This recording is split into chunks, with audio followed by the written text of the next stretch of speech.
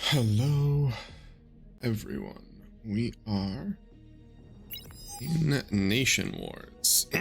So, bottom left corner is Team USA 1. We've got Austin, Goopy, LDM, and Barcast.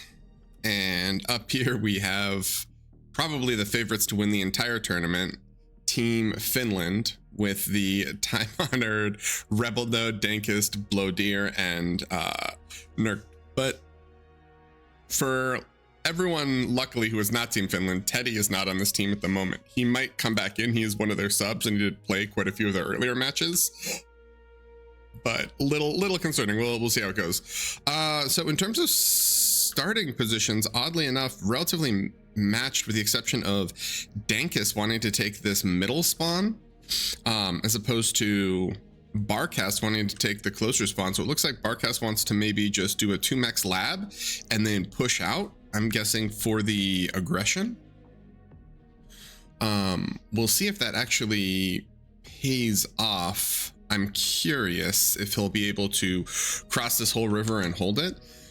I think in a lot of the recent tournaments, we've seen quite a bit of additional aggression where there are these sort of more aggressive 1max, 2max, like area holds, similar to what Barcast is doing here. And a lot of them haven't worked out very well. So let's hope for the players here it does. And a lot of these players have actually played together. So right now they're all on Team USA, but Austin and hilariously enough, Blowdeer have both played on a team. So let's get into it. What do we have here, gentlemen? We have Austin with standard core open, nothing crazy yet. Goopy as arm, not grunting, interesting. Barcast with the 2max, I'm assuming, grunt open. LDM with standard core bot open, and anything spicy happening up here. Nurk, core bots, Rebel Node, arm vehicles, which you see quite a bit on this map. Otherwise, wow, it looks like we've got 6 core bot users and 1 arm vehicle, 1 arm bot user. So heavy core favorage for this.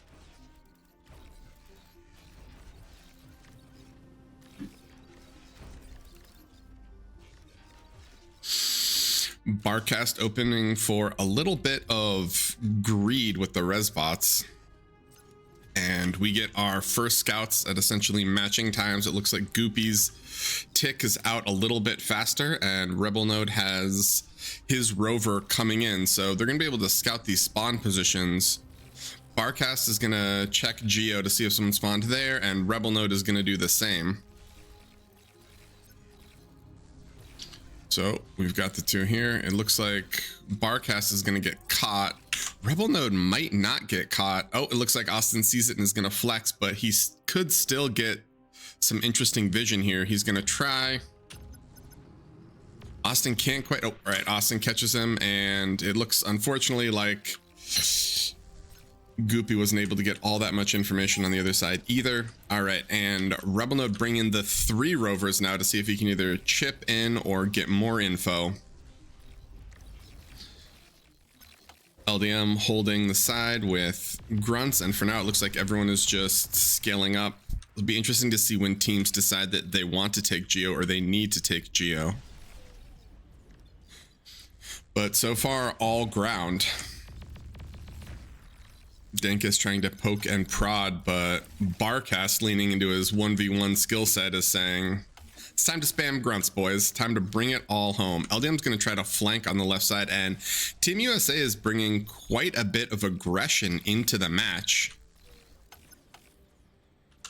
Let's see if these grunts can actually accomplish anything. There are a ton of blitz that he's able to keep here.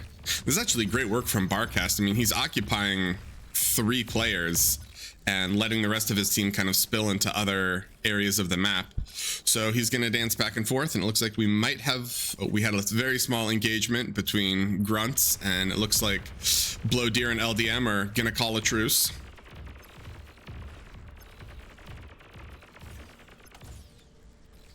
tons of blitz over here starting to build up. Barcast needs to be careful. That is a kind of rough matchup, the blitz into grunt. If they can get on top of them, the grunts just kind of melt.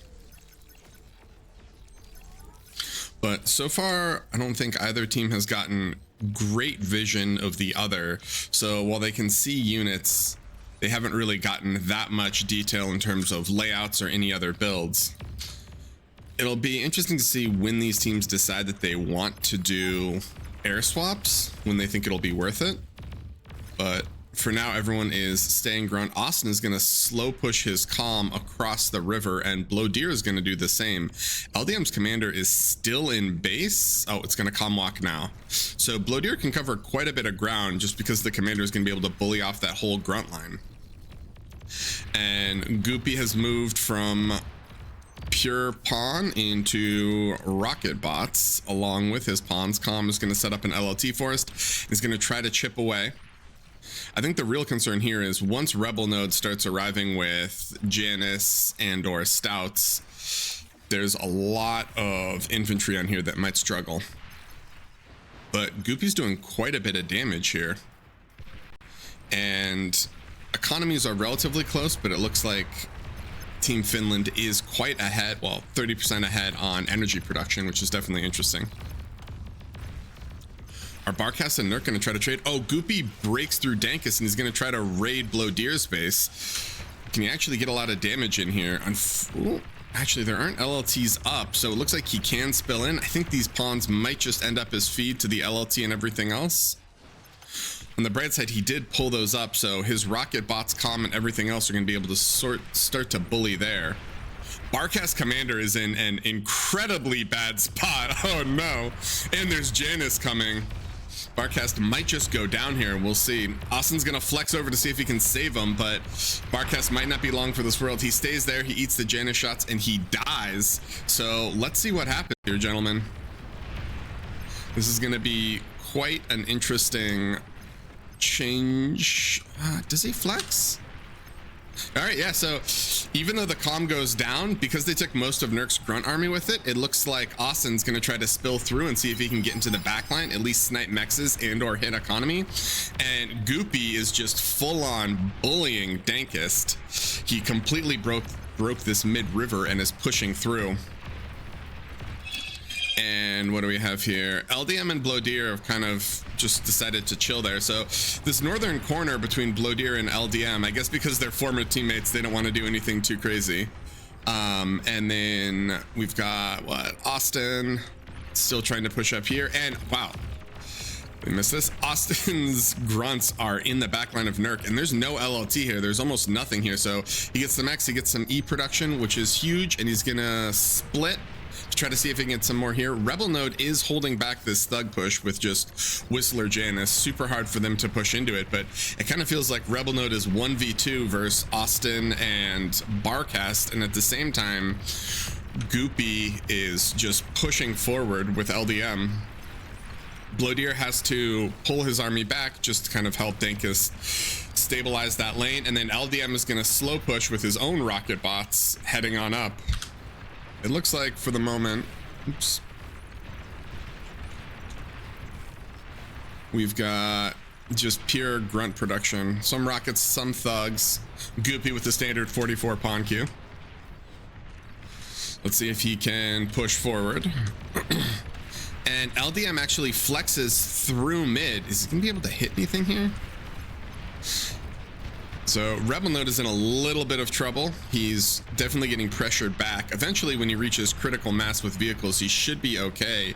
But between Barcast and Austin, they're going to be able to do a lot. LDM's raid comes through, gets two mexes, but it looks like it's going to get cleaned up. So despite the damage that was dealt, there is just essentially a little bit of metal left on the ground there. In terms of tech, we don't see, oh, here it is. Austin with the air tech now. And it looks like he's going to go Shuri, and we don't see a tech switch from any of the Finns. Both teams have their Geos. Can Goopy actually pressure this? All right, so it looks like Dankist and Blowdeer are going to be able to push Goopy off of that, and they secure that wreck field. That's 1,000 metal. and they're rezzing it, which is a little concerning for Goopy. On the bright side, Blodear flexing down gives LDM the space to bully up here, and so he's going to start threatening Blodear's base. Blodear might have to flex back up, and when that happens, I think Goopy can punish. We'll see. But there are a lot of grunts and a lot of pawns coming in here. Goopy's going to drop a forward bot lab, and Austin still has not revealed his heir, so let's see how Team Finland reacts when he actually shows it. Sure, he's still just hiding up here, and Rebel Node, even though he's essentially been 1v2 for most of this, he's able to just completely bully out Barcast and Austin on this side. But at the moment, it feels like because North is winning, Austin just wants to try to keep pressure and keep Rebel Node here so that LDM and Goopy can actually do their work. But man, this is an absolute battle right here. And Goopy, I was gonna say, did Goopy tech switch? No, LDM gave Goopy a bunch of grunts, and so now they're dancing back and forth. And here come the Shuris. This, I think, is concerning. Is he gonna try to lock down the lab? He's gonna lock down all the LLTs and the Nettles, and then try to push with LDM. Blodear's gonna have to flex back up to try to hold it. And this bot lane is still just Whistlers and Janice chipping away. Austin's gonna try to hold it essentially with his calm and then flex his army somewhere else. But Goopy has reclaimed mid, and he has this entire rec field now to work with, or the majority of the rec field on that side. And LDM is slamming into Blodear. This is actually really scary because if Blodear loses this Geo, it's gonna massively cripple their economy.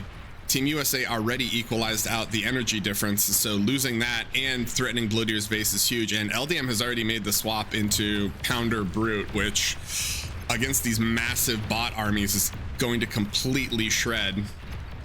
Dankest is holding his own versus Goopy. Now this has been quite an interesting back and forth.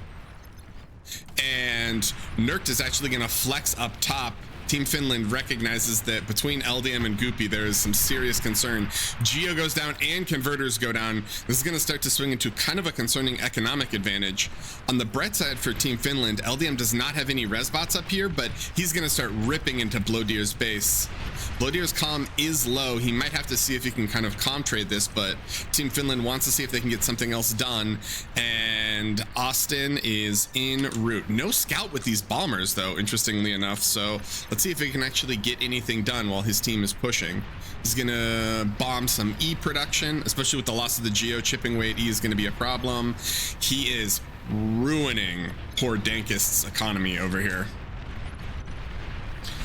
Rebel Node is still pushing back here, but it feels like he's not really making that much progress. He might have to mix in shell shockers if he wants to push back Austin's LLT forest. And with Nurk coming over, it looks like Goopy is pushed back onto the bridge, but I don't know if it's gonna matter because LDM has completely rolled Blodear top, and there are res bots here now, so if they don't control this rec field, LDM is gonna res the vast majority of that army and bring it, and it looks like Nurk acknowledges that. So Team Finland is gonna flex 3 players north to see if they can actually break this and or potentially break LDM. It's a little concerning though. LDM has pounders, and this is just a pure K-bot army. Can he hold? Yeah, it looks like he can, and he's gonna keep pushing back. On the bright side, Nurk does have a bunch of Rockos, and he's gonna keep pushing at Austin, but it looks like Austin is really just trying to hold. And Barcast is going to do his own vehicle transition now into straight Wolverine, which is an interesting unit choice. Austin flexes through. He's going to see if he can hit some eco, but this northern section for all of Team Finland is really, really concerning. LDM deguns the lab, and he's going to keep bullying. Blodear's commander does survive, but I'm not sure if he's gonna be able to really accomplish too much more. And Austin is coming in now with what looks to be a potentially game-ending raid. He's going to see if he can circle the base. Rebel Node did get his T2 up, but I don't know if it's gonna be in time. Yeah, I feel like it's a little bit concerning here.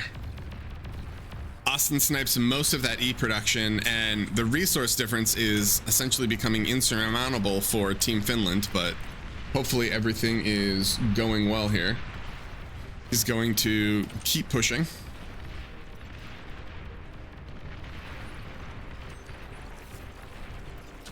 And what else do we have here? Austin gonna bring Shuri's back in and back up. Bloater's gonna try to hold this northern section. Team Finland is holding on to hope, but I think LDM unfortunately is just gonna come up here and start bullying. This Pounder Brute Rocket Bot combination is absolutely ruthless. But on the bright side, Rebel Node did get his T2 out, and I don't think we see T2 from anyone on Team USA yet, unless it's in a forward lap. We do not. So in a perfect world, if they can briefly stabilize and let T2 economies kick in, I think it's going to be potentially game winning, but they've got a long road ahead of them. LDM still just chipping away. Is Blitter going to try to comb bomb here? No. Oh, and LDM is going to try to raid up this. Can they? I actually didn't know they can walk up there. LDM gonna sneak 7 grunts into the backline, and this is totally undefended. He's gonna get mexes, he's gonna get everything. It looks like Nurk's gonna drop an LLT, but he's gonna have to pull an army over there, and Austin's gonna support with Shuri's. Rebel Node's initial hold in this choke here is threatened because once he dropped his T2, he had to swap out, and he's gonna go Jag here. Oh, Dankus Calm goes down. It looks like it gets a little bit of Goopy's army, but they are still getting shoved in. Blodeer's comm goes down. Only 2 comms left for the Finns, and this economic advantage is starting to spiral completely out of control. Austin might walk in some LLTs, not advised, but LDM is still shoving here, and there is an army of res bots. We've got 9 grave robbers behind, just rezzing everything they can, and LDN has full control of this wreck field. It looks like he's not gonna eat it right away. I think they think they've completely secured it. Oh boy, Goopy's comm was going for the D-gun. He didn't make it, so he loses his comm, which is actually kind of concerning if Rebel Node can eat it, but it looks like there's not enough AA here. He does have Jags. Can they hold him back? I don't think they can. Yeah, this is America slamming in, and here come the Wolverines. The Wolverines are out for blood. Barcast with the straight Wolverine Q. Did he swap back into? Yeah, he's gonna swap to Lashers now. And T2 Lab goes down. I feel like Team Finland at this point knows the game is most likely over. They're probably just kind of talking through, hey, what happened? What do we want to do differently next time? They could also be waiting for Teddy to wake up, so they're just stalling time as long as possible. Another kind of weird and or interesting metagame aspect of this, just with how the format played out, is if there are ties, stalling to get Teddy online. Rebel Node accepting it. But if there are ties, they go to game length, because that's just how the equalizers work. So this isn't necessarily bad mannered because they do need to get Teddy online, but they could theoretically negatively impact Team USA because they're going to have a slower win. Regardless, we can just watch this incredible Wolverine Brute Aggravator Pounder Pawn army pull in and absolutely shred. Oh, they see the last comm. They're like, we got to go get him. We need to kill this man. Sure, he's coming over. Austin can't push here, but the rest of Team USA 2 is just running down. Rebel Node with the D-gun. He does not have the E production though, so even though he should be able to D-gun a few in a little bit here, he's gonna run out of E, and once he does, it's more or less over. All right, let's see. Rebel Node's comm is going down. We are at 1727. So they are going to go down here. Oh, and Nurk goes down as well. And that is game. That was actually a relatively strong performance from Team USA. It felt like Team Finland maybe just waking up. Actually, Team USA is just waking up, but maybe Team Finland had a nap in the afternoon, and so they're just waking up now. LDM absolutely putting on a show for us in this top lane here. He did great versus Blodeer. Goopy was able to put so much pressure into this lane, and then Team USA was able to capitalize on it. So although Barcast and Austin kind of stalled out on this push bottom because Rebel Node was able to hold the choke with vehicles, this sheer aggression on the top side did work out really, really well for them. So shout out. It is best of 3, and we are going to a game 2. And give me 1 second. I just realized I have the wrong flags on here. Whoa. My computer is not happy for some reason. Apologies.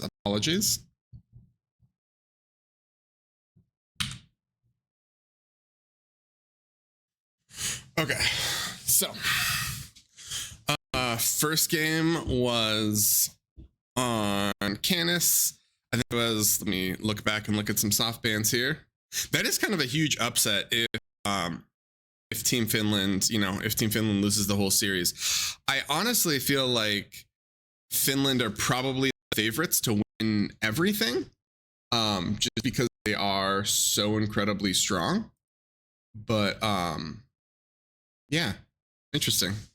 Definitely an interesting kind of change and or development. We'll see. We are still waiting for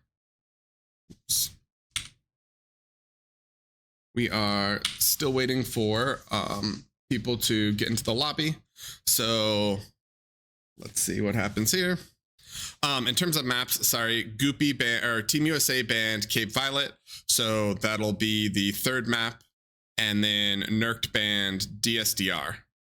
Or sorry, yeah, banned DSDR. So DSDR will now be the third map. Cape Violet will be the second map. Best of 3. And that's how she goes. So we are waiting for everyone to get here. They have until 34 to come. All right, he says we can give you a pause of 5 minutes, but it wouldn't be really more fair. So it looks like we are going to have a little 5-minute break. And so to kill some time, I'm going to play the intro video because why not?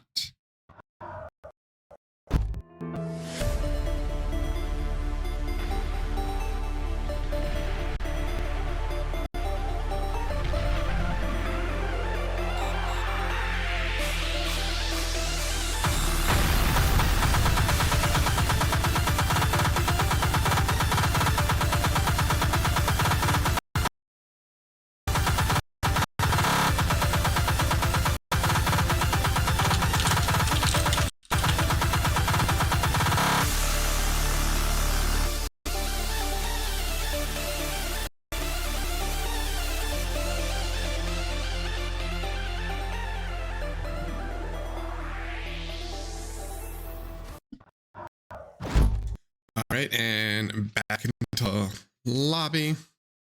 And we are still waiting, boys. Still waiting. So we will see.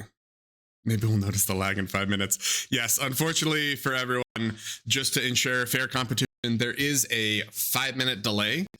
So I am not able to really interact with chat during the games. Sorry, but we want to ensure a fair and relatively equal competition. And so as a result, we are where we are with a 5-minute delay.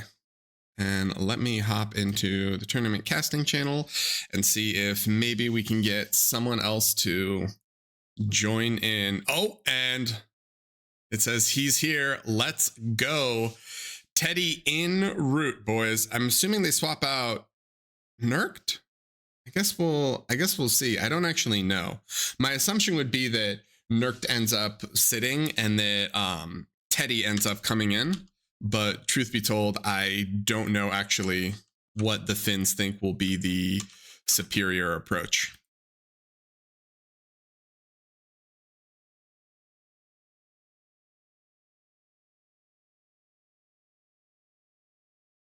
And give me 1 second. We're going to make a small stream change. Small stream change. Lower a little bit of encoding, boys.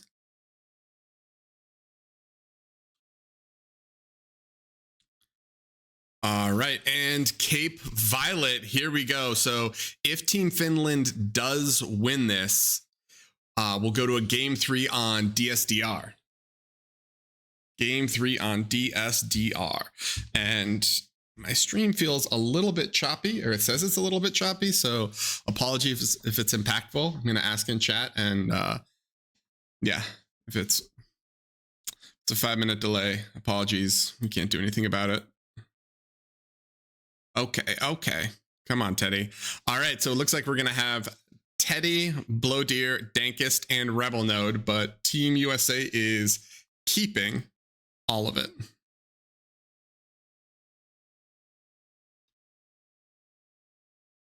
And let's see. Stutter on stream. Oh no. Okay, hold on. I just changed it back. Yes. All right, so we should be getting into this game momentarily. Teddy online Preyage. All right, team, and we are starting. So, well, momentarily. We've got the start vote on, and we are launching into game. So it is time. This is game 2 of a best of 3. Team USA 1 versus Finland. And we got big hopes. So Team USA 1 is ahead by 1 game. So if they win this, they move on to the next round. But if Team Finland wins this, they're going to force a game 3. So without further ado, let's get into it.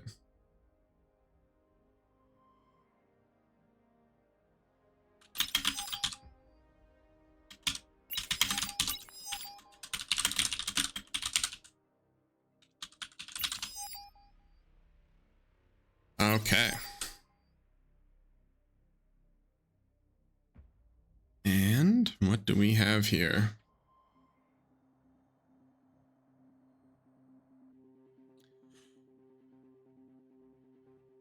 Okay.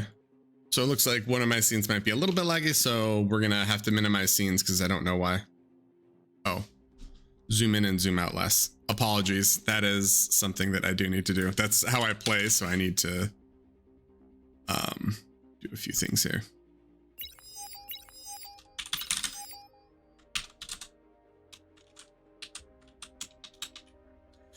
Let's put on a little bit more smoothing.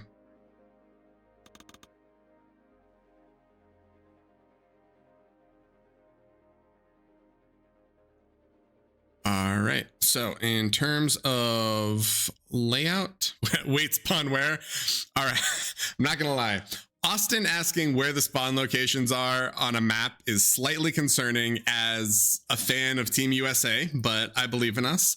So Dank, let's see. On the Finnish team, they're just gonna do the standard backlines, and these are mirrored more or less exactly by Team USA, so that's good. So we do have the Geo. We'll see if there's going to be kind of like the early air transition. Austin did that last time.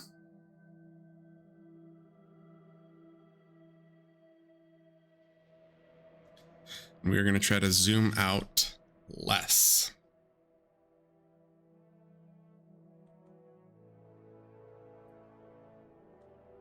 All right, not forced starting. I think both teams kind of talking about their strategy.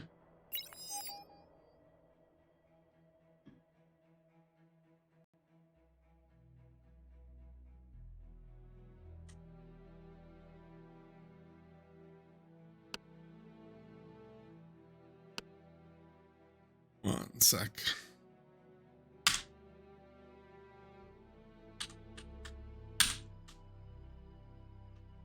All right. We are going to use Spring Cam instead. Try to have it be a little bit more smooth for everyone. All right, so we've got Team Finland in terms of racial combinations. Well, here first, we can take a look at everyone else. So we have LDM going core navy on the bottom. Barcast is core as well. We'll see what he decides to do with it. Goopy is also core navy on top. Austin are core bots, and Barcast, it looks like, is just gonna battery for the moment. Let's scroll across and see what's happening on this side of the map. Dankest, core navy.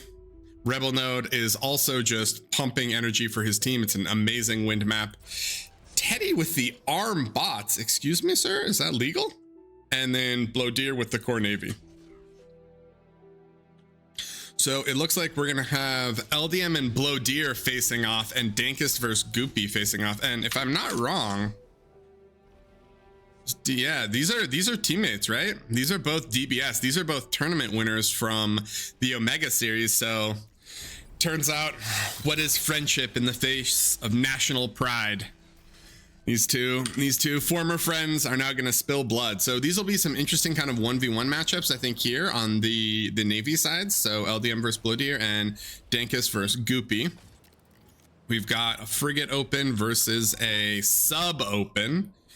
Goopy knows how to abuse Navy, so I suppose we will see. You have some slight stutter again.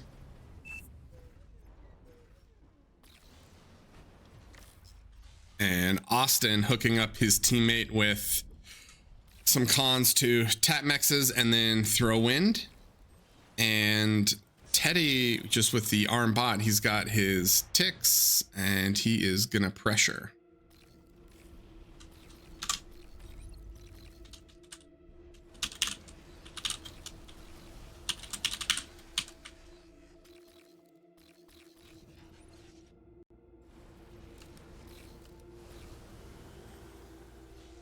He's not a Gaib. That's right, Jaded. That's right.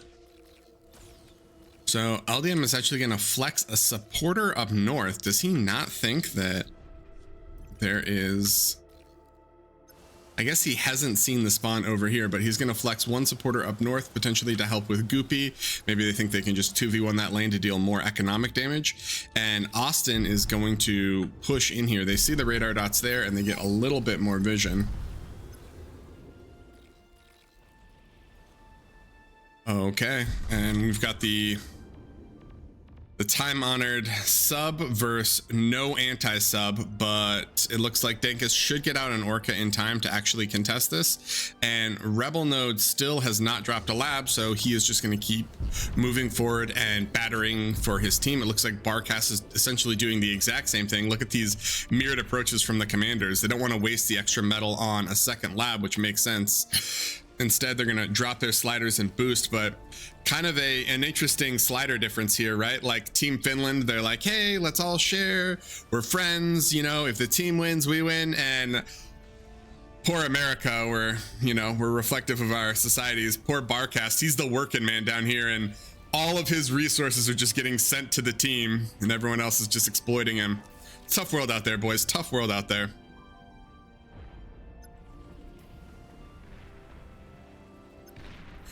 And what do we have here? LDM is battling off first Blowdeer. But LDM is actually down a destroyer. He's going to need to flex out. And Goopy is still pushing forward. So we'll see how this goes. And Barcast looks like he's going to come up here and kind of help this. Rebel Node is walking back. We'll see where he ends up. It's interesting that middle is essentially just this massive standoff. No one wants to throw units through the middle sea just because they're afraid they might get navied. It looks like Blowdeer is bullying LDM, and Dankist is holding here. Dankist has played a lot of straight, so hopefully we'll see him as a strong straight player. And oh, the classic sub micro. Oh, Dankus pulls it off, though. He's able to completely snipe it. And what do we have here? LDM does have his comm here, so maybe he can repair. That low ship P is so nice for repairs, but we'll see. It seems like Blowdeer is able to bully him quite a bit. And there's a brief lull in the action. Mid is still standing off here, and oh, here we go. Dankist pushing forward.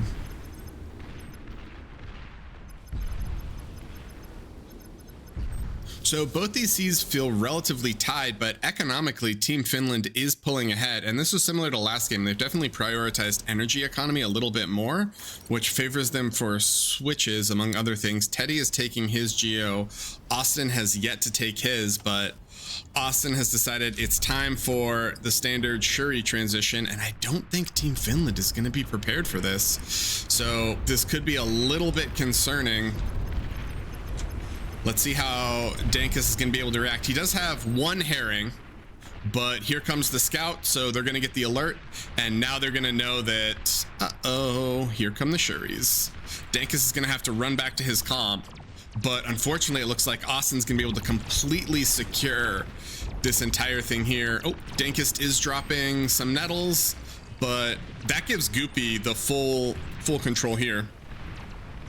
And Goopy can flex over to try to lock down his lab. Blowdeer on this side is still battling and doing well versus LDM. We've got 3,200 metal versus 3,800 metal. Oh, sorry, 40. So Blowdeer is ahead economically in terms of ships here. The concern is that I don't know if his team is going to be able to hold everything down. Dankus does come over and put a little bit of work into here. Poor Teddy with the tick. Oh, and yes, shout out to Spring Cam being a little bit better. I'm trying to zoom in less. Apologies. So LDM and Blowdeer still just trading shots. This energy difference, probably specifically from Geo, is relatively impactful, it feels like, this game.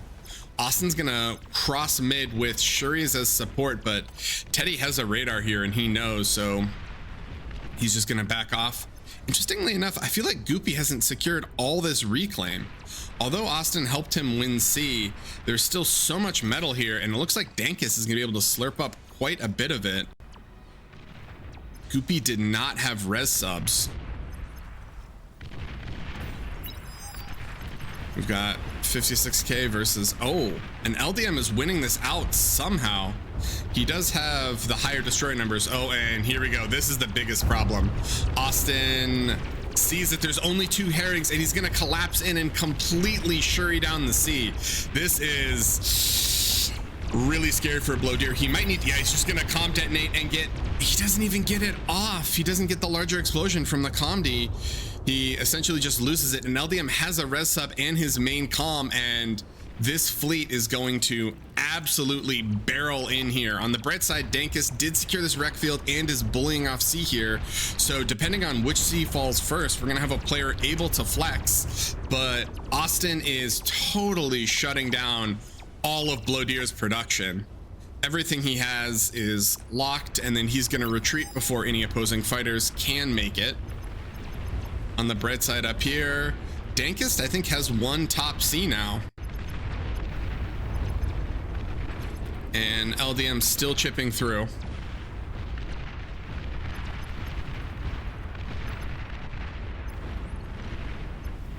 LDM reclaiming so much of that. And Goopy's comm goes down on north. There are quite a number of frigates here, so Austin does have all his Shuris. He'll be able to punish this frigate aggression, and Barkas is coming over to sort of help Goopy secure the sea. On the bright side, LDM killing all of this is pretty substantial, but Teddy, the big brain player, goes, yo, we don't need anything else to reclaim this. Let me just bring over the aircon. Nice aircon play to slurp up all that wreckage. And LDM is going to start walking. He wants to capitalize everything and take these mexes. But Austin, ooh, Austin's Shuri transition is completely dominating this North Sea. Goopy has been defeated multiple times by Dankist, but Austin keeps clutching his lane back for him. LDM with a lot of res subs, and LDM's just gonna try to secure all of bot with his commander alone, and then he's gonna bully mid and flex up into North Sea. This is a little scary. Oh, Teddy's comm needs to be very careful.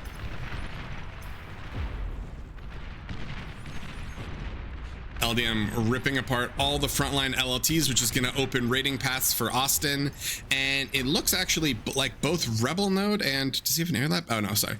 Rebel Node is doing a seaplane transition, which has a lot of potential. Teddy has already done an arm air transition, so Teddy hopefully is going to have enough numbers of fighters to overwhelm Austin's Shuri and fighter fleet combined, but it might be a little bit too late. We'll see. LDM and Goopy slamming into Dankist up here. Oh, but Dankist might be able to, can he detonate his comm? No, not quite. All right, this is an incredibly tight battle here. This wreckage field just keeps growing. It looks like Dankist is gonna can he get, oh, he doesn't quite get it, unfortunately. So Dankist's fleet is caught between LDM and Goopy, and that is not a place that you want to be. This ever-growing wreck field is becoming more and more of a problem, but we'll see. There could be the savior in the form of seaplanes. Team Finland does establish air superiority, and it looks like we might have an LDM.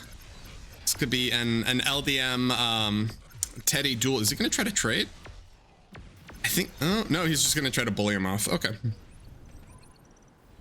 Lots of res subs from LDM coming up, so Team Finland is in a little bit of downward spiral here. They're going to need to try to equalize it.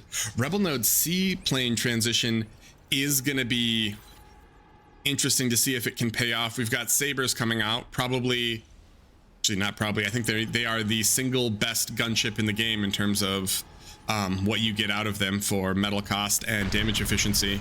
Barkas Calm gets sniped. Oh, he was trying to self-D it to blow everything else out there, and LDM's fleet up here is just going to get ripped apart by these Sabres. Sabres showing no mercy. They're going to have to back off a bit. Austin is coming in. Can he snipe him? Doesn't look like he can snipe him. All 4 of those Sabres are going to survive, and they're going to pull back, and that's a little scary because guess what? Dankist did a T2C transition, and there's Buccaneers out on the field, and all of this T1C is not going to be able to contest it. We don't think LDM is still tier 1, so if they can still hold this North Sea, it's going to be very, very interesting. Team Finland has teched so incredibly well. They have this tech advantage.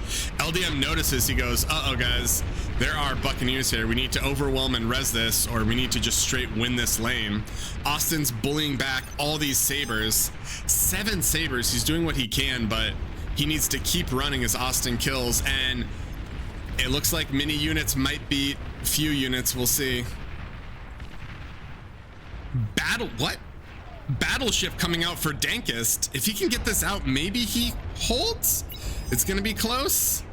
I mean, LDM's here, but there are Sabres and there is a torpedo launcher. This is getting very, very close. I think this comes out. Can one battleship fight 2 T1 players on the sea? Probably, but how much of his base is he gonna lose to these destroyers? So it looks like, despite all odds, North Sea is gonna hold and hold well. The Sabres clean up all the random, oh, LDM, not like this. All right, boys, this might be a disqualification. A little bit of bug abuse there. Well, not intentionally, but there is nothing more frustrating than when units get locked into labs like that. And Teddy is dolphin spamming in bot lane. He recovered and he's running around, and LDM might lose his comm here. Needs to be careful. Man, Team Finland, I'm not 100% sure how they re-equalize this game. It's been, and LDM goes down. It's been kind of incredible to watch, but between their seaplane and T2 tech switches, they've been able to completely balance this out. And we've got quite a bit of seaplane action inside. He's still just dropping what? Oh, he's going pure swarmer now. So air superiority battle is still kind of in effect. Bloateer is gonna mass dolphin spam bot, and oh no, LDM just has herrings. Oh, he's making some riptides now.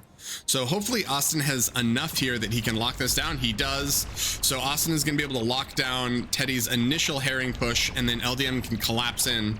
These herrings are going to be great anti-air if they can fight on that side, but unfortunately we've got the big bad Sabres coming in to just rip apart Goopy's army, and here comes Barkas with some fighters and Austin with some fighters. So these Sabres are either going to need to run or submerge. And yep, they're gonna back off. So Goopy's fleet is safe for now, but there is still a battleship here, and Goopy is not comfortable pushing into it, despite the fact that he has way more units on top. And on the bot, LDM's mass herring. Don't try this at home, children. Don't try this at home. Mass herring is putting in quite a bit of work. He's gonna mix in some riptides now, and I assume some destroyers. Okay. And one of the kind of rough parts about contesting Shuris on sea is that normally on land with your commander, you can just easily your commander can shoot them down and you can drop nettles much quicker. But on sea, the Shuris routinely are much more difficult to deal with. On the bright side, the Great Peace Accord of 2024, embarking the demilitarized zone in the middle here, is still holding. So we've seen 0 land engagements. So shout out to the honor of both players. Is Blowdeer gonna detonate this? Oh no, LDM doesn't see it. Oh, Blowdeer is gaming. What?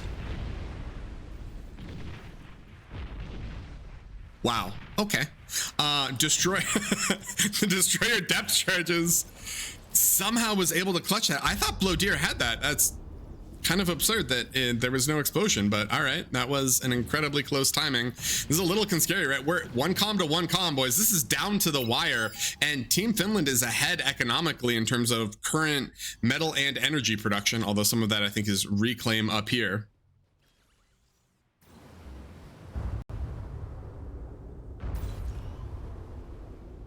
And LDM is going to be able to eat that. He still has his res army that has been here this whole time. They can't cross mid because it's low ground, unfortunately. Is he going to res this? I feel like you need to res, not eat this comm, right?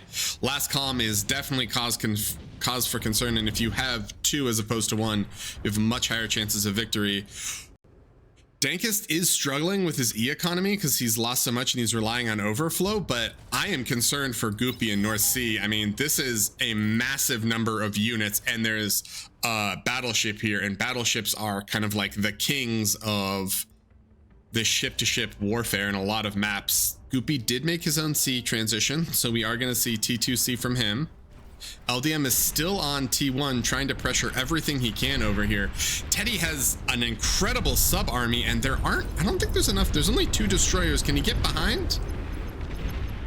So LDM is gonna hard commit. He's gonna get the ship lab, but there's still quite a number of orcas here, and as long as he doesn't lose this destroyer, he can clean them up. But he might need to. And here come the sabers, but LDM is prepared. He has the Great Herring Wall, and the herrings are going to drive all of the sabers off, and it looks like we have another battle for air superiority. So Rebel Node is going to throw swarmers into Valiants, and it looks like Austin is going to come out ahead here. And now LDM is able to completely siege this. Teddy does have BP and a jellyfish, and an enemy to kind of drive this back, so he can maybe out repair the damage. No, he cannot. So LDM is absolutely pushing right now.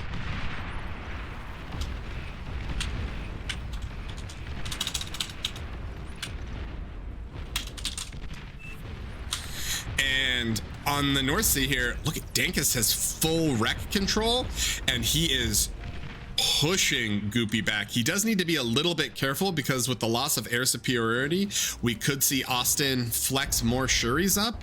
But for now, it seems like everything is going relatively well. LDM is rezzing this comm down here, and we are going to see, hopefully, him take this whole wreck field. Teddy's holding back this, but cause for concern, there is an AGO here, and if this AGO pops, that's a massive blow to the Finnish economy.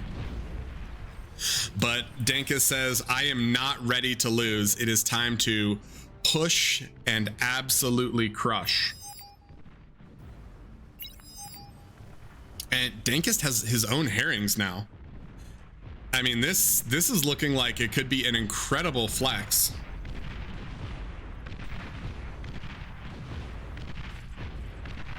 Where are LDM's res subs? Oh, here they are. LDM's res subs are back. And here comes Austin with the 8 whirlwind transition. I think he doesn't have air superiority, though. I think these all died, don't they? What's he going to bomb? He's going to go for converters, wind. He gets almost nothing from that. Armed seaplane swarmers are kind of incredible. And up top, we've got the great Dankus fleet versus the Goopy fleet, and Dankus doesn't even need to kite. He's just gonna brute force his way in. This battleship buccaneer combination is looking a little scary. Goopy does have his own despot out, but I think it's too little too late. I mean, there's 13k metal bearing down on his 4k battleship. Oh, I take it back. He's got 2, but these battleships don't have kiting room, do they? Oh, but Shuri's to the rescue. Dankis doesn't have his herrings close enough. Can they drive him back? And there's no repairs on the second despot. No, herrings are going to close up, and Dankis is eating all of the metal behind. LDM has secured this bot lane, but it feels like this top lane is just going to melt momentarily. Oh no, Goopy doesn't have the E to fire. Gentlemen, you gotta get some E storage down here for your boy. I think Dankis completely secures this. He's pushing. He's going to threaten the lab. This could be an incredible comeback from Finland. Oh my god. Still just throwing in.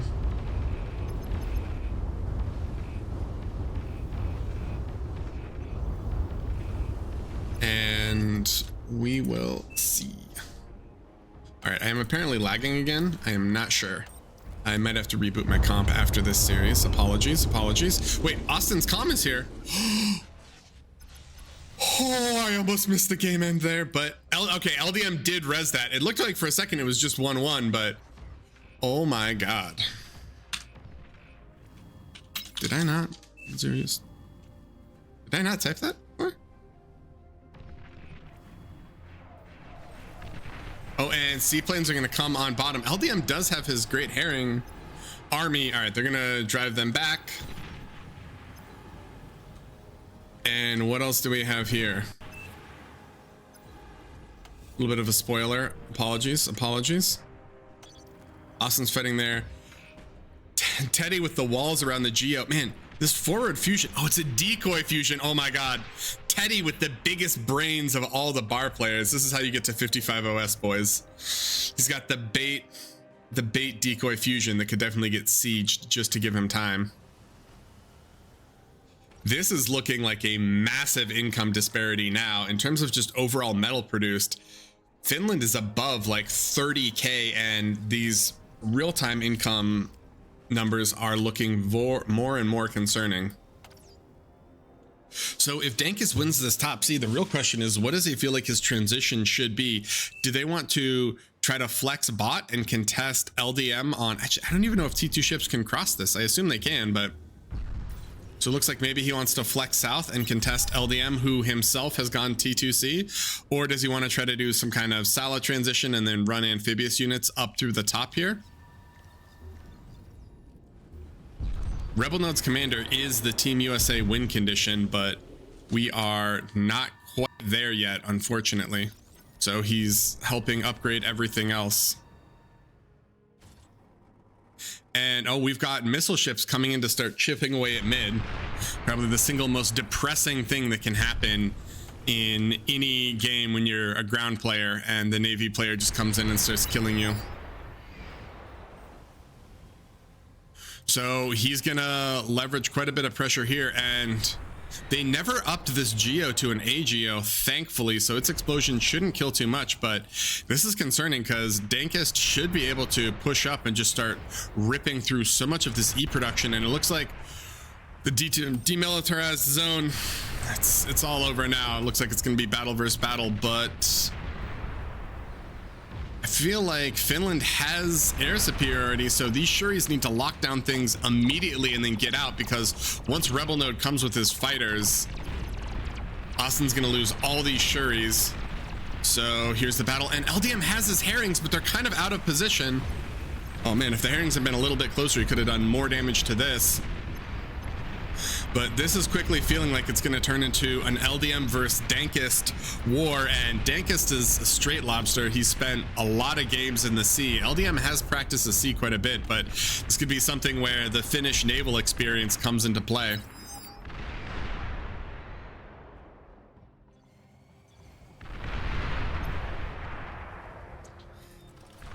Dankist is still just ripping through all the economy over here.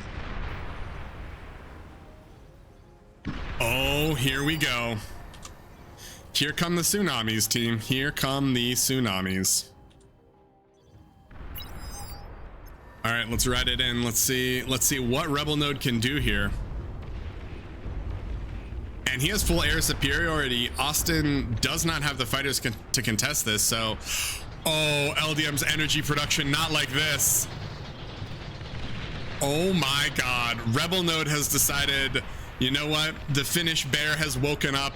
We're tired of losing games. Let me just erase your entire base. And there's the resign vote from Team USA. They say, yep, we are not recovering from this. And wow, Team Finland, despite that early loss, especially in the South Sea, it looked like they were completely against a corner and it was going to be an easy 2-0 for Team America, but man, that did not happen. Wow, that was an incredible return. And look at Dankist. I mean, he was batteried by his team, obviously, but incredible play from Team Finland. They brought it all home together. Look at that damage number right there. That is a lot of damage compared to, well, these people are kind of battering, but still. That is amazing. Rebel Node with great damage efficiency too, along with LDM. So this is exciting, boys. This is quite exciting. We are going to go to a game 3. And yeah, we're going to go to a game 3 and we're going to see exactly what happens here. I still cannot believe that they didn't win when they sniped that comm. Well, that map should be removed until fixed. Oh, I'm not even sure. Rebel Node, it's perfect. Some slight complaints about the map, but you know, that's how it goes. My comm died because he walked almost the exact opposite direction I told him. You know, there's nothing more American than blaming everything but yourself. That's fair. That's fair. No, I'm kidding. I'm kidding. All right, gentlemen, this is classic. We are going to go to game 3 on DSD, and these teams both have a lot of games on DSD. A lot of games in 8s, a lot of games in 4s. A lot of these people actually played DSD in Jazz Cash's micro tournament. So kind of interesting to see. I'm curious what they're going to play. In the Omega series, we saw quite a bit of DSD play, and it was 5s, but there were some interesting differences in start positions. Both teams doing some minor complaining about the state of pathing on that map. And I believe the Netherlands lost to Canada. So we'll see. Tankus knows how to abuse C, winning C more than LDM. And yeah, apologies. I cannot talk to all of you. We've got some delay on. So unfortunately, if my stream starts to lag again, I won't know for 5 minutes. All right, and we are about to start. Let's go. Just waiting on the start vote. Waiting on the start vote. Let's get into it.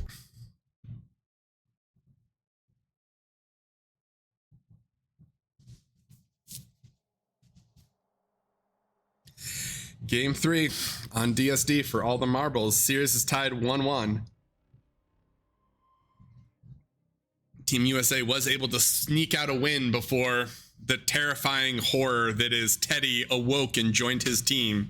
But with Teddy in, let's see if Team USA can prove that game 1 wasn't a fluke and that they can actually beat the best that Finland has to offer.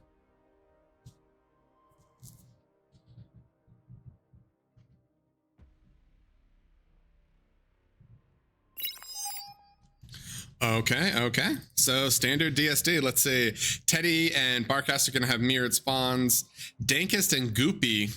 Is Goopy really going to be the only person on bot? There's no way, right? All right, so we've got Rebel Node in back, and then we've got the 3 here. So it looks like we're going to have Dankist and Blowdeer on bottom, ready for battle. And we are going to have, okay, here we go. So this is interesting, right? There's no backline spawn for Team USA, and I'm curious if Rebel Node is just gonna straight open air or if he's gonna do something else. But at the moment it looks like it's gonna be a 2v1 versus Teddy on top, and bottom is gonna be an absolute bloodbath.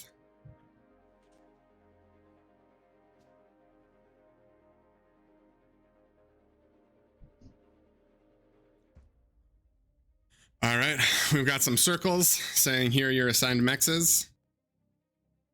I think LDM might need to do a relatively early air transition, and that's going to leave Barcast versus Teddy. And that actually probably won't be too bad just because Barcast can lean so much on his 1v1 experience, but anyone 1v1ing Teddy is always a little bit of a cause for concern.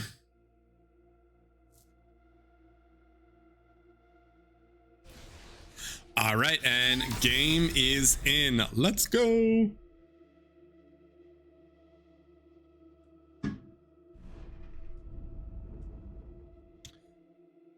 Sorry, what? Rebel node with the backline arm spawn. So this is not going to be an air play, I'm guessing. Probably wants to abuse arm wind. Teddy is core. We're going to assume core bots. Dankest core bots. Our boy Blowdeer arm, probably arm vehicles just to contest the flat. We could see everyone's favorite and most exciting unit composition, the Whistler Canis. Austin also arm. Yep, arm vehicles. And Goopy core bots. So we've got a perfect mirror matchup of arm vehicles and core bots there. Barcast core bots to match Teddy, and LDM is core as well. And Teddy is core too. So we've got quite a bit here. Good Lord. All right, so let's take a look at some opens here. Do we see any resbot opens just for the reclaim? We do not yet. Okay. So Teddy's going to open with a fast grunt just for scouting. He's got his initial con coming to go over here. And LDM is going to open con first, a little bit more greedy, and then he's going to send his first scouting grunt. Barcast does get his resbots out to kind of cap all this reclaim, which I think on DSD is actually kind of important. There's not that much reclaim per side, but there's enough that you can kind of fund a lot of your early T1 economy to sort of boost it up. Goopy going for the scout here. Dankest with a nice little split here. He does grunts bottom and a couple grunts top to like get vision and a few other things. On bottom, we've got the time-honored rover versus rover war. And I think Rebel Node might be able to, or Blowdeer might be able to sneak in here. Oh, Austin, does he get him? Oh, the rover battle? What are these missing? Okay. No, we're not going to talk about it, boys. We've all been there. We've all done that. We've all suffered greatly. Blowdeer did sneak this one rover in, and I think there's an unprotected con here. Can he snipe it? He sees it, and he'll be able to start chipping. Oh yeah, this is actually big.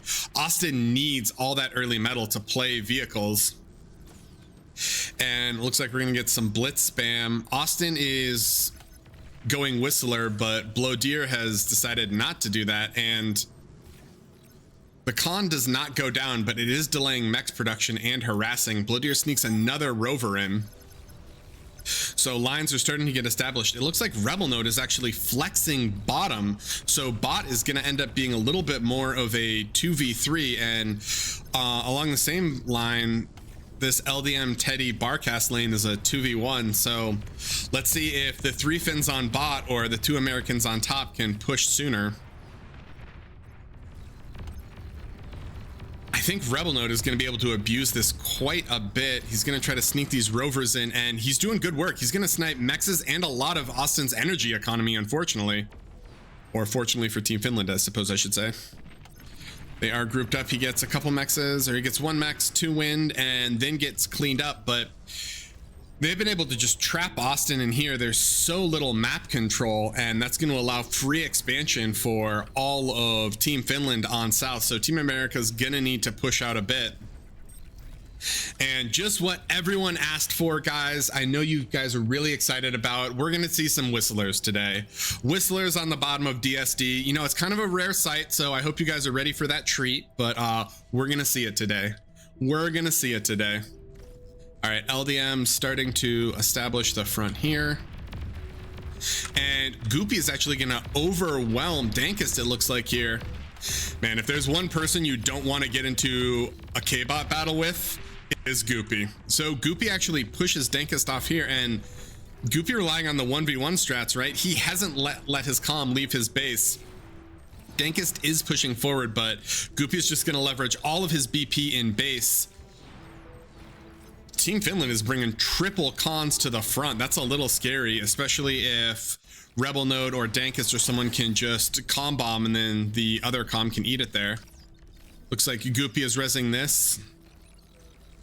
And Barcast has the hill. These are definitely some valuable mexes. He's got the transport.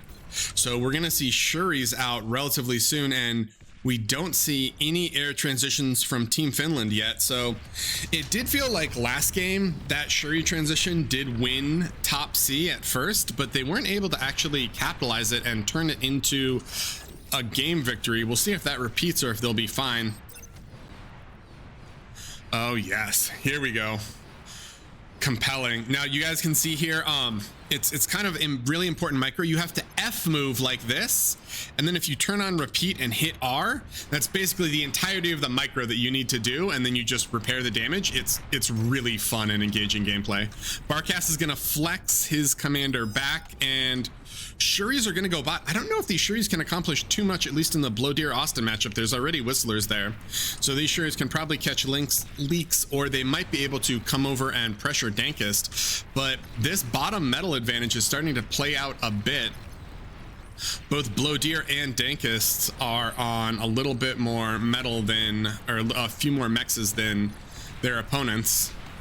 And LDM is going to hold top just with his commander, similar to Teddy, and it looks like both players are going to start flexing bot. It'd be nice to get the hill, but they kind of can't.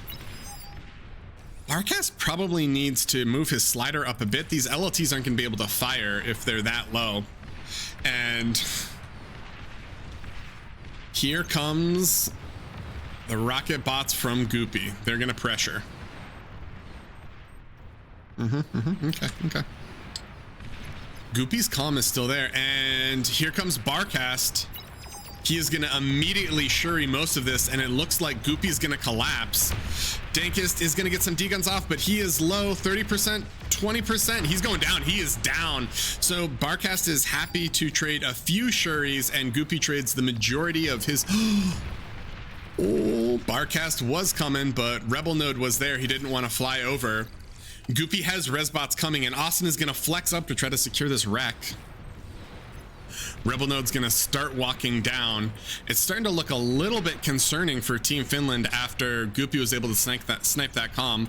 Austin and Goopy immediately eating the wreck. And yep. We got more Whistlers on bot, boys. More Whistlers on bot. Teddy with the OP high ground mechs here. LDM's like, wait, why can't I build? Oh, so is Teddy gonna come walk the hill? Oh no, he's just walking forward. More Whistlers shooting rockets back and forth. This is not played on the Whistler patch, by the way, so Whistlers have full tracking. LDM with the cloak, he's gonna get 2 of them here, and then probably throw down his own LLTs. LDM, why are we still cloaked? We are burning through so much energy, sir.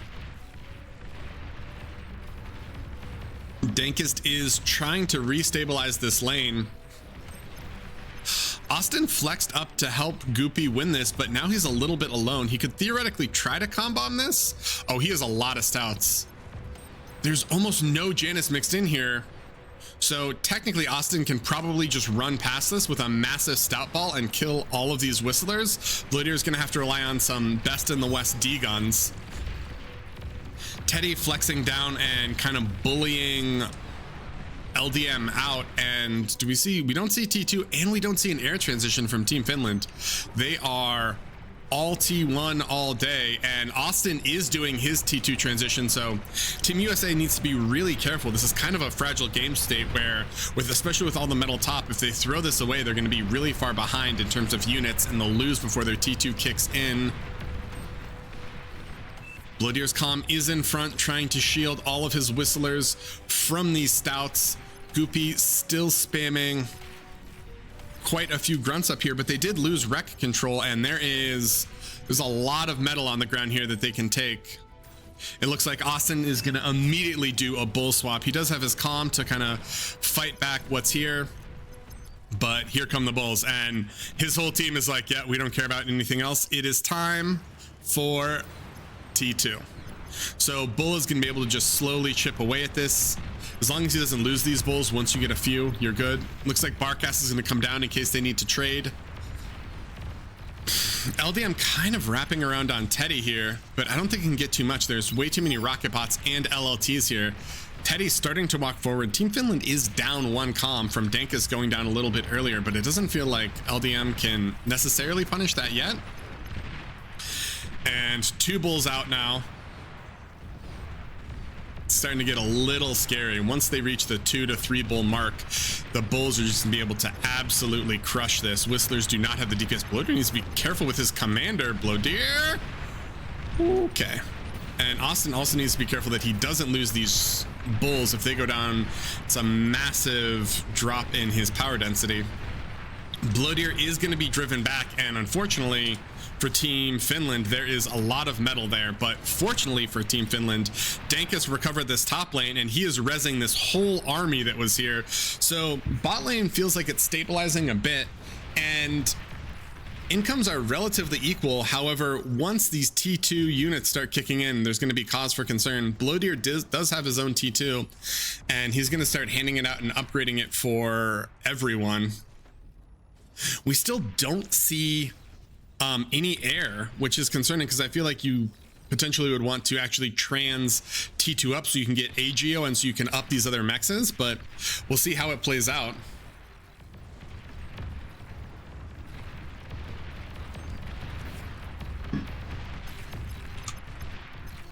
Goopy trying to pressure in. It looks like he pushed Dankus off that wreck field a bit, but Dankus still has a massive army. I think he just backed up to collect his forces, and then he can push forward and reclaim that wreck field.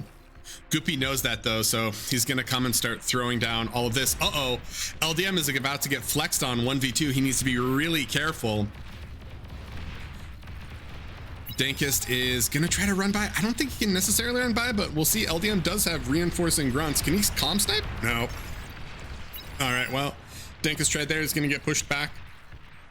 Austin has Mausers and Bulls. He might be able to drop like an early Scorpion to hold this, but Blowdeer's in a little bit of trouble. I think there could be a sneaky Pete in our future. It feels like Austin is winning versus Blowdeer, but Dankist is winning versus Goopy. So let's see who can close this out. And we've got another peace accord of the Great Rift Valley there. Teddy does do an air transition. I'm curious if they want to try to bomb or Shuri. Blowdeer's comm does go down to Austin. It looks like he took a number of bulls with it. Apologies for missing that. Blowdeer with the Jags. Interesting. Sumi wants to try to get on top of the Mausers. Austin is going to have to run the Mausers. Kind of concerning if Blowdeer can chase, but he can't. And there is a lot of metal here. Scorpion is down. It covers a lot of this wreck field, so they can't contest it too easily. It might be a win for Team Finland there. Whoa, what is this powwow in mid? Team America says, hey guys, what's our plan? We need to confer. Just a little safety huddle right there. Totally makes sense. You know, you always, in games, you always want to confer what sort of strategic depth you want. So respectable. Austin, kind of concerning. He's trying to push in because he wants these wrecks on bot, but I don't know if he can get them. The Scorpion is going to be able to hold it so much, and just per metal spent, Scorpions are absolutely amazing. They trade so well into things like bulls. LDM is going to try to push in. Can he get this HLT? I don't know if he can. There's 2 nanos and a resbot and all sorts of. Oh my god, LDM's going to throw away his entire army to this warden. Teddy with the HLT putting in work. It's just an absolute graveyard of resbot, or a graveyard of rocket bots, and Teddy's gonna come over here and start reclaiming them. LDM is in a little bit of a trouble because he's kind of getting pinchered here, but Goopy's gonna capitalize on that and push, and Austin is gonna start pushing up top. He has these Mausers, but they're a little bit naked. They might be able to get punished by the bulls and the stouts. Oh no, Blowdeer's gonna have to flex back down to his own base. And here's the Pitbull. Austin sees the Pitbull. He does not want to engage with it. I don't think Team USA has scouted. Oh no, they did scout this air lab. So they know there's an air lab, and they know there's a trans, and they see that the comm is there. Okay. Team USA still has all 4 comms. Sorry.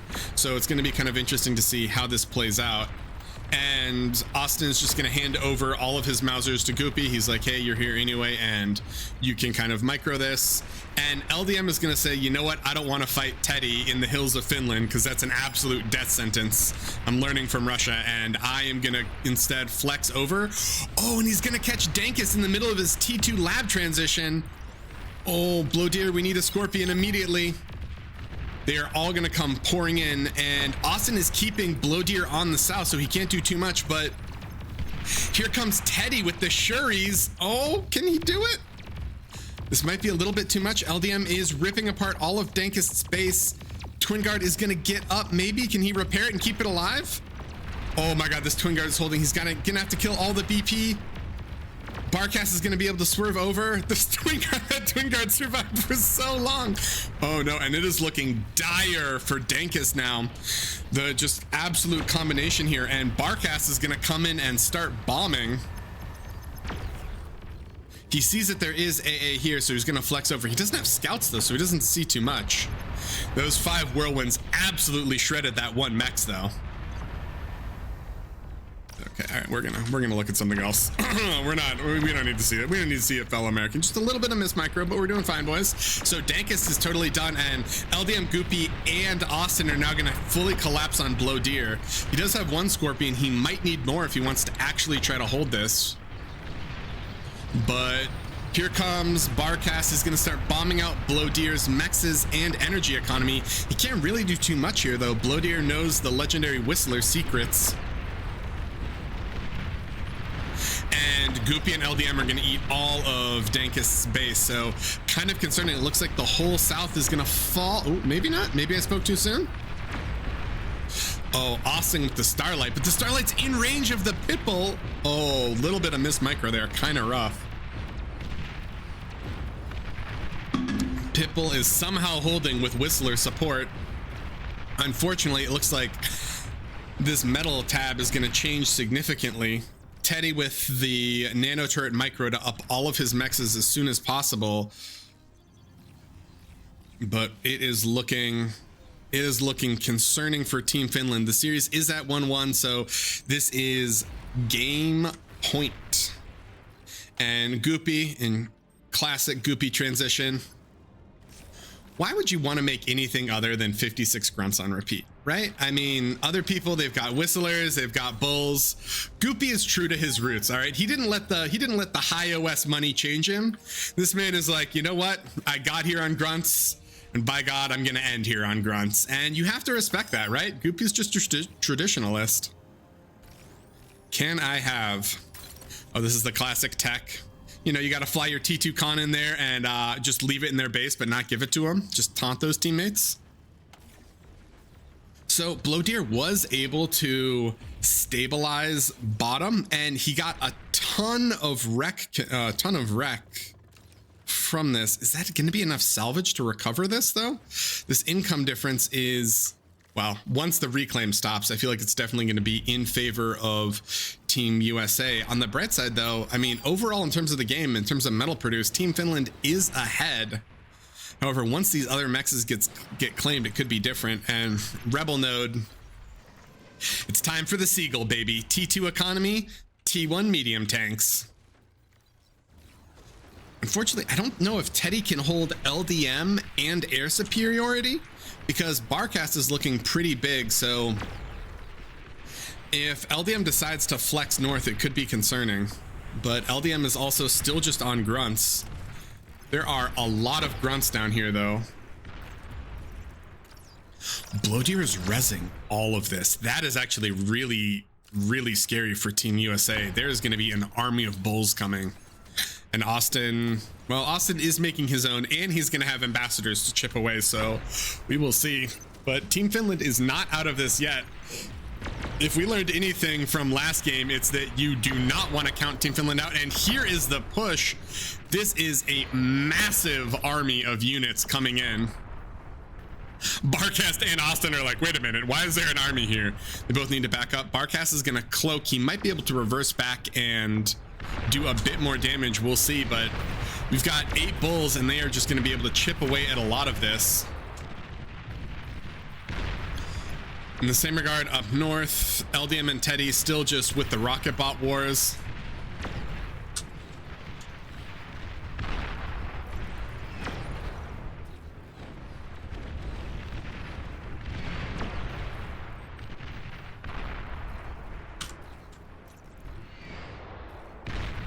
And Austin needs to give a ton of ground here. He's being super respectful. Oh, do they see it? Barcast, D-Guns, Barcast. Oh my God. This is going to be beautiful, Barcast.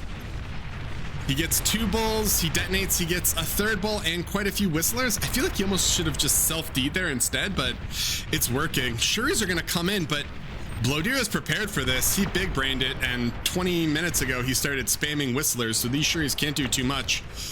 Unfortunately, LDM is going to gigaflex bot with grunts. Oh, no, he's not. He's going to do a little bit of play here and then back off. Austin is cloaked. We're now at 3 comms to 2 comms, and we'll see who can control this wreck field on bottom. Blodir does have a resbot army somewhere, and Blodir is just capitalizing on all the corpses here. He hasn't needed to produce that many units. Instead, he's just sending back the bulls that he lost, or the Team USA lost in their previous push. Oh, the rare ambassador unit connection. That is kind of scary. Kind of scary. And Goopy's comm is a little exposed versus these stouts, but I almost feel like Team USA is going to be completely happy to trade a comm for however many stouts that is. But Goopy's going to cloak, and Rebel Node, is there radar here? Does he see this? He does. Rebel Node's going to try to commit into Goopy's comm. I don't think he can necessarily take this. And Goopy's T2. It's time for Fiends and Spy Bots, and that is going to be very concerning here. But Blodir is going to maybe res this. Oh, no, he's not. He was going to try. He almost got the comm, but Austin's going to pressure him off. Regardless, Team Finland is doing an excellent job abusing all the res bots on bottom. Despite the fact that Dankist did die, these energy economies, or the energy and metal economy, is relatively close. And here we go. Fiends into stouts. Goopy's gonna start driving back Rebel Node, but this battle on bot is huge, and Blodir isn't gonna try to res these. He's just gonna eat it, but these res bots are keeping them in the game. I mean, they're still ahead in overall metal produced, despite the fact that they've lost a lot. LDM hasn't been able to detect too much. Barcast with the T2 air transition. This could be a little bit scary in terms of bombers. And Austin says, all right, playtime is over. Starlight, I'm assuming Starlight Tick. Yeah, Starlight Tick is about to come out. So what other transitions can we actually see from them? Rebel Node has his own T2 lab, and Teddy's gonna fusion in back. You know, the residents of this valley, they're so happy in peacetime. So happy in peacetime. All right. Can you please stop drawing? Oh, that was me, actually. Sorry, Tenebos. Tenebos is casting in French. If any of you are French and want to listen to it in French. All right, and these whistlers are still alive. Oh, Barcast, you do not want to go.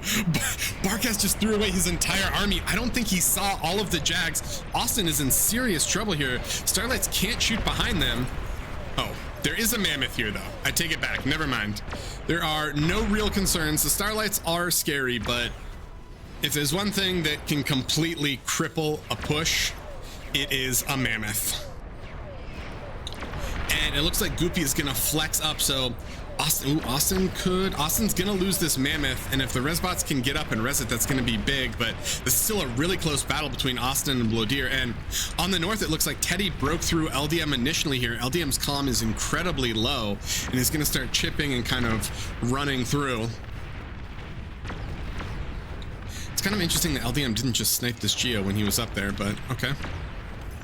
I think Blodir is winning bot, but this is definitely close. I mean, this is a massive wreck field. Austin, where are your resbots, my good dude? So Blodir is going to eat all of this, and it looks like Austin is starting to win this battle a bit, but south is really concerning. Rebel Node has just been spamming Jags forever. Goopy's going to have to combo on this. Goopy. We got D-Guns, we got D-Guns. He's gonna pull him back, but Rebel Node is just gonna flex into his base, and Goopy with, oh no, Goopy might go down here. He's gonna lose all of his energy economy. So Dankus died a while ago, but it looks like Rebel Node is gonna avenge his fallen brother. And Rebel Node is killing all of his E economy. He should be able to flex up. Austin has some bulls here, but I don't know if they're going to be able to do too much. The big concern is if Rebel Node rolls up, then we have massive problems. He's going to be able to snipe a lot of the US energy economy. Austin, it looks like he won this, but he's not controlling the wreck field. He needs to back up a bit. We don't have any res bots from them. This ambassador with 18 kills is doing a good job though. And Blowdeer is just going to spam ticks. Neither Bulls nor Starlights do well into ticks. So Austin's going to have to do a little bit of a Jag transition. And this one Jag does get in back. It's got 19 kills. And it is going to start picking apart all of Goopy's wind farm.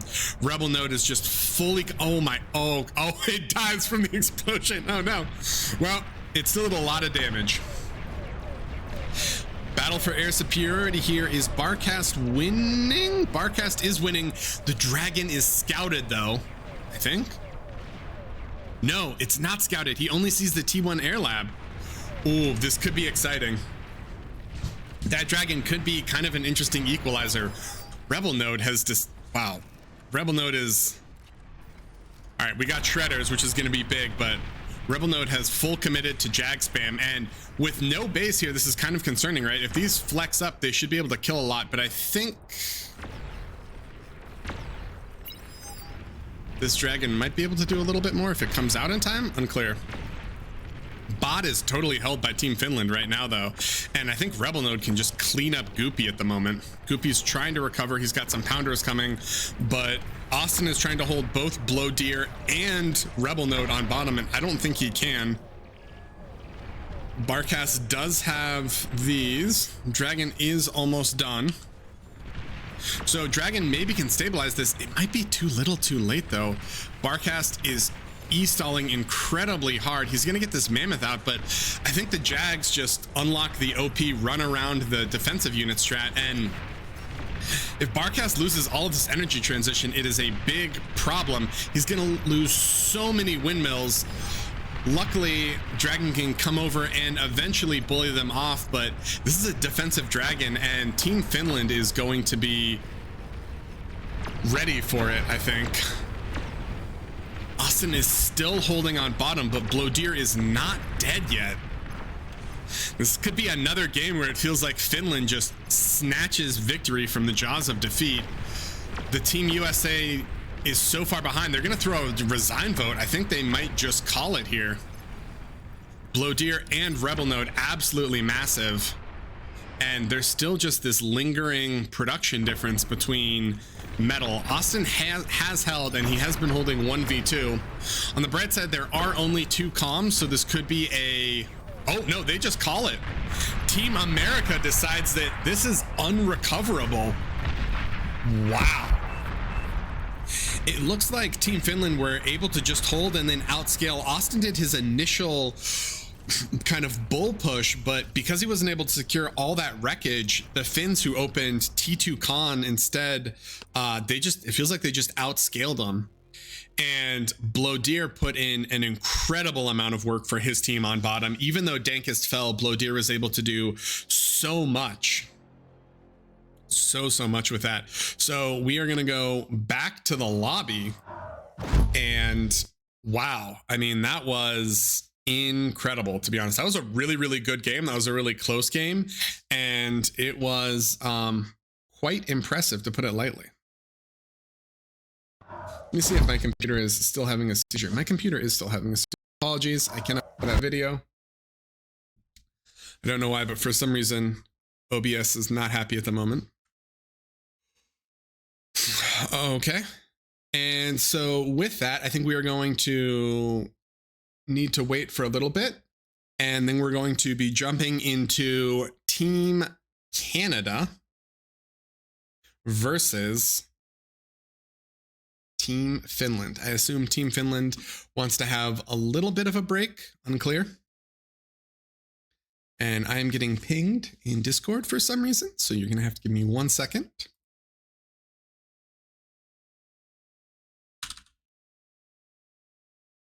All right. Your team LDM complaining game is unbalanced because Team Finland had too many helm hornets or horn helms. Jesus. Interesting. All right. So here we go. It looks like Team Canada is waiting. I might end up hopping into this game to just see. So the USA is going to go to the losers bracket versus who lost? Netherlands, which should be interesting. And let me actually pull up the bracket so that you guys aren't just incredibly confused about what I'm talking about.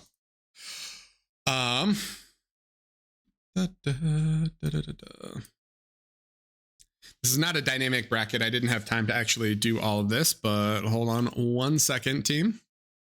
This might end up being a scene for ants, as they say.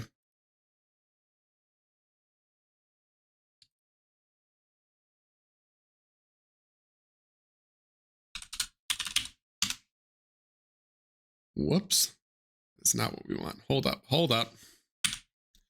I'm failing at a streamer at the moment. I apologize. Okay.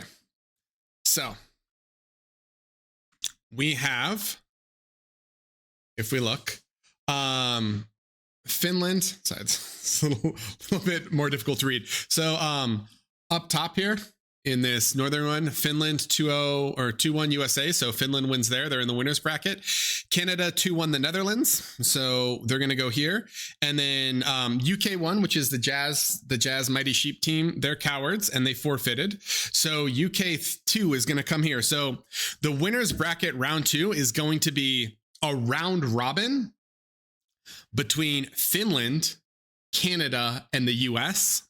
And in the lower bracket down here, we've got the Netherlands versus Team USA. So it looks like everyone is waiting. I'm not sure if Team Canada, Team UK, or anything else is happening there. I am probably going to follow the US team as an American myself, but we will coordinate with all the homies and make sure that all these games are covered. So let me actually do that really quick and let me see who is going where.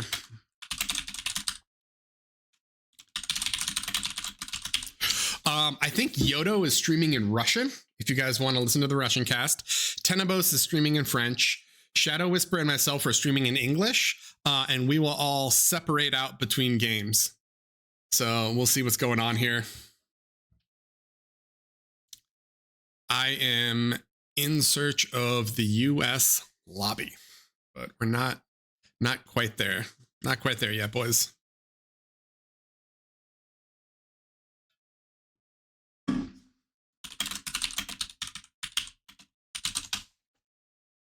Yep, so I'm going to stay with US. I think Shadow is probably going to handle the round robin, at least for now. So if you guys want to watch Finland, Canada, can't even talk now, Finland, Canada, or UK2, hop over to his channel. And if you want to watch Netherlands versus US, you can stay here. But that was an incredible game, to put it lightly. I will be right back, team. So hold on. All right, oh, here we go. Team USA. I was about to ask in game what this password is. Arguably not my best work.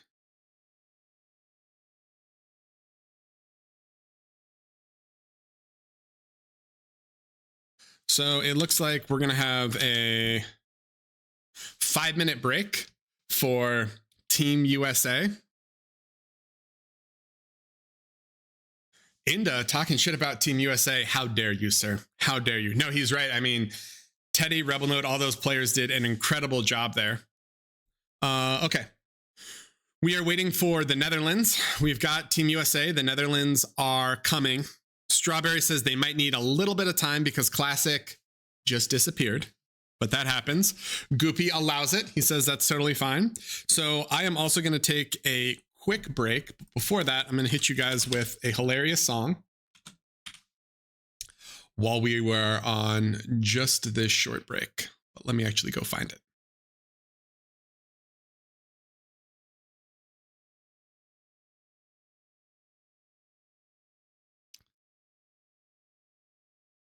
All right. So yeah, Goopy says it's okay. And then we are going to go to a little bit of a break.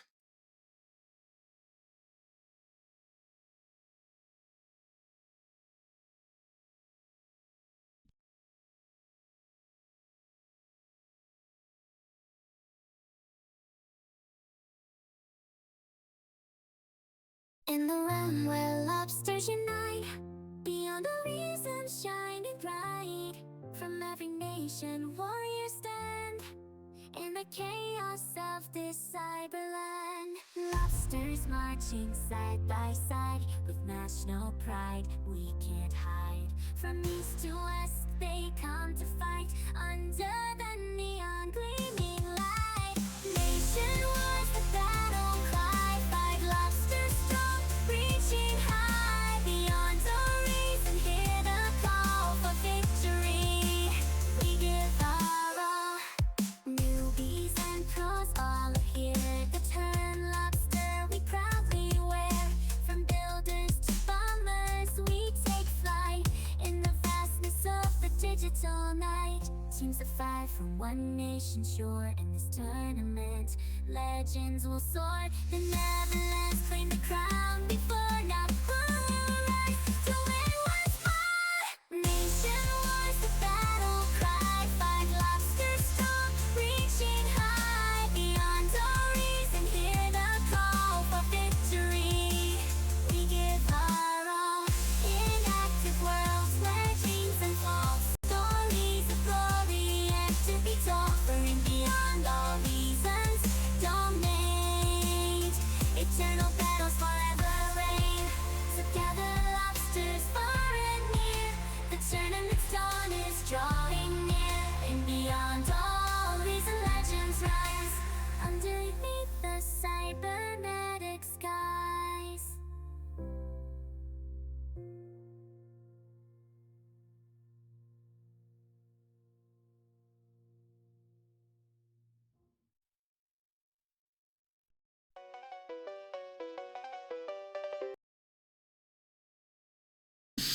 All right, so we are still waiting for the Netherlands to join. We will see.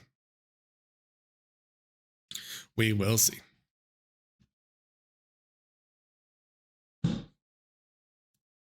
Let me pull this back up.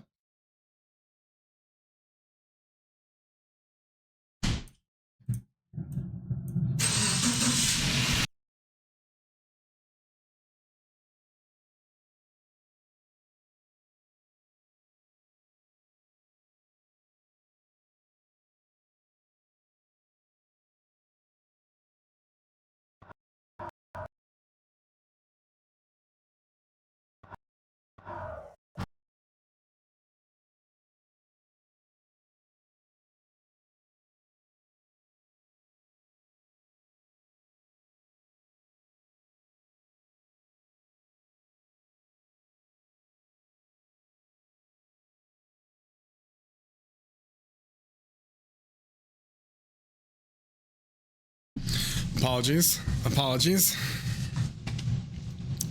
Okay. The Netherlands team is attempting to join. They're having some technical difficulties. For 3 members of the team, the password works. For Classic, the password does not work. So we are just waiting. Just waiting.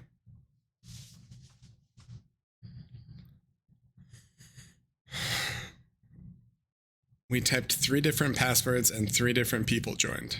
We might have technical difficulties, but once this game is underway, we will be good to go.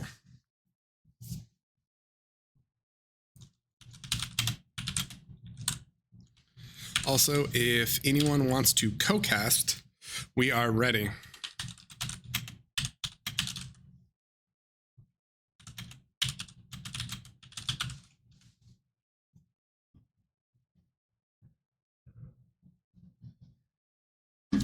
Apologies, I am crushing coffee at the moment. Starts a little early.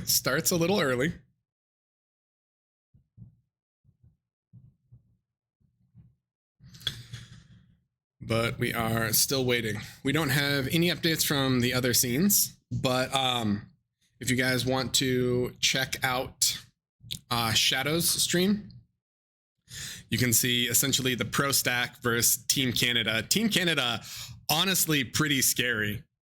I mean, yeah. To be fair, all the remaining teams in this are relatively scary. So we'll see. This is a strip club. You can see. Hey, gentlemen, stop that. No. No. Wait a minute. There's no music. Wait, really? Oh, I failed.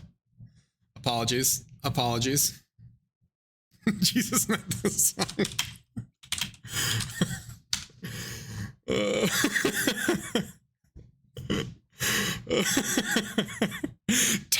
Tom played this and he's like, you have to listen to this, it's so ridiculous. And I was like, oh my god. And then I was like, I have to just slip it into the middle of the cast.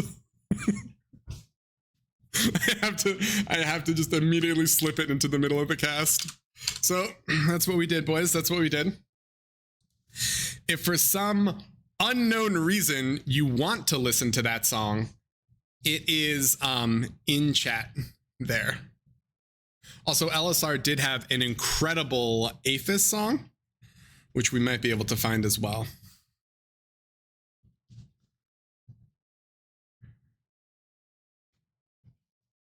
All right, we are still waiting.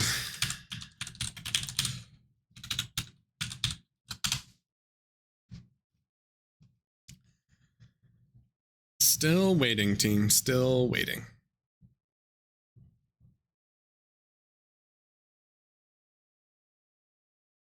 Well, shucks, real voice.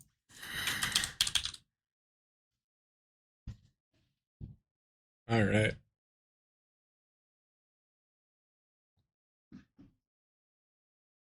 Bird is the word. LDM showing his age in lobby. He says bird is the word. So we are still just kind of chilling here and waiting. But we will see. Classic is typing, apparently. Typing good.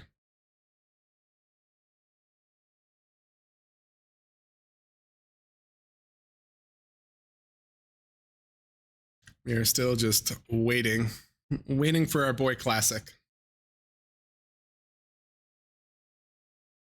What? Classic is not feeling well enough to play. It's a resign. No, not like this, Netherlands.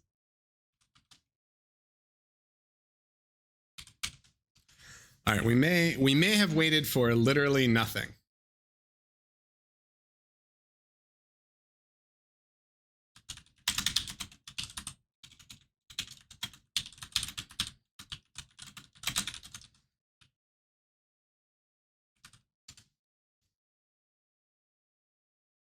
Zerpy will be available later today. So unfortunately, Zerpy and Classic both cannot make it, it looks like. So this could be a resign angle for the Netherlands. Goopy Ever the Gentleman is asking how long. And we might be able to delay it a little bit later, but if it's going to be too long, it'll slow down the rest of the tournament. And we've had enough 12-hour tourneys that this could just be an auto loss.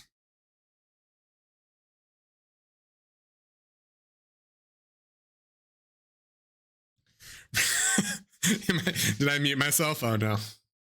Oh no. Mistakes were made. Mistakes were made, boys. Oops, that's the wrong one.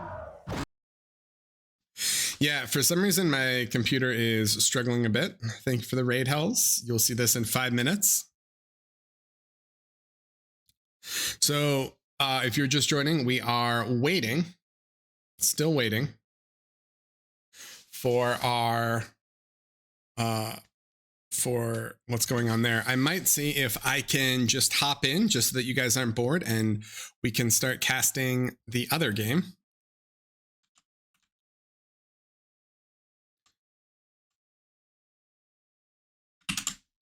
So let me see what else we can do here.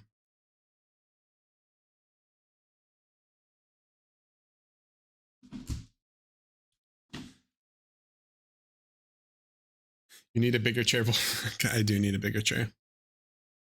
So I'm not sure why, but my computer is struggling a little bit at the moment. With that said, it is time. I think we are going to, let me see. I'm going to head over to the other game so you guys can see some stuff.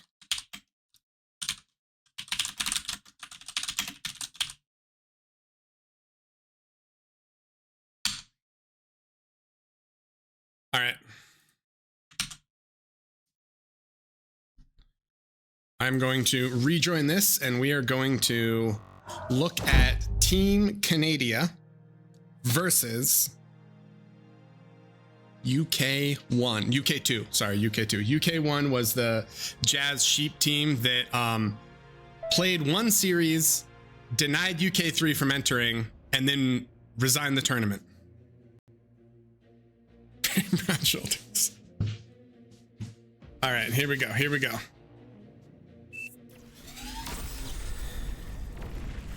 We are very quickly catching up. Apologies, apologies.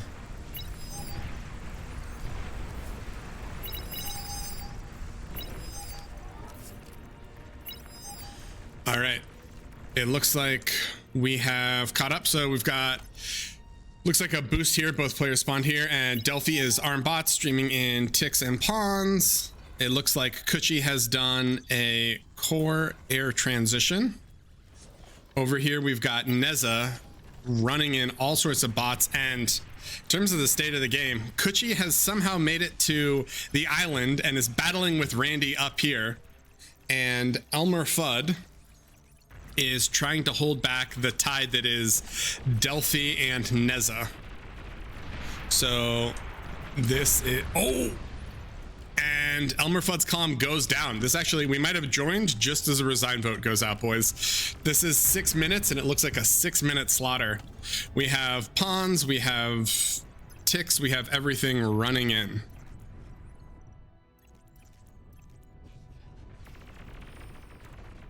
Kuchi is building some title over in the side, doing what he can.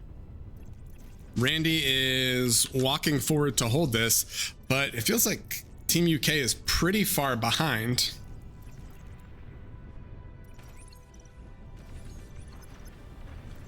And Shaman back here has air. Maybe they try to bomb, but I feel like it's not going to work out too well. We will see. Looks like they gave high gain some fighters to micro. Diving. Oh god, UK is down to its last comm, which is Shaman over here in the corner. I'll co-cast a match, OP. Hold on, let me join a different.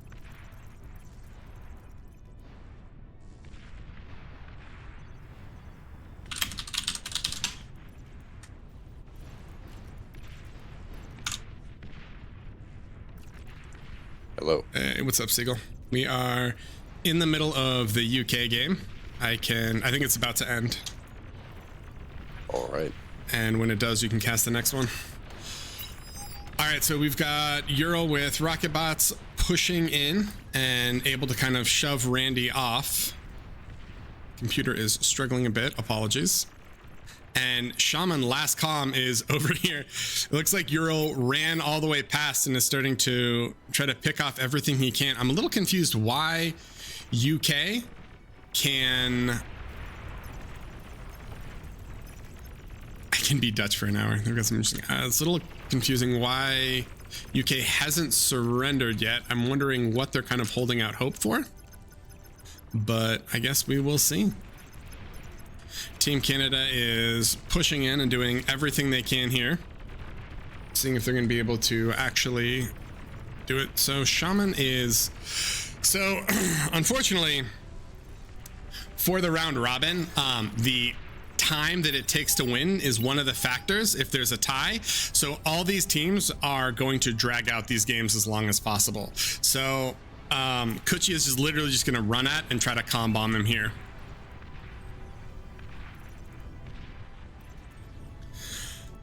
report from the home front. It looks like, potentially at least, Zerpy Dirt might be able to play in about 40 minutes. So if Tenebos agrees, oh my God, Kuchi just lost his comm trying to push there. So if Tenebos agrees, then we could actually see the Netherlands versus USA game. It's going to be on Tenebos and USA if they both agree to it or not, but we will find out momentarily. And they are still just going to run in and try to snipe this comm. Try to do everything that they can.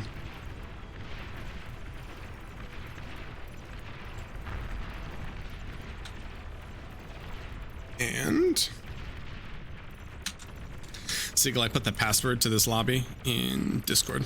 So if you want to hop it, you can join and then we can cast the next one. Shaman's still holding. They need to just dive him and win this. So it's going to be a 10-minute game. They're going to snipe that and they are going to ever so slowly end out game one.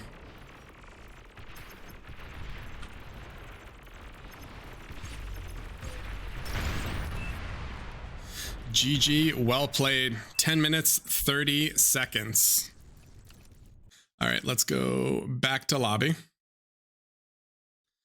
And here we are. So, game one.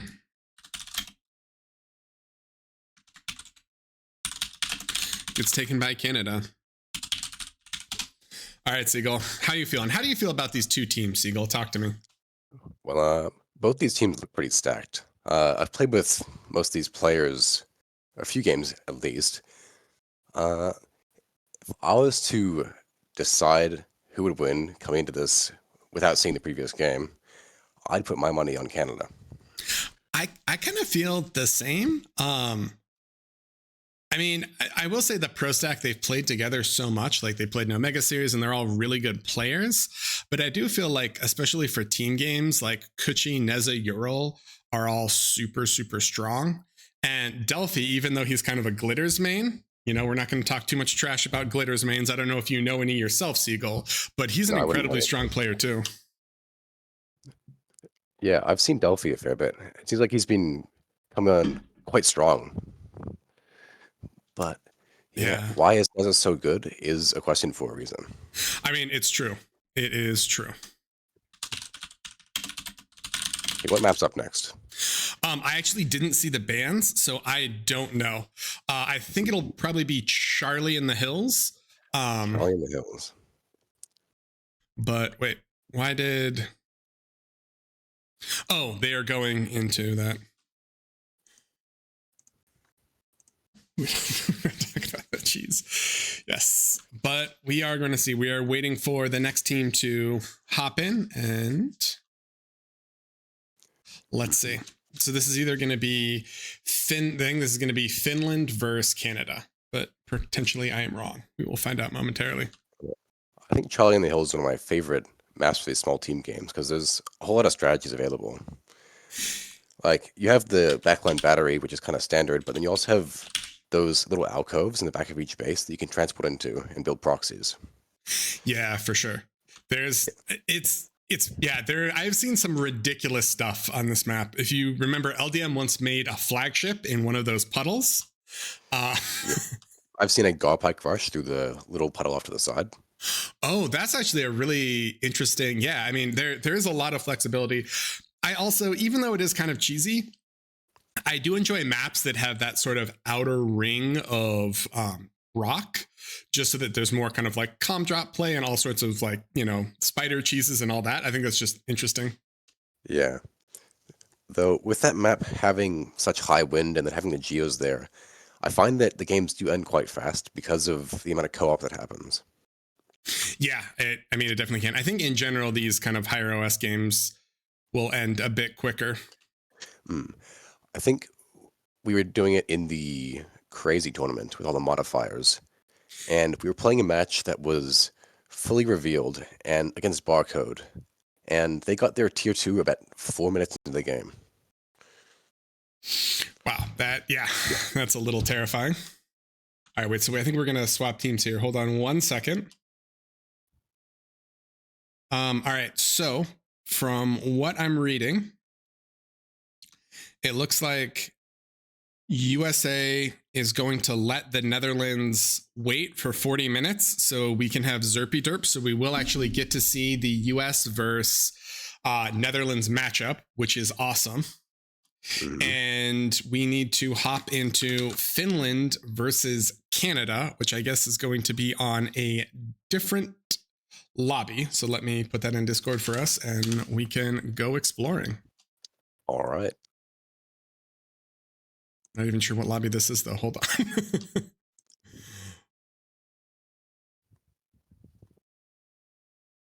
Let's see where. Maybe this is Nez's battle. I think we are still waiting. They posted this is the password for the lobby, and then I don't see anyone in this lobby. So I guess we'll see. Yeah, I'm guessing it's Nez's. Let's see.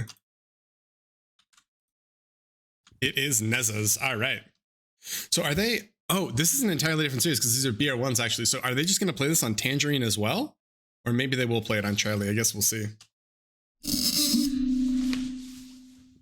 Yeah, we'll just have to see. Now, which map would you rather see? To be honest, I'd probably rather see Charlie because after casting a bunch of Omega Series games and practicing, I have played Tangerine a few too many times. So I'm more excited to see Charlie because I feel like we haven't seen it played as much. And I enjoy it. One thing about Tangerine that I dislike is just that it enables so much cheese play because I think there's like 8K metal reclaim or 9K metal reclaim and like 350,000 E. And so it's a map that really lends itself to those like insane, like triple boost communism, 8 res bot, 2-minute comm drop, just like those, like they're fun games to watch every now and then. But I feel like overall, when like every game is like that on the map, it's a little draining. So I'd probably prefer Charlie just for those sort of longer, more dynamic games. But yeah, they both seem to be tournament exclusive maps for the most part. Yeah, that's true. I mean, they're very rarely played otherwise. It is interesting to see those lesser known maps coming out in these smaller team games. Yeah. But I mean, it's also fun that I will say that without fail, every single player has complained about the map pool. Everyone's like, why do we play this map? I hate this map. But it is fun, especially for the community, to see, everyone have to play on these maps, right? Otherwise, probably very few people would want to play on a lot of the maps, especially in the first series, right? Like Shallow Straits, very few people like to play team games on it because it's just such a train wreck. And all the games on it always end up very it's similar to Tangerine, where all the games on it are sort of silly, but it is cool that we get to see so many different games play out on them. We are setting up for the tourney, so we are disabling custom widgets. It's not letting me join the lobby. Give me 1 second. Let me make sure you have the right password. That's not the right password. 1 second, sir.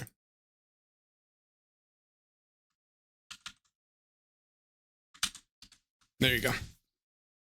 All right.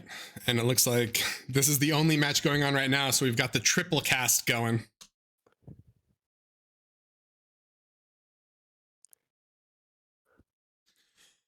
We are waiting on Teddy. Oh, Teddy's here. And we've got Kuchi. So I think we've got the full rosters. We're just waiting for people to hop in and play. At the moment, it looks like there's a little bit of a mix-up. It looks like Blow Deer is going to be Canadian and Neza is going to be Finnish, but hopefully they can sort out their nationalities. Yeah, I think the Finnish team was looking really strong after that last game against USA. Yeah, I mean, that Finnish team in general, at least for me, I think they're probably one of the favorites to win the entire tournament just because they're so unbelievably strong in like all phases of the game. Like they're strong in 1v1s, they're good at Navy, they're good at scaling, they're good at air. Like a lot of those players have played for a long time and they're just really, really good players. Yeah, in those last two maps, they were also pushed back quite far and they managed to pull a comeback in both of them. Yeah, that's true. The especially like the DSD game, I felt like it was over when Dankus died. And then somehow just like, because they went con first and Austin had started pumping bulls and they weren't able to secure all that reclaim, Finland just like clawed their way back, which was honestly awesome. They got to res every single one of those units, and then even though Dankus died, they still got to keep the mexes in that territory, so they didn't really get that far behind off of it. Yep. Allow The pause. cake. Oh, the OP take, that's right. Your mexes? No. Our mexes. All right. And we're just setting up a few more things. So we're allowing pause. Or not allowing pause, sorry. Allowing custom widgets, setting it to ranked game for some reason. And we are just waiting on, who do we need here? Teddy to join the lobby. Oh, Neza's AFK for 1 second. So once Neza's back, then hopefully we can get started. All right. So we're waiting for the return of Nez. This is gonna be interesting though. Oh, and we need Teddy to join the lobby. Or Teddy's in the lobby, he needs to join his team.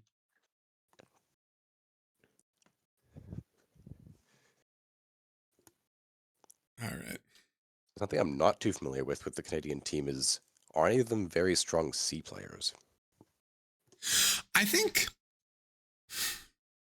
I mean, I know, well, let me think. I think Kuchi definitely can play C very well, and I think Neza has the skill to play it. But I also think Tangerine is a map where you can choose not to play C if you just want to kind of like mid all in or do some sort of similar style of all in. So I guess we'll see. Yeah. I think in general, though, I would definitely like Dankist, Teddy, Blowdeer, all of those are really strong naval players. Like they're known as strong naval players.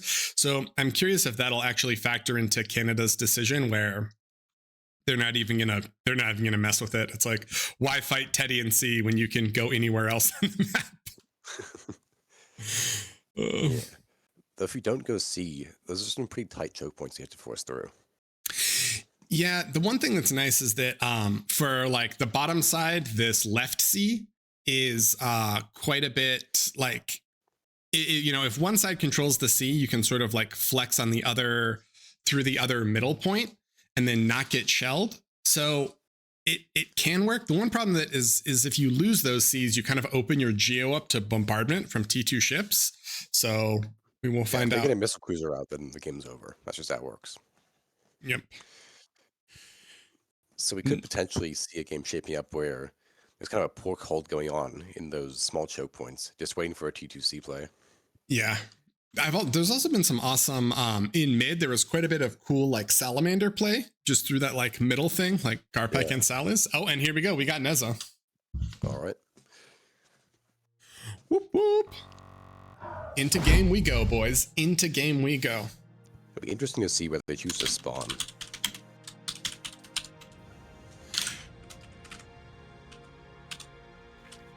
Yeah, no, for sure. I think generally you just want to boost on this map because there's no reason to delay unit timing from double lab, right? Like you just want all the reclaim, you want all the pressure. It doesn't make sense to do anything else, but we'll see. Yeah. These mexes are all so spread out that you can really choose to spawn anywhere and can't really be not viable, say. Oh, and the initial spawn from Team Canada is looking a little sus, boys. I could see it. Yeah, I mean, I definitely think, well, yeah, we'll see. I think you could be right. Because if you can send a salamander through the middle, you can send a commander through there. All right, I'm going to turn you up slightly according to the cast. All right, yeah, so it looks like we're going to see a boost from Delphi and Ural. Kuchi's going to hold the other one, and Neza's going to spawn near Geo, and they're just going to completely ignore the back there. And Finland has an incredibly different set of spawns, right? This is kind of interesting. Yeah. I'm going to go for the, maybe, this is a fast T2 play? I think so, and they want to be near the Geo, or maybe they want to boost and then try to take C and contest, but it's going to be interesting to see how that plays out. I feel like in terms of just placements, like Canada is going to be so much more aggressive, and it's going to really be on like Teddy and Blowdeer to somehow survive what's essentially going to be, you know, a 4v2. Yeah. Well, if any position could survive 4v2, it's these, because Yeah, that's true. all you need is the classic 2 Dragon's Claw HLT combo, and you're set. Yeah, yep. I am familiar with that. I am very familiar with people dropping the 2 the 2 Dragon's Claw, maybe an HLT, some nanos behind it, and a jammer, and then taking a game to 60 minutes while spamming Aphis. 18 pulsars. Yeah, a lot of pulsars, Very familiar. This means up. This means this is up. I am not 100% sure what Nez is talking about. Hopefully no seizures are happening. I cannot confirm that. What? If you had to guess, this means this is up? Is that like an Ender's Game reference? The enemy's base is down? I don't know. I guess we'll see. All right, so 15 seconds. I think teams are just talking through strategy, but again, this is a map with Giga Reclaim in it. So let's see what teams decide to do, and let's see if this Canadian boost can pull through. Mm-hmm. Now, what unit is the play for an opener here if they're going for a really fast kill?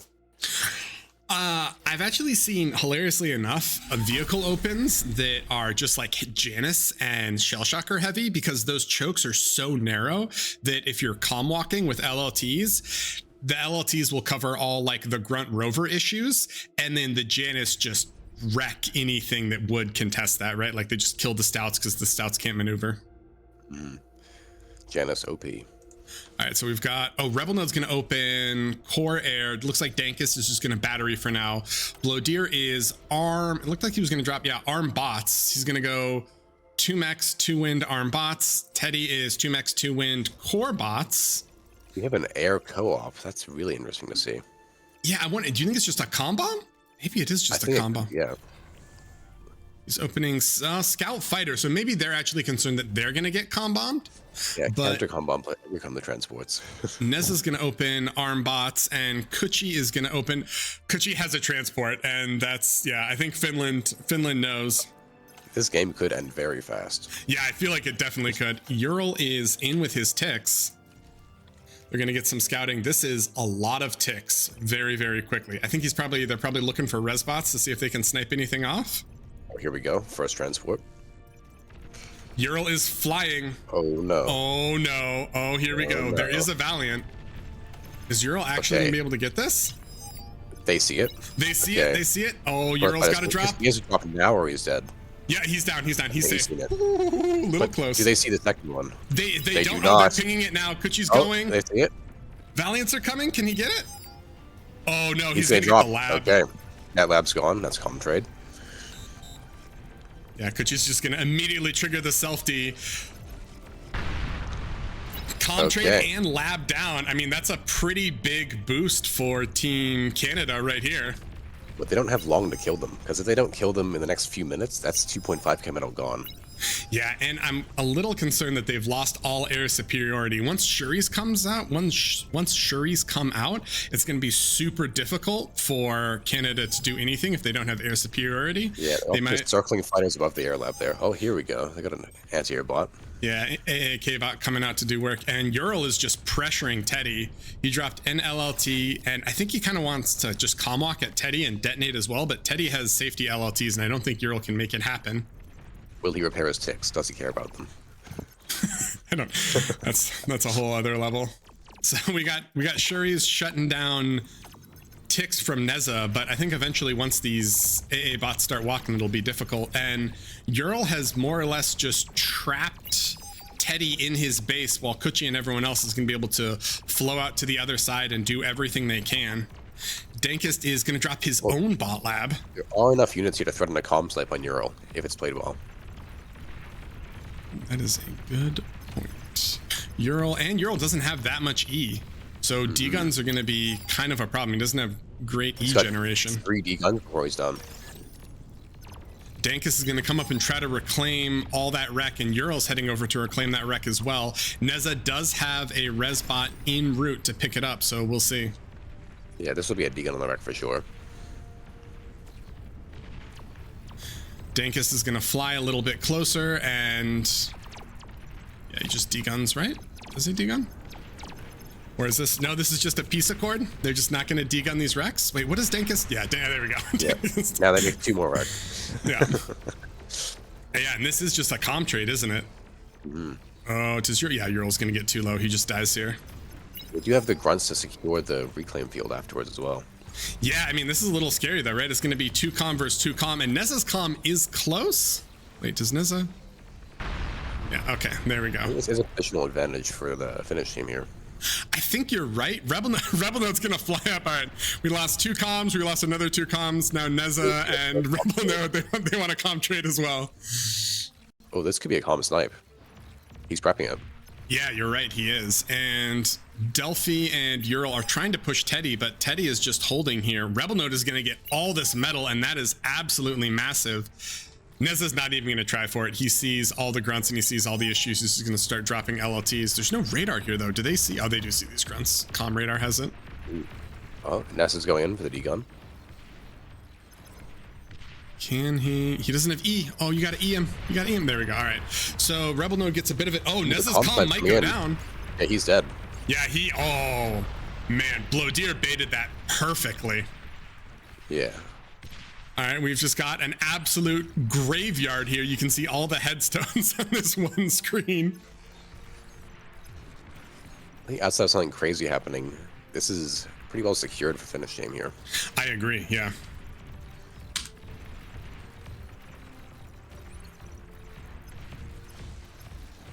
I mean, the Canadian team, I feel like they did expand, like they have a much stronger economy. So we'll see how it goes. I also like this this play from Kuchi. He went air cons just to cap all these C-mexes. Oh, I do like that, yeah. And get the reclaim.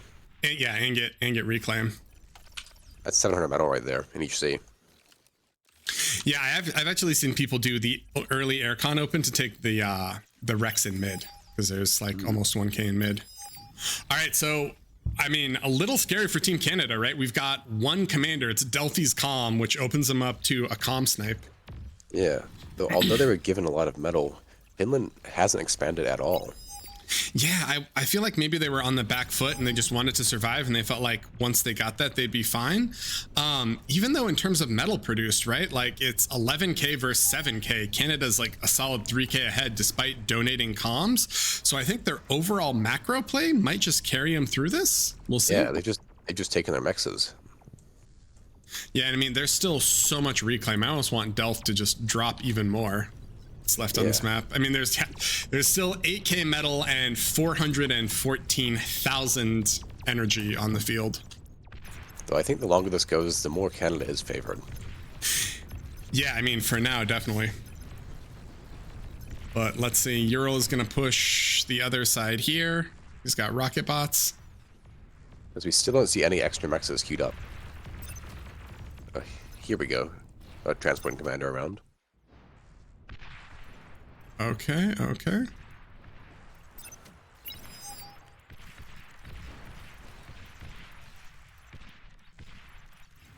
Dankest, Nez. So Nez does his vehicle transition and he's starting to push out. Kuchi is pinging converters. I'm not sure why. Oh, he probably wants Neza to, yeah. Neza dropped his slider. He was converting before he was sharing, which is a cardinal sin in small team games. If you look at the actual sharing bars, these players know what's up.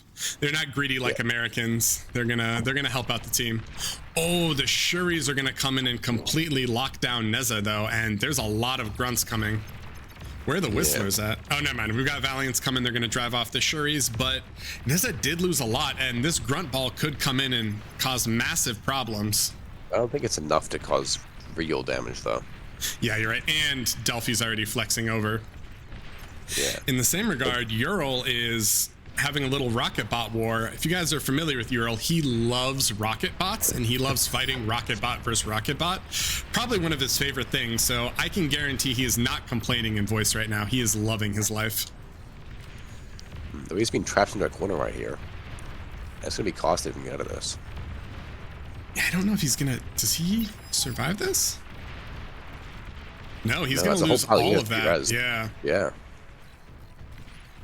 And on the other side here, Neza is still doing quite a bit of work with these stouts. He might, he's gonna mix in Whistlers now just to be sure. Neza has just been gifted an extra 8 metal extractors, so it should be a bit easier for him going forward. Yeah, and the Finnish team still has so many empty mexes. I mean, this is scary, right? You're looking at 44 millisecond versus 27. I feel like even if the Finns can out micro, the Canadian team is just going to have so many resources, it won't matter. They can just like click a stout army in and win. What they're doing right now. Yeah, basically. Nessa's like, why complicate things, boys? Medium tanks on repeat. Medium tanks on repeat. Yeah, because controlling all these sea mexes and having all but 3 of the land mexes as well on their side of the map. Yeah, I mean, it's massive. It's massive. And Nessa's going to start collapsing in on Teddy. They're trying to res, but this is definitely a concern for Teddy. I mean, his comm is here. If it gets popped, this whole base goes down. And, Dankus is starting to pump out more Rockos to contest the things here, but this is looking a little dire. All right, Rockobots coming in and picking. Teddy is moving forward, trying to bully Delphi back, but it looks like Team Canada is going to be pretty ruthless here. They're still just pushing in on Teddy. There's Canis mixed in here, so Teddy needs to be very, very careful. Oh, he's going to cloak. He does not have storage, though, so this is going to be pretty difficult for him to land a good one, actually. It seems like these mexes are just too little too late.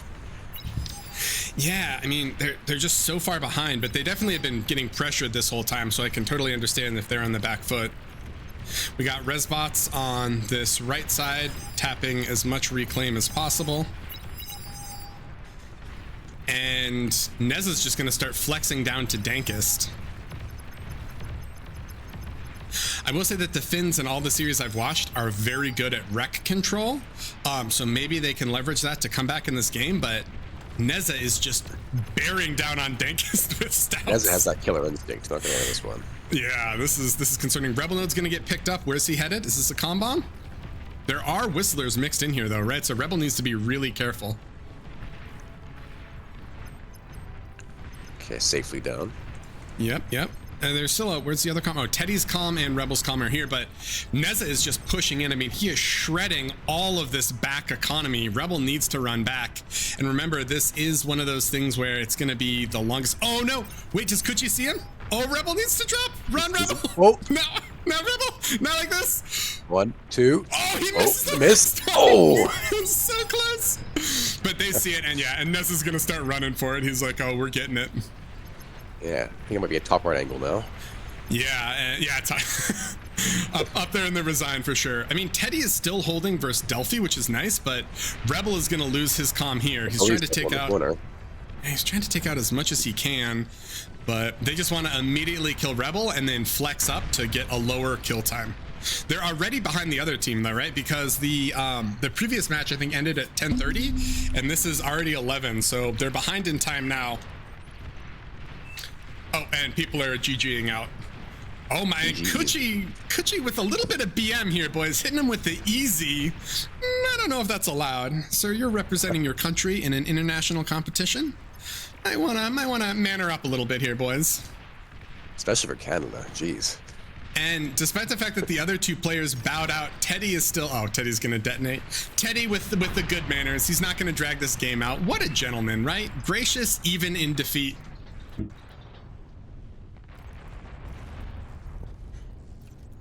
Wow. Okay. Yeah, look, if you just look at that economic graph, that is absolutely terrifying. Massive. Both Delphi and Neza were just huge.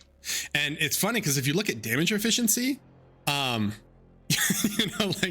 Team Finland was way more efficient, right? They did more damage, they got more out of their units, but it just didn't really matter because Team Canada basically outproduced them like more than double, and they just threw more units at him. Yeah, at that point the micro doesn't really matter. Yeah, it looked very scary for Canada at the start there. It totally did, but hey, I mean, they recovered and that's awesome. All right, so wait, hold on, let me go back and look. So that's what, Finland, Canada, and UK. So this will be what winners. So who needs to go? I think we're either going to have Finland versus UK or Canada versus UK. I am not 100% sure who will be selected. One of those two. One of those two.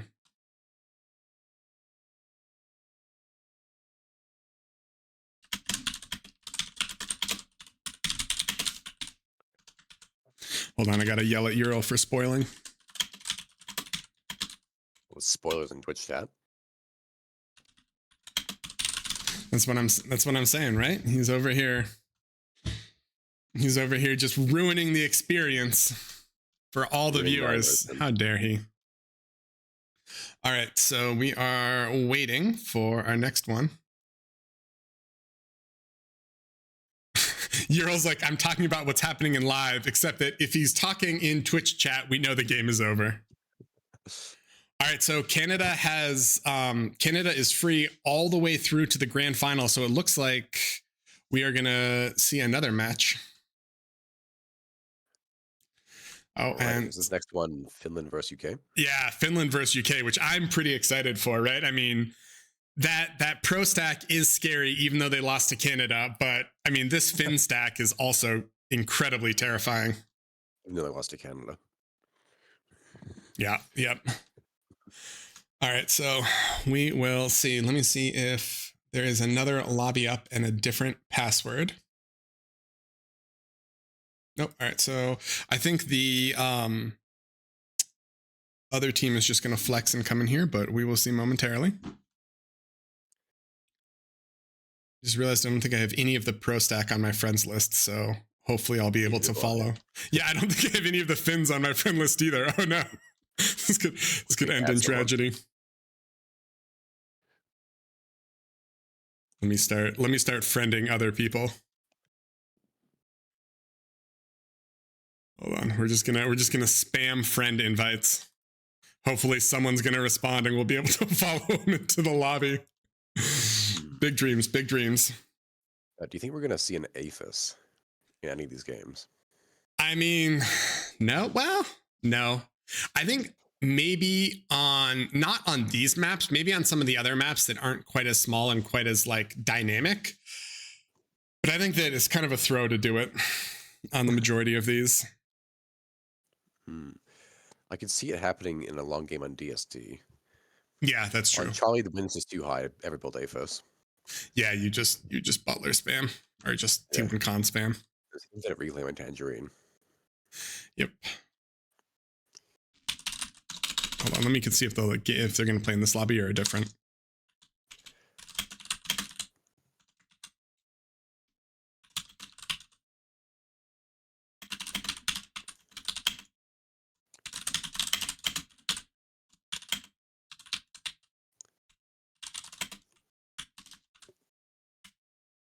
Can't spell. All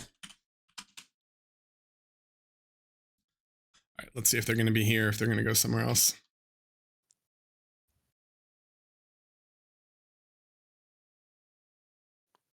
All right, I think we are going to reuse the lobby. Nice. So, easy. Yeah, it makes things nice and simple, nice and easy, boys. And this will be, let's see, the next round of it, which means that we will see Charlie in the Hills, I believe, which is exciting. Nice. Drop. I wonder what strategies they'll cook up. Yeah, I think that's another map that there's just so much there. I'm hoping for the legendary Pink Shaman on Discord. Hold on. Let me see if I can get Randy or any of these other people. Yeah, I'm hoping to see something new. You know, some of the kind of standard cheeses are there. Yeah. But I do have a feeling it's just going to be the fast T2 into Mauser or whatever push. I mean, yeah, it depends. I think there's a lot you can do there, though. So we'll see.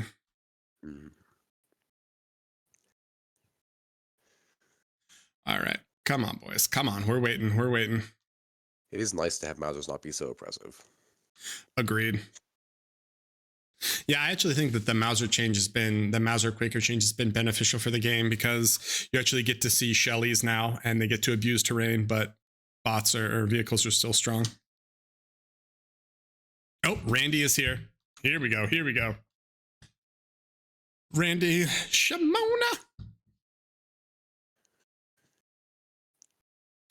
Get ready, boys.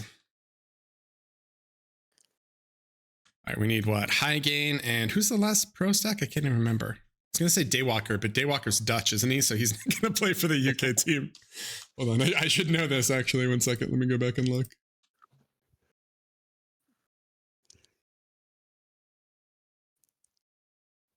Hold on, we're looking.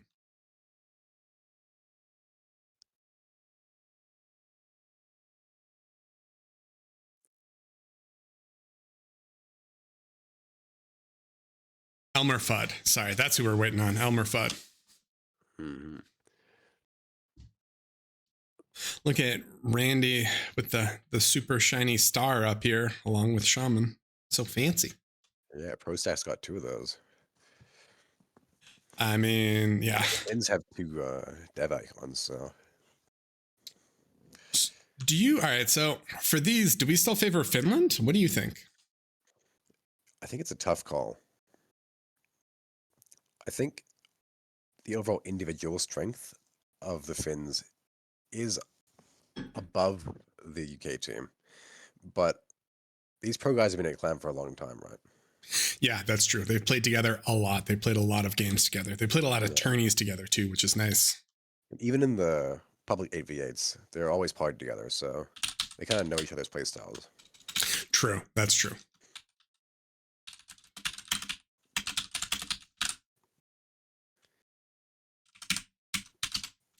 We are almost there. Almost there. We just need Shaman and Teddy to ready up. Why is there a chat? Sad. All right, let's see. Hit him. Yeah, I don't know if I want to be the guy ringing. We'll see. All right, we got Tenebos, we got Shadow Whisper, and myself. We're all casting here. I guess Yodo isn't casting. He wasn't sure if he was going to, but my full shock never uses the keyboard on his desk. Hey yo. Come on, Nez. Come on, Nez. All right. Yeah, Seagull is not beside me. That's true. All right, we've got Teddy ready. Now we just need Shamona. What do we have here? Psych himself up. Yep.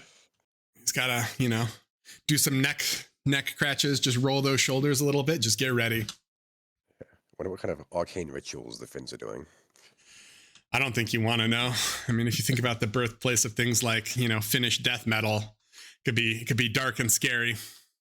Yeah, the night is full of terrors.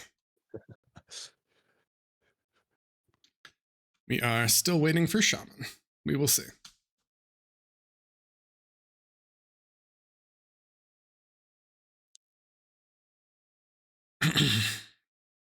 Anytime now, Mr. Oh, Shaman is ready. I think we're going into game.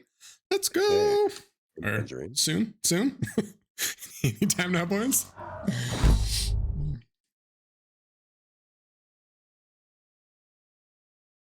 All right, game is starting. Where music? Yes, sorry. Okay, let's see if we're having dirty calm droppers this game.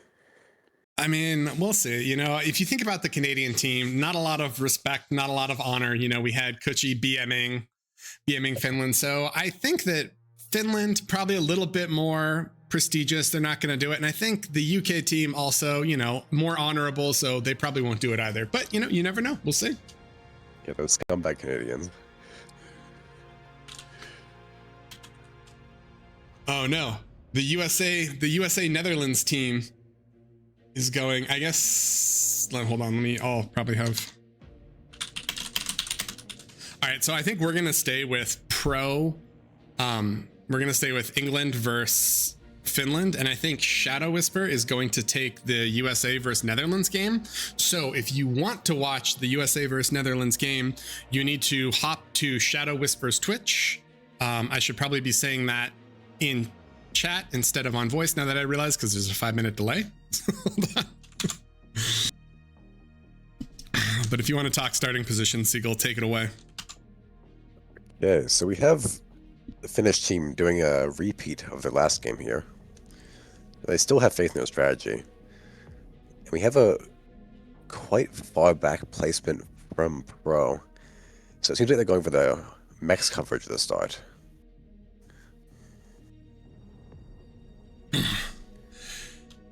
Yeah, I mean, looks like Finland's doing the exact same thing. Same players in same spots. And pro, yeah, the pro spread is a little different, but I guess we'll see.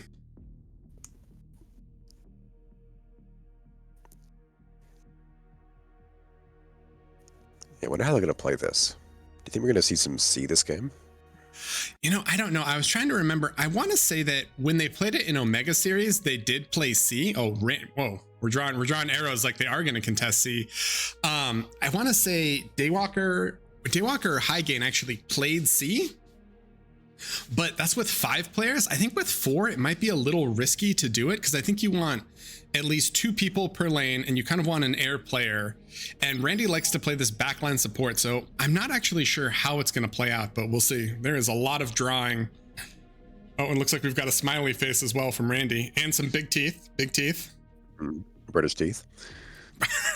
That's racist, sir. Isn't this a racist stream? No, this is not a racist stream, and do not be racist. But you know, it is great artwork from Randy. He's just psyching up his team with smiley faces. All right, let's see. What do we got here? Teddy is arm. Blowdeer is arm. Whoa. Blowdeer with the naked lab. No mechs, no E generation, straight lab. OP sling. Dude, this is OP sling to the max here. And it looks like they're just going to hand over everything that Blowdeer needs. And he is going to go full aggression. If you've ever had ticks running at your base at 31 seconds, little concerning. High Gain doesn't have a lab yet. He's just starting it now. So he's going to need to drop an LLT and probably radar, or he's going to lose a lot of stuff. We'll see what this OP finish aggression plays out, though. Let's see. Yeah, they're going to see everything that pro's up to here. Yeah, I mean, it's honestly, it's great vision. So they see High Gain there. And we've got this other tick from Blowdeer running into the backline. I think they know that Randy likes to spawn here. They're going to see Randy playing battery, and he looks like he might be able to get a couple. Nope. He ends up getting sniped. On the other side, he gets a bit there, and still they get great vision, and they're going to apply pressure as best they can. Shaman is air. He's going to open Shuri. Interesting. And it looks like Team UK is going to be able to fight back quite a bit of this.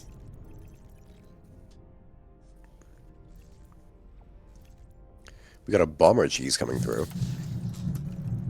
Oh yeah, I didn't even see that. And Dankist is airborne. All right, what can... These guys are all bumped up. He's gonna lose all of his E generation. Oh no! And this is actually kind of blind. He has the nettle. Oh, he loses so much. And the bomber's alive next for another pass. Oh no, it goes down. It was so close, but it goes down. That's actually huge, though. Yeah, High-Gain's gonna be slowed down a lot by that. Dankist has his calm. I think they learned from that last game. Dankist is literally just microing his commander in a transport to cap every single mech so they don't end up economically behind. Mm-hmm.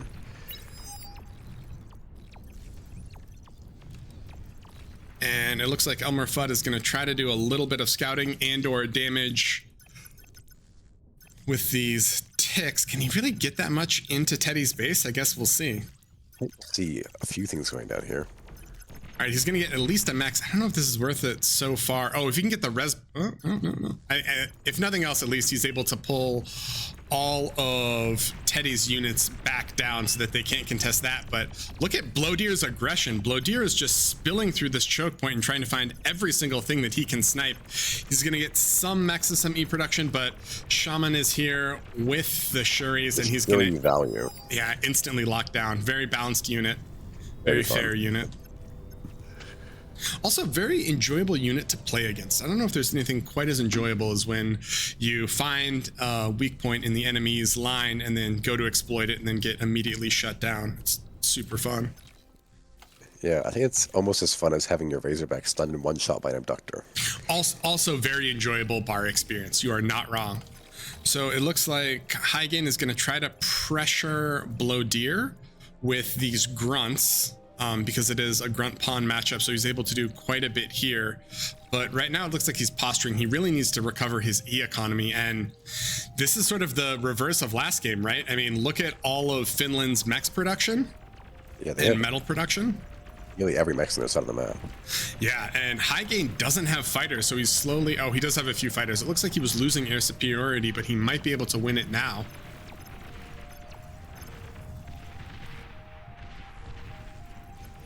And Randy does have a con going to take some other ones, but still concerning. High Gain posturing again. Let's see if he can get some free pot shots off. Oh, he's going to get the con, I think. He does get the con. Bloodier is going to have to flex back.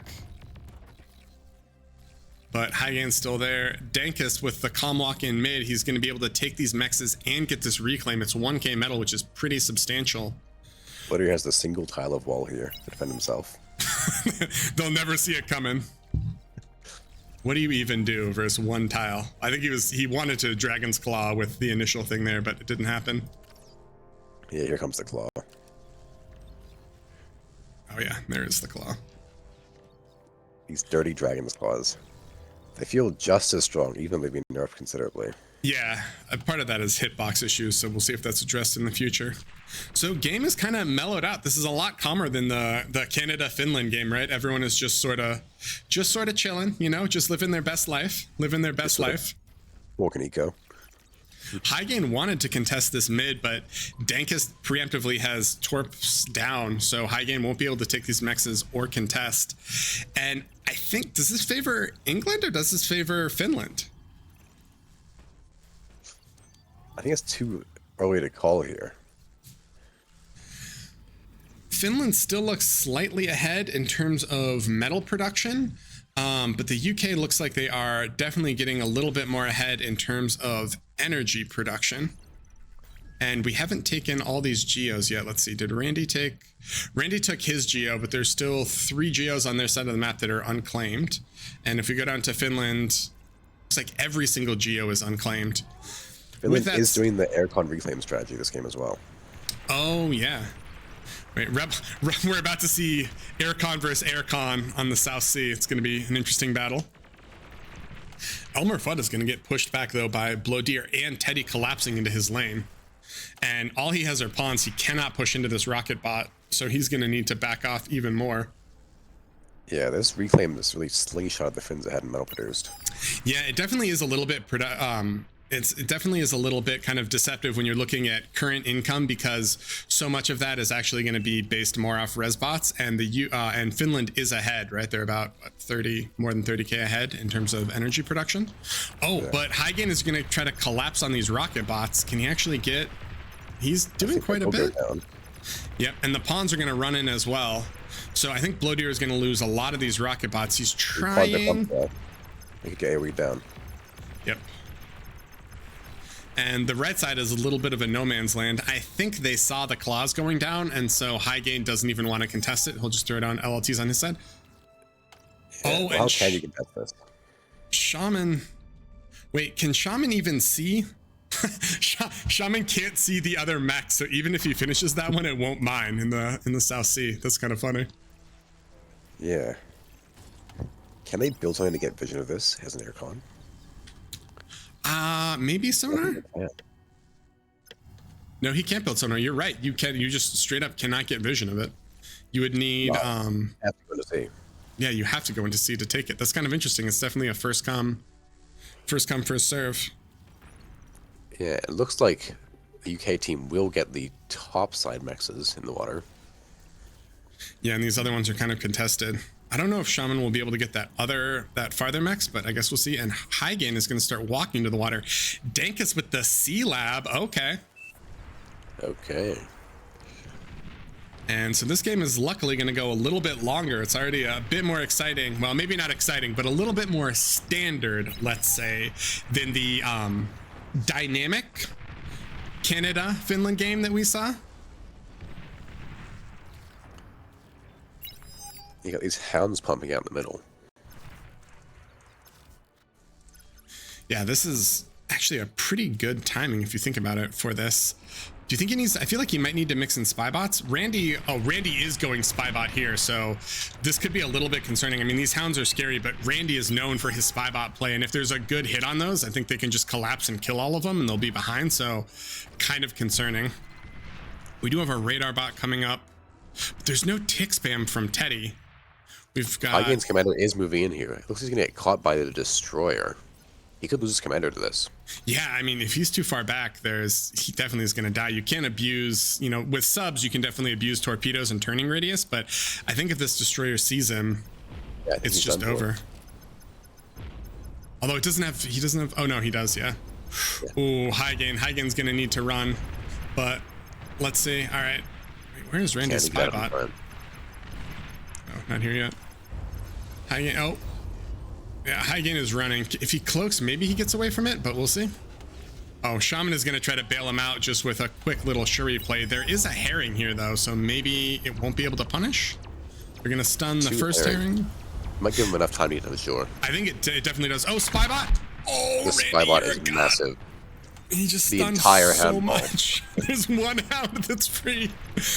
And Bud can just come up here and degun this, right? Yeah. That is massive. Blowdeer has his own Spybot, but... Oh. It does kind of hurt to degun all these, though. You're losing so much reflame after the stun. That is true, you're right. I mean, but that still was what? I think that was like 7 or 8 hounds? I mean, that's a lot of going metal. Down. Run High Gain. Oh, he's 1 HP. He's flickering. Oh my god.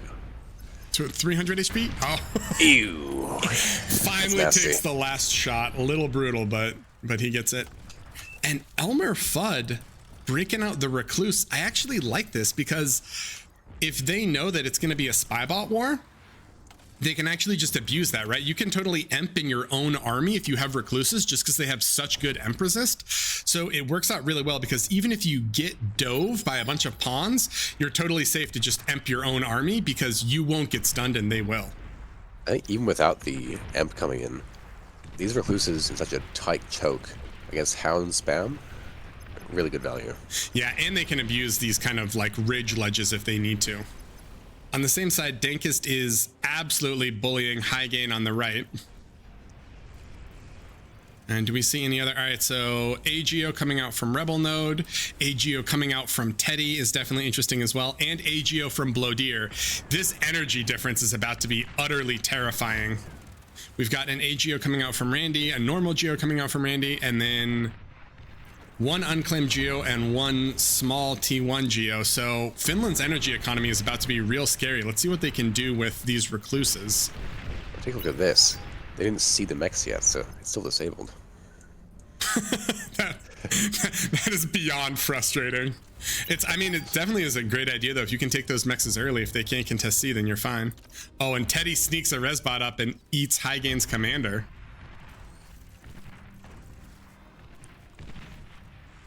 Yeah, it's quite a sizable metal lead now for the Finns. Yeah, and energy lead. The energy produced for the first time, I think, in the entire game is about to swing over. And it's going to be in favor of Team Finland. We're going to go from 1.3 mil, and Finland's going to come out ahead. So we'll see. Rebel Node is microing T2 Cons, his commander, and Nanos to upgrade all these mechs as soon as possible. But Elmer Fudd in mid is being incredibly obnoxious and aggressive with all of these Recluses, sniping the torpedo launchers and then trying to abuse everything here. But Blowdeer with the snipers, and be able to pick off what he can. Over the commander directly. Ooh, can he get it though? They have vision? He knows the comm is there, he just doesn't. Yeah, that's true. Unfortunately, snipers do reduce damage to comm, so you need 4 shots from a sniper. Or 5 shots from a sniper, actually. I think it's 500 because they do half damage and they do 1,000. Even though Elmer Fudd cleans up these torpedo launchers, he can't hit the mechs in mid, and so that's still just a nice little economic ride that they can do. And I'm a little concerned because Dankist went C to sort of secure it, but he's done a Sala transition, and Sala's coming around the backside into Randy's base are really scary. I hear a Spybot. Oh, not again. Got some seaplane gunships coming here defending against the spiders. Oh, Sabers. Yeah, Sabers are doing work over here, but these Recluses are going to clean up all these hounds, it looks like. Spybots are just absolutely brutal. So much damage coming out from these spiders when just shooting a stun target. Yeah, although I feel like Webbers can just stun gunships out of the sky, can't they? They can. Oh, okay. The gunships are. The dream is over. The entire fleet of airplanes just comes rolling through. Entire squadron comes rolling through and snipes those out. But Dankus with the Sala plays. Let's go. With the platypus play coming at the same time. Oh yeah, and the Platies are going to clean up this destroyer and everything else. I kind of like the Platy play because you know that seaplanes are in game, so you want that mobile and fast AA. But Platies don't have sonar, right? And does Randy? Randy doesn't have sonar. He's not even going to see any of these. He's going to run across this entire sea, unaware that there's a bunch of Salas underneath it running at him. Yeah, it's deceptive as well because sending your units over there, you'd expect to catch anything. So Randy will save. Randy has hit, I think, his third or fourth incredibly impactful spy bot here. Fat boy's coming out. Oh, and actually, I was wrong because that Emp totally did stun those spiders. Did he hit 2 or 1? I feel like if you hit 1, you don't stun your army, right? I think it was just 1. So yeah, I mean, he knows there's a comm here because he's getting shot, but he doesn't see anything else. And Dankus sees all of these Platies coming, so he's aware and he can fight them off with his army of frigates, or at least try to. But very, very concerning because Dankus is about to come running in. This fat boy lands a single shot in the handball. That could be pretty big in turning the tide here. Yeah, I mean, he has 2 of them too. There are snipers a little bit farther back, but let's see. Oh, killing his own units. Yeah. as is fat boy tradition. Why kill enemy units when you can kill your own? All right, I think it is good to keep the 2 fat boys together because it's 2 fat boy shots to destroy an entire handball. Oh, that is actually nice. So Platies are pushed back, but here we go. Here come the Salas up through the top. And they're going down to the subs. Ooh, At and the same time. let's see if can he get Boom Geos here. Shuris are coming, but Salas are amphibious, and so they have that. Yeah, look, I mean, none of them are getting all that close. He's running through. Oh no, if he can get the BP. Oh, Randy with the D guns. Randy. Oh, he's repairing. Oh, he doesn't lose it. Wait, can the other one come and get it? Oh, he's gonna go for converter, maybe. Guess nothing. No. Oh, he gets nothing. Wow. For as dangerous as that was, it wasn't quite able to do anything else. But Blow Deer is just pushing with this Hound Welder mix. I mean, these fat boys are here, and I think they're pretty scary, so we'll see. And here come the ticks. Ticks are coming in. Can he get anything else? Oh, you gotta back up, Elmer. Gotta back up, Elmer. First fat boy's going down. Yeah, fat boy's down. These times are too spread out to get all of them with one shot. Oh, Elmer DC'd. Oh, that is a horrible time for that. Oh, man. I was like, yeah, why is this fat boy not kiting back? And then we look and you just realize, oh yeah, they're DC'd. All right, so in terms of game state, this is pretty scary, right? Finland controls both seas, and we're seeing T2 ships from the South Sea, and yeah, they're gonna secure it with that, and then he already has a longbow queued up, so we're gonna see all the missile cruisers coming in, and the AGO that's over here is completely siegeable, which is very, very concerning. Yeah, well, we have this T2C lab, and we also have this one as well that's already producing them. So every single AGO is vulnerable. Yeah. Ooh, definitely scary. Dankus with the T1, the Amphib, and the T2 lab. This man is collecting laboratories. And I like that Teddy with the true play, he's like, hey man, I'm gonna have a bunch of BP on this lab, give you some BP, and Blow Deer can just micro and play all the battles, which are nice. All right, and Fat Boy is alive now. Spybot coming in, but there are ticks. This is gonna be a little bit harder to hit. Randy. Oh, another beautiful Spybot. Wow. Oh, and Randy has snipers of his own. Fat Boy shooting. So much work this game. Dude, I know. I feel like Randy has just been surviving this entire thing. Does he get another? He does, and it shuts down a lot. Blow Deer luckily. Wait, where's the rattle? Oh yeah, Merging actually, in the middle. yeah, Rattle is definitely going to be critical. I feel like the UK is just really far in the back foot though. I'm curious if they can survive this. Yeah, well, they've lost both Cs, so I think they're just going to get slowly bombarded from the sea until they're done for. Yeah, and they can drop T2 subs and up This those is already mexes. pretty targeted for Geo. All right, Rattle is up and is driving back below Deer, but I don't even think he cares, right? I think Well, Longbow's the entire base. yeah, I mean, here we go, right? And once this AGO goes down, I think that might... Oh, Blow Deer's comm goes down, though, to snipers. Uh-oh. Oh, no, here we go. Can he reclaim it in time? Is he repairing it or reclaiming it? Oh, God. Massive. Teddy just evaporates that entire... Oh, my God. Another one. Oh. Welp. Matt, that's a little tough. I feel like the UK needs to just immediately try to push through here and do something because they are. Push, but there's just too many snipers. Yeah, there's a ton of snipers, and he can just slowly back up and hold this. UK team is going to try to do what they can. We do have torpedo bombers out, but there are dragon slayers, so those anti-airships are going to be able to do quite a bit here. Even the missile cruisers are shooting middle now. Oh God. Wow, and they're actually, yeah, landing shots and killing.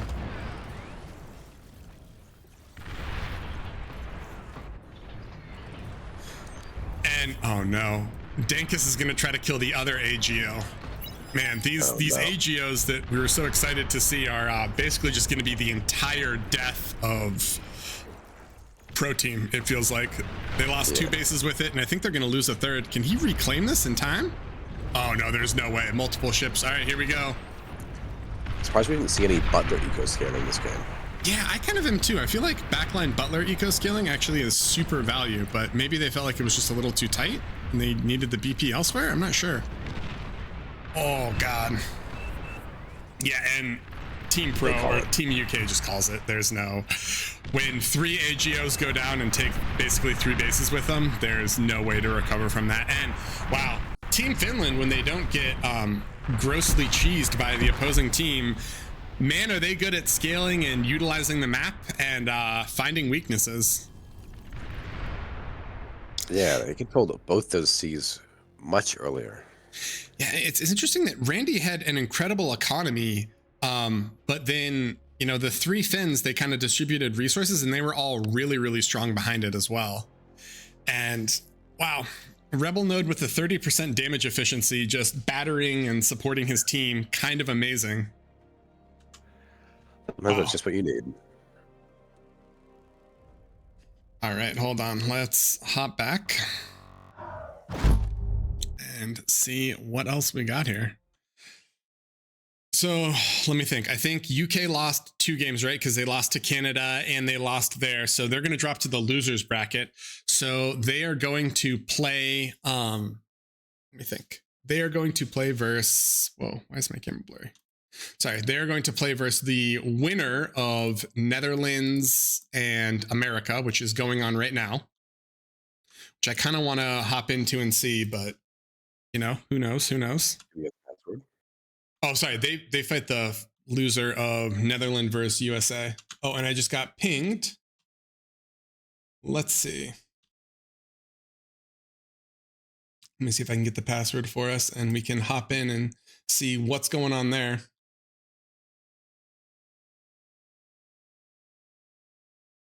I don't see a password. One sec. Oh,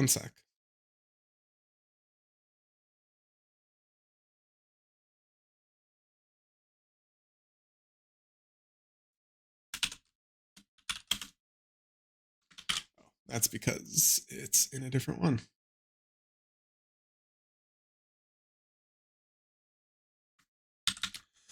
Let me see if this gets us where we need to go. Oh, and it does, sir. So, password is in Discord. It looks like the USA game is 6 minutes in, and we are ready. Let's jump in. Let's see what's happening here, boys. Let's see what's happening here. See what cheese they come with. I mean, I feel like you got to be. Well, no, I mean, Netherlands, honorable, right? America, relatively honorable. It's not like the loose cannons of the Canadian team.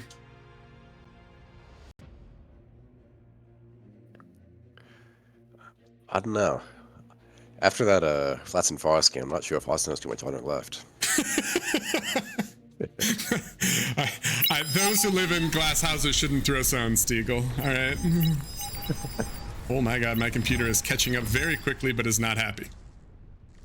All right, we are in. So it looks like America spawned in the north, and in terms of openings, we've got Goopy with arm bots, which you'd be seeing a lot more of. Austin with arm bots, Barcast up high with the core air lab, and then LDM with the core bots on the side. So we've got the triple bot open with one air, and on the Netherlands team, we've got, there are so many arm bots this. We have an amphib complex already. Oh, Zerpy derp. Yeah, this is what we like to see. Hey, there's a lot of reclaim in mid. I forgot about that. So this is a lot of arm bots. In the water as well. So we've got the strawberry versus Barcast battle going on here. And then in terms of eco right now, Team USA is ahead, but we'll see.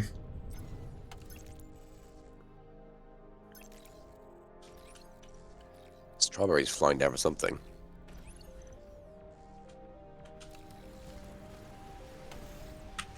I think she just wants to help with mid mechs reclaim. I've quite often seen the back air players just become a battery for their team and exclusively build windmills on that little island. Yeah, I feel like if she wants to do that though, she's gonna need to grab an arm comm from someone just to abuse the arm wind, because that's what you're gonna be spamming this whole game. Oh, Yeah, Barcast just had a transport running in nowhere. Austin taking a swim, taking mexes, reclaiming everything that he can. And Zerpy with the early Salas. Team USA is going to see this now, but this is a little scary, right? Because it means they're going to have to hold this entire pond front, and everything they have are these skirmishing units, and Salas just fight so incredibly well into them. Looks like Goopy is kind of bullying Biggest on the side here. And Austin's LDM... already going tier 2. Whoa. Austin with the early tech. So this is interesting, right? This is going to be kind of a strange timing window where I feel like the Netherlands are going to need to get quite a bit done with these salamanders, but we'll see. Yeah. We got 200 metal being sent from LDM. Being paid on that one. Paid. Well, LDM is kind of breaking on the red side versus Res-Tweet, so we'll see a lot of grunts pouring in here. These Salas are going to need to flex over and kind of help, but Zerpy had to flex to help Biggest versus Goopy. This is definitely a little bit scary. Is LDM exposed? He's just almost here. Yeah, this is a little scary. I don't think the Salas... Well, if he gets in the water away from a commander, he can just gun this down, I'm pretty sure. Yeah, if he can just actually straight walk there, I think you're right. I think the Salas can deny it, though. We'll see.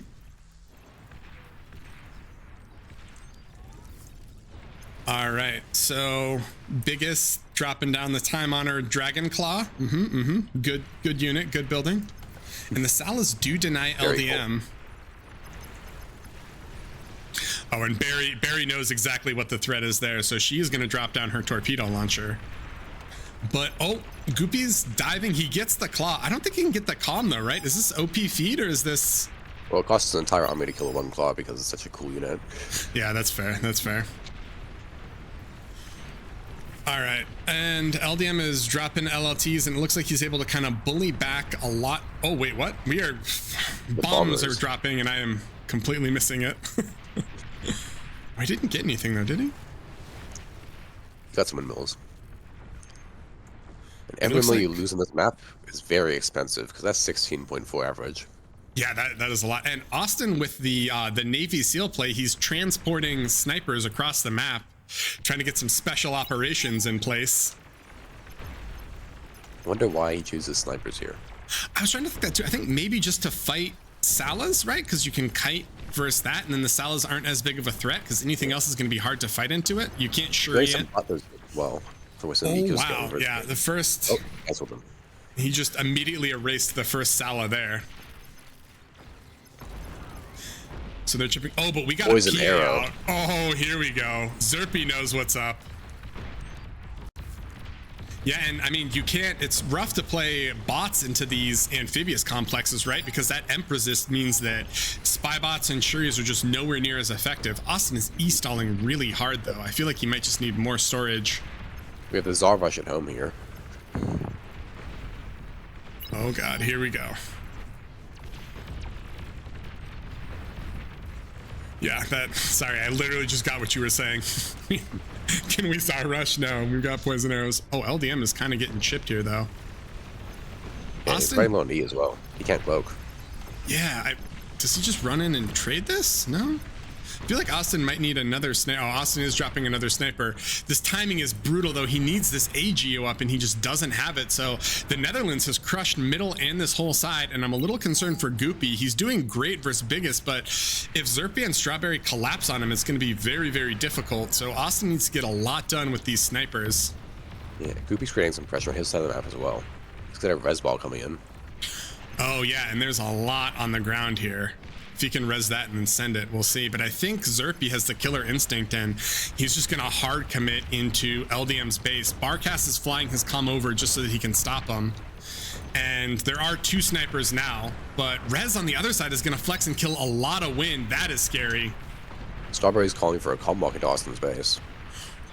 Actually, there's no sonar here. I don't think they see it. And if she gets there, that is gonna be huge. Yeah, what's the commander's sonar range? 700. He might see it. Does he? He might. I guess we'll see. But LDM is losing so much of his base. All right, so they see a dot.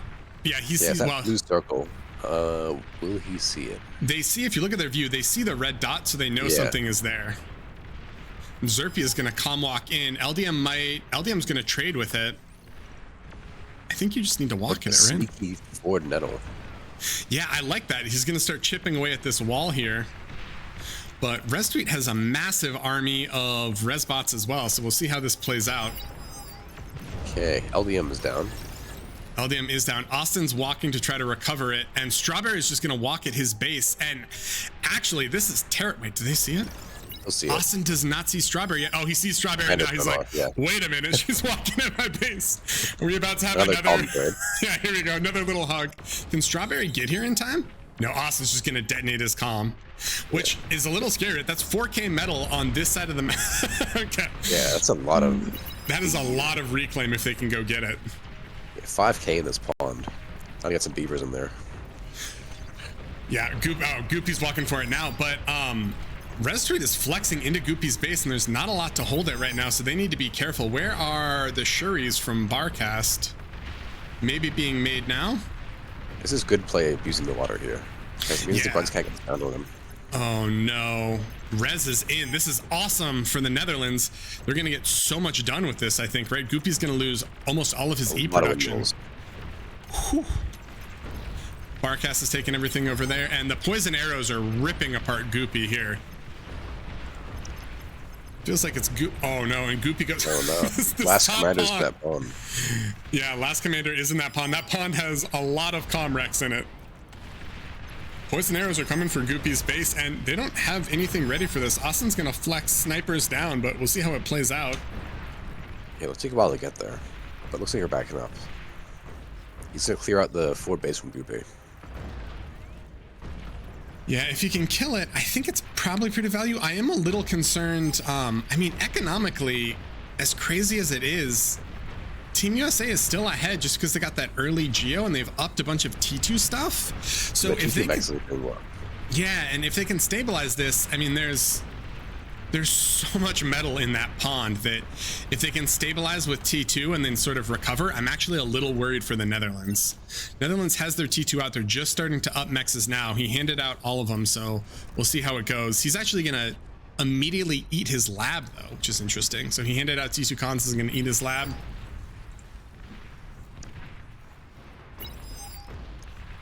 And Goopy is still just battling out everything with T1 bots. This man cannot be stopped, but Austin is coming with snipers. There's a lot of metal you got to reclaim with the air clone. Yeah, there is a lot of kind of like these corner spots. It's interesting that you're right. They didn't go aircon. I feel like you definitely want one just for all the reclaim. Yeah, because adding this all up, that's about 1,000 extra metal. Res Sala, but LDM is fighting there, and I'm a little, yeah, Austin's push here is kind of scary. There are some AAK bots. Do they get, they shut down Strawberry's Shuri play here. And Rez is going to try to run at LDM's base, but I don't think he gets there. There's Austin a lot of is just- resurrecting happening in Goopy space. Oh yeah, there are a lot of. Wow, if he can res a lot of this and keep going, biggest is he gets a nice D gun Big there D though. gun. But Austin is threatening here. Res tweet's coming with his comm. Does Austin see? Austin doesn't. Oh, no, Austin does not see the comm, so this could be some big D guns. Is it e-stall? Oh wait, no, they ping it. They see it. I think he's e-stalling, so he flashes in and out. So he's gonna be able to save that, and the sniper is gonna be able to start chipping away at Res tweet's comm. Keep them Welders can clean it up. Goopy's flooding in on the left side here. This is looking a little bit scary now. Comm goes down. Wait, if they kill him here, it's over. Yeah, you're right. Oh, this is last comm. This is one comm versus one comm. Goopy is running in. Oh no. Oh, he's low. He is low, but that one dies. But Goopy is he's got res bots in action. Some of this, like if you can res the poison arrow, that's actually really, really scary. Oh, and the Netherlands just call it. Austin broke through that whole right side and is going through. So this is actually, it was a lot closer than I thought. It was really, really scary when that amphibious push came, but Team USA was able to stabilize once their T2 eco kicked in and they held it. That was actually a pretty awesome game though. Shout out to America. Well played. Shout out to the Netherlands. They almost had that. Yeah, look at Austin scaling there. That's really scary. And Zerpy had really good scaling as well, but wasn't quite able to clutch it. Yeah, that ever important eco award. Is it Seagull? Yeah, it is. Well. Unsure about what you're saying here. All right, let's see. Let's hop back to lobby. I think these are BO1s, right? Or this is so there should be a round robin, but the other team is gone. Oh wait, no, sorry. UK is coming in here. So the UK is going to fight the Netherlands, and then the USA is going to move up and fight someone else. Let me actually look and see. Let me see what information we can get.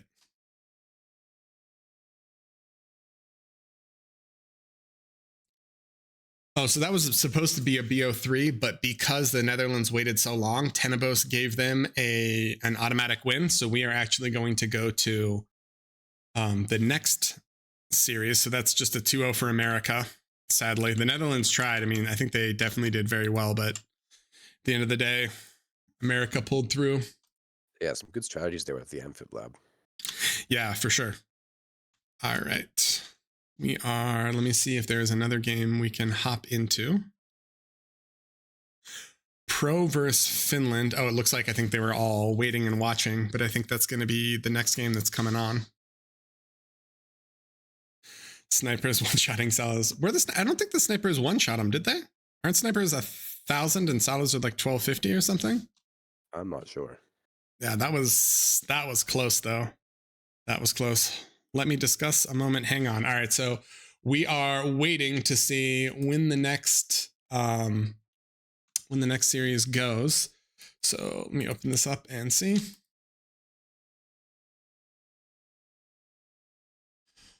All right, so Finland is onto the winner bracket final, and Canada is straight to the winner bracket grand final, or straight to the grand final itself. This graphic is not amazing. Hold on.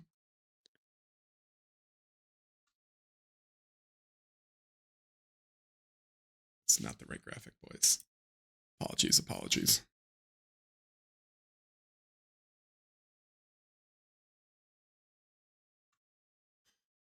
Okay, so it looks like Finland is in the winner bracket final, and the UK is UK2 is gonna fight USA, I believe.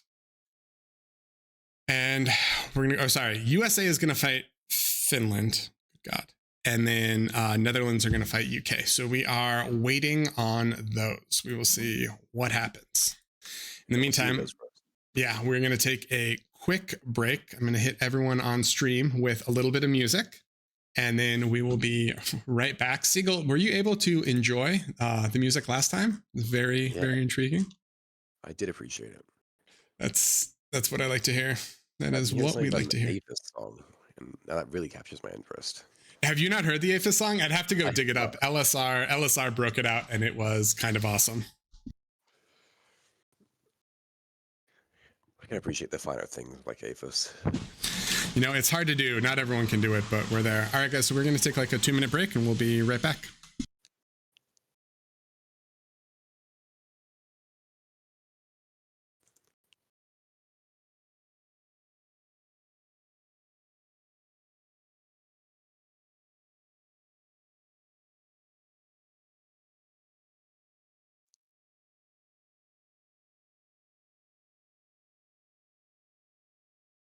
I'm going to mute my desktop audio for a second, just so we can talk. But yeah, good work, dude. Yeah, actually, they were good games. The Canada game was such a clown fiesta, but yeah. Dude, it's so funny.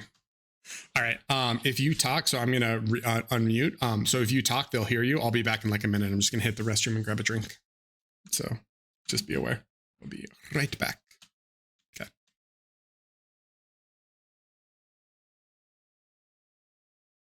In the realm where lobsters unite, beyond the reason shining bright, from every nation warriors stand, in the chaos of this cyberland.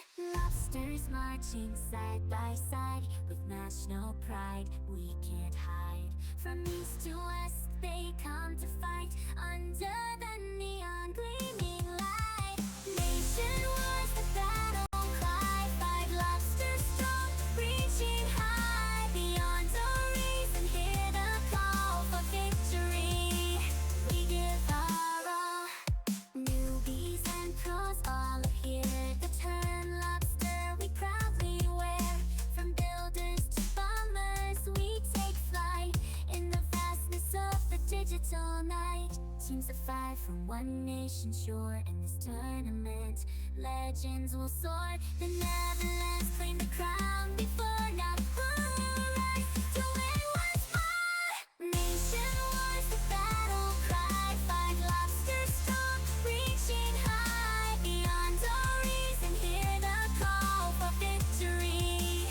We give our all, in active worlds where dreams unfold, stories of glory yet to be told, burning beyond all reasons, dominate. Eternal battles forever reign.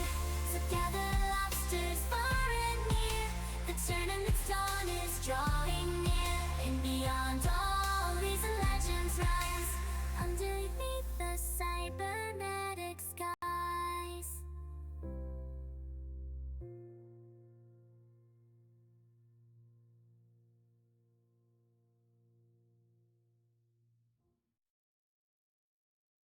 In the realm where lobsters unite, beyond a reason shining bright, from every nation warriors stand, in the chaos of I hope I'm traumatizing everyone with this ridiculous Nightcore Nation Wars bar mix. national pride we can't hide.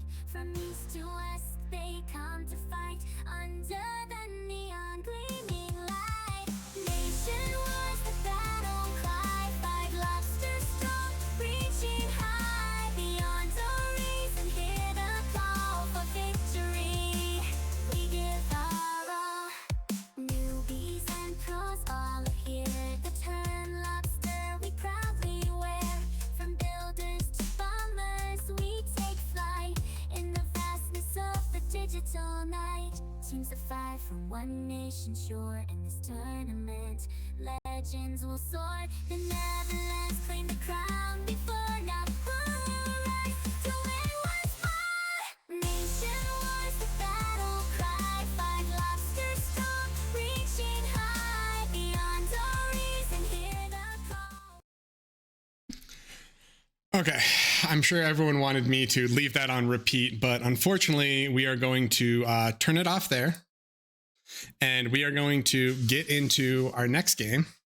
So next game here is going to be the UK versus the Netherlands. This is the loser brackets final.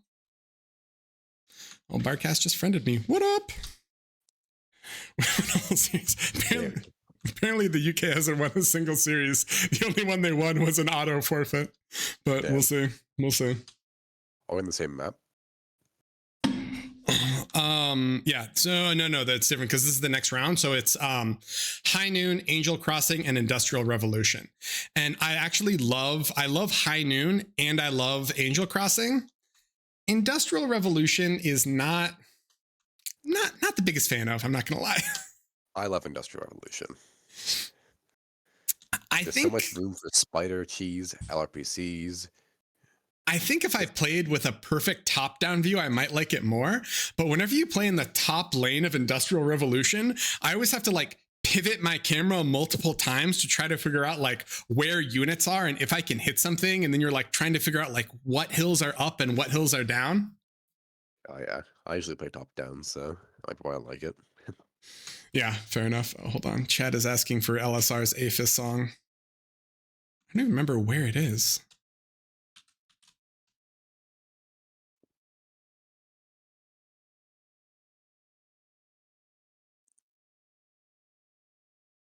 I cannot find it. Hopefully someone can link it. I haven't seen too much of High Noon, but Angel Crossing and Industrial Revolution are quite often decided by the early transport plays. Yeah, High Noon I think is a lot more of a standard map. It was played a lot in hold on. It was played in last Nation Wars quite a bit, and I really liked it there. But it looks like our first map is going to be Angel Crossing. Yeah, those middle maps are just so valuable. It looks like Chad is just now getting bombarded with, with the ridiculous song. I'm glad we could make that happen for everyone. All right, so yeah, I mean, I think Angel Crossing, in my opinion, sorry I cut you off there. I think for me, Angel Crossing is probably the best map in the game for me because I think it allows like all avenues of play. It's got really cool kind of flanking routes. It's got, you know, good mexes. I think it's a beautiful map. So I'm always excited when we get to see games on it. I think it's a little crowded for 8v8, but especially in smaller team games, I think it's an incredibly good map and everyone is ready. So hopefully we can get started. Yeah, there's quite a bit of strategy available at Angel Crossing. What's your go-to play? I'll be honest. A lot of times when I play Angel Crossing, I just end up in mid because that's the simplest thing. I think in terms, well, I think in terms of like cool plays, the sides are really awesome because you see hover play, you see traditional play. You don't really see boats that much, but you definitely can. And there's a lot of interesting C play transitions. So I actually like those kind of like the corner spawns where you're fighting across the land, like on those ramps, and then you can spill into mid if you need to, or you can kind of spill into the enemy backline. I think all of those flanking routes are definitely really important. Yeah, I like the early amphib labs in the side pools. Yeah, for like the Sala PAs. I mean, I feel like they almost won with that Salamander and PA push, right? Like the T2 kicked in a little earlier. So what about the turtles? We'll see. don't even. In what was it? In the alpha cast, Ragnar was casting with LDM and I. And he made this statement of like defending turtles because I was like, dude, I feel like turtles are just useless. And it was really funny because he's like, well, they aren't good at raiding and they aren't good at like fighting on the front line. And LDM was like, well, then what are they good at? It's like, well, like, what do you do with them? Yeah, so imagine a Marauder, which is not too good at frontlining, but it's also really slow. All right, here we go. So it looks like pro team, and by pro, I mean the UK team is spawning on the top and the Netherlands are on the bottom. I think generally you're always going to have someone on the corner geo spawns just because you want to have BP near the geo to take it. It's called eco. It's really important in your games if you just, you can mute all the players on your team and just ping eco in the corner. If you guys aren't familiar, you can just control click all the people on your team and then, you know, ping eco and you're good to go. Yeah, here's some salt to go that way. Yeah, definitely. If you need a little bit of salt in your food, you can do that and just harvest it from your team. So Randy is pinging like they want a forward spawn in the middle here, which I'm not sure if that makes the most sense to me, but I guess he wants to go there so that you're a little bit closer and you can just immediately spill into mid. And then maybe you have the BP to sort of hold this mid arc. And Hygen and Randy pinging over here.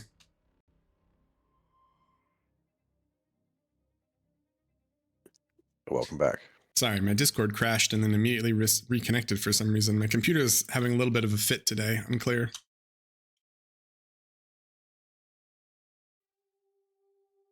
All right, so looks like Hygain is in the top right. Zerpy Derp is in the top left. Elmer is going to do the mid spawn.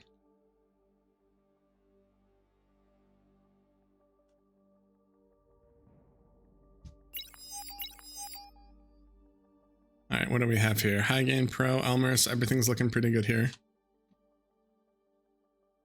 Yeah, I'm not sure if I like the mid spawn. I know, I'm not 100% sure either. I mean, I think the one upside to it is you're going to be able to get to mid faster, and you're going to have BP to where instead of letting units kind of spill into like the left and right, if your base is here and you can just have a couple LLTs, you kind of mitigate raids. But I feel like you're going to be a little economic despondent, right? Yeah, I'm not sure. If you're going for a no transport opener, then maybe it's good because you can get to the middle faster. Whoa. But otherwise, I think it's best just to co-op the transport. Zerpy with the C spawn. I'm sorry, what? C. Do you think he just goes C and then goes straight up to try to like do a lab there? Well, he did rush Amphib lab last game. True. And title title at 20 isn't horrible. Wind on this map is still just amazing, right? What's the average? Yeah, 17.2. Yeah. Let's take a mix. So let's see. We've got Rez as core. I'm not sure what Labby is going to drop. We've got Strawberry as core bots. Biggest as core bots as well. Zerpy Derp is... Wait, is this a full core team? Ooh, they may live to regret that. You generally want to at least have one. The opposite. Yeah, the wall of pulsars and no way to deal with it. Yeah, that's true. When there's the massive pulsar wall, it can be very, very soul crushing. It can make you almost want to quit the game if you can't break it. Let's see. We got Randy as Corbots. Shaman is gonna boost, but he's their arm player. Elmer Fudd with the arm vehicles in mid, which I actually really like a lot. And then Hygain is actually going to go Navy as well. Interesting. But yeah, these are kind of crazy, right? Because there's going to be 2 uncontested navies. So I assume they just want to try to hold the beach and then they can do amphib transitions and scale behind it. That's generally what I go for. Just maybe 1 destroyer and 1 anti-air, then go to the amphib.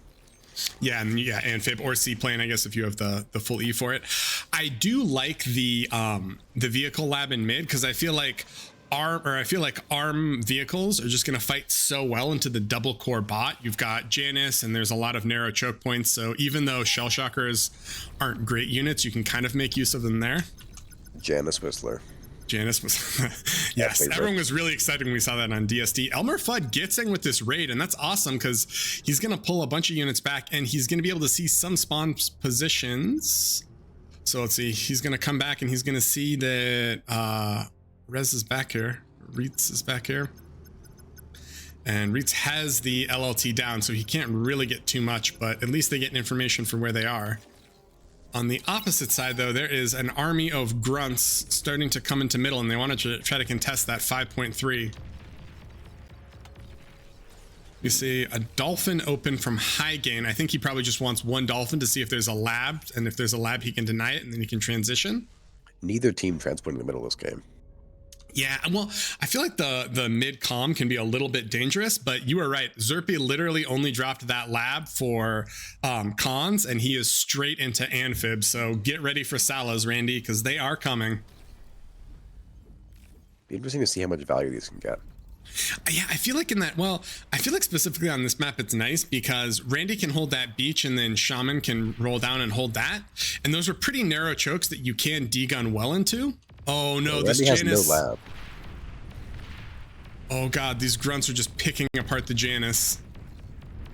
All right, Blitz are coming out to kind of help, but that's 2 Canis down, which is a little scary. These cost a lot of metal. Yeah, they do. All right, Blitz are out. Elmer is just literally comm walking and LLTing here. But oh, look at these like little grunts on the side. They're gonna be able to accomplish a lot if they can run past these LLTs.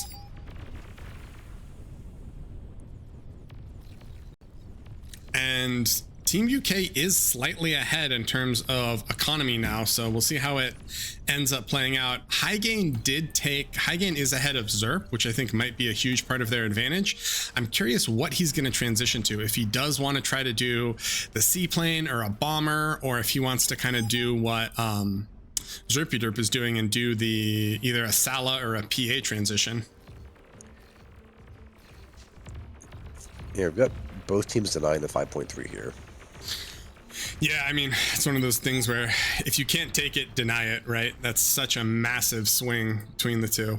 But despite that, I mean, metal income almost identical and energy income is slightly different, but not too bad. Randy's going to walk at Zerpy. Zerpy's going to detonate his column? What?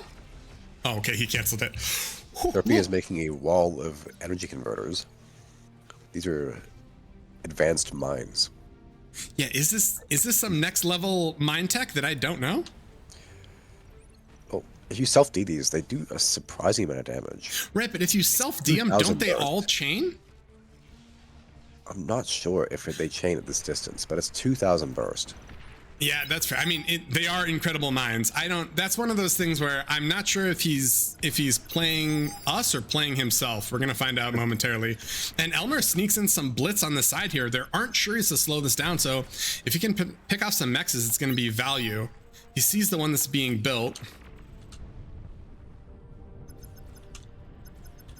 And he's going to get a calm.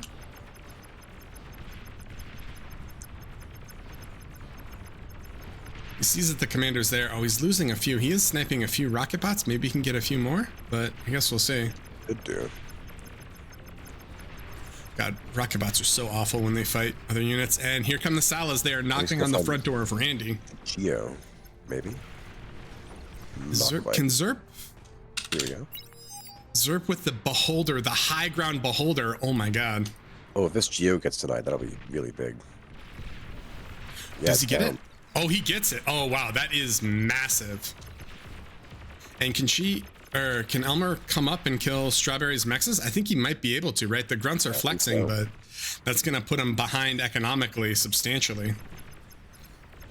And Highgain transitions straight back into pawns. He's just kind of chilling. He's just enjoying life on this side of the map, getting everything he can. Getting mexes, building eco. Yeah, getting mexes and building eco. Elmer Fudd was pushed out of mid though, so Netherlands does have a kind of shining light here if they can take this 5.3 and the other 2.9, and then they can try to spill. Poison arrow is about to come out of the lab. Oh, here we go.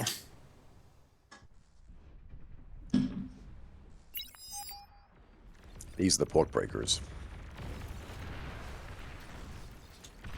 PAs also just fight so well into most T1. You know, you can kind of use them as mini bulls. Like, they're not quite a czar, but they have at least decent AoE, and they just, with the range and the burst, they do very, very well. There are a few Sheldons coming in the middle now. Oh, I didn't even see the T2 lab transition. Yeah, that actually is scary. Wait, do we have T2 on the Netherlands yet? Oh, we do see bombers from Res Tweet, though. Okay. Yeah. And he's actually eating that amphib lab, so he's going to try to do a transition into something else. I think he also realized. Shredded. Oh, Biggest is getting low in mid. What? These Sheldons are real scary. Feels so oppressive when you're stuck in this rocket bot thug army and Sheldons roll up. Yeah, I mean that's real fun. That fighting a tier above with a tier below, not super enjoyable. Range. I'm sorry, are these termites? Huh? Let's go. Let's go. That was one of my bingo card. Your bingo card. That's true. That's true. All right. So, yeah, I mean, I feel like this transition to T2 is pretty substantial. On the Brett side, though, we are about to see this bombing run. Does he have... So they don't have an air player, and there's not too much AA on the map, it looks like. So hopefully Riztweet can get this done and do quite a bit of damage. Highgain's going to do a lot of work on that side, too, though. What are the big targets here? Like, we got the Geo, but what else? Because a lot of the eco is very spread out in this team. Yeah, I mean, maybe try to bomb a lab. The problem is, if you're gonna bomb, you almost have to like kill the wreck too, so I'm not sure. Oh, he's just flying over LLTs. These are all alive. He's going So he sees the Geo. Oh, he sees the BP. Probably He's the going to try to Con. kill the This cons. is good. Yeah, that's worth, right? Yeah. That's totally worth. I think the Constructor and the Twitchers are worth more than the Geo. Yeah, I think you're right. I mean, the Geo's done now, actually. So if he pops it, he gets a ton of the wind with it. That is probably pretty That is good. most of Randy's income. Yeah. Oh, there's a swarmer coming though. Do they need 2 more passes or 1? Oh, he gets it. Or no, wait, does he? One more pass. He's got it. Really got Does he it. have it? Oh my God, no, he doesn't get it. He's saved. Oh my God, the high gain seaplane swarmer transition just did so much work. And here comes Elmer Fudd in mid with the Sheldons. And we're gonna need to see some T2 T2. is idle though from Randy. So Strawberry has transitioned into her own ones. Yeah, that's interesting. Wait, what happened to our legendary termites? Oh, termites are chasing down Zerb. EMP resist coming in clutch. Are these things OP? No, I will tell you right now, no, they are not. But yeah, dude, these Sheldons in mid are absolutely oppressing. Biggest is just streaming units in, I think, to slow down their advance, but Elmer got those mexes now, which is a little scary, especially if they can get a T2 con. And I feel like High Gain's just been real quiet, but he's done his Saber transition, and if they don't have enough fighters, this is going to be really hard, especially T1 fighters versus seaplanes are really brutal. Seaplanes are like 1.5, though. That stat difference really, really impactful.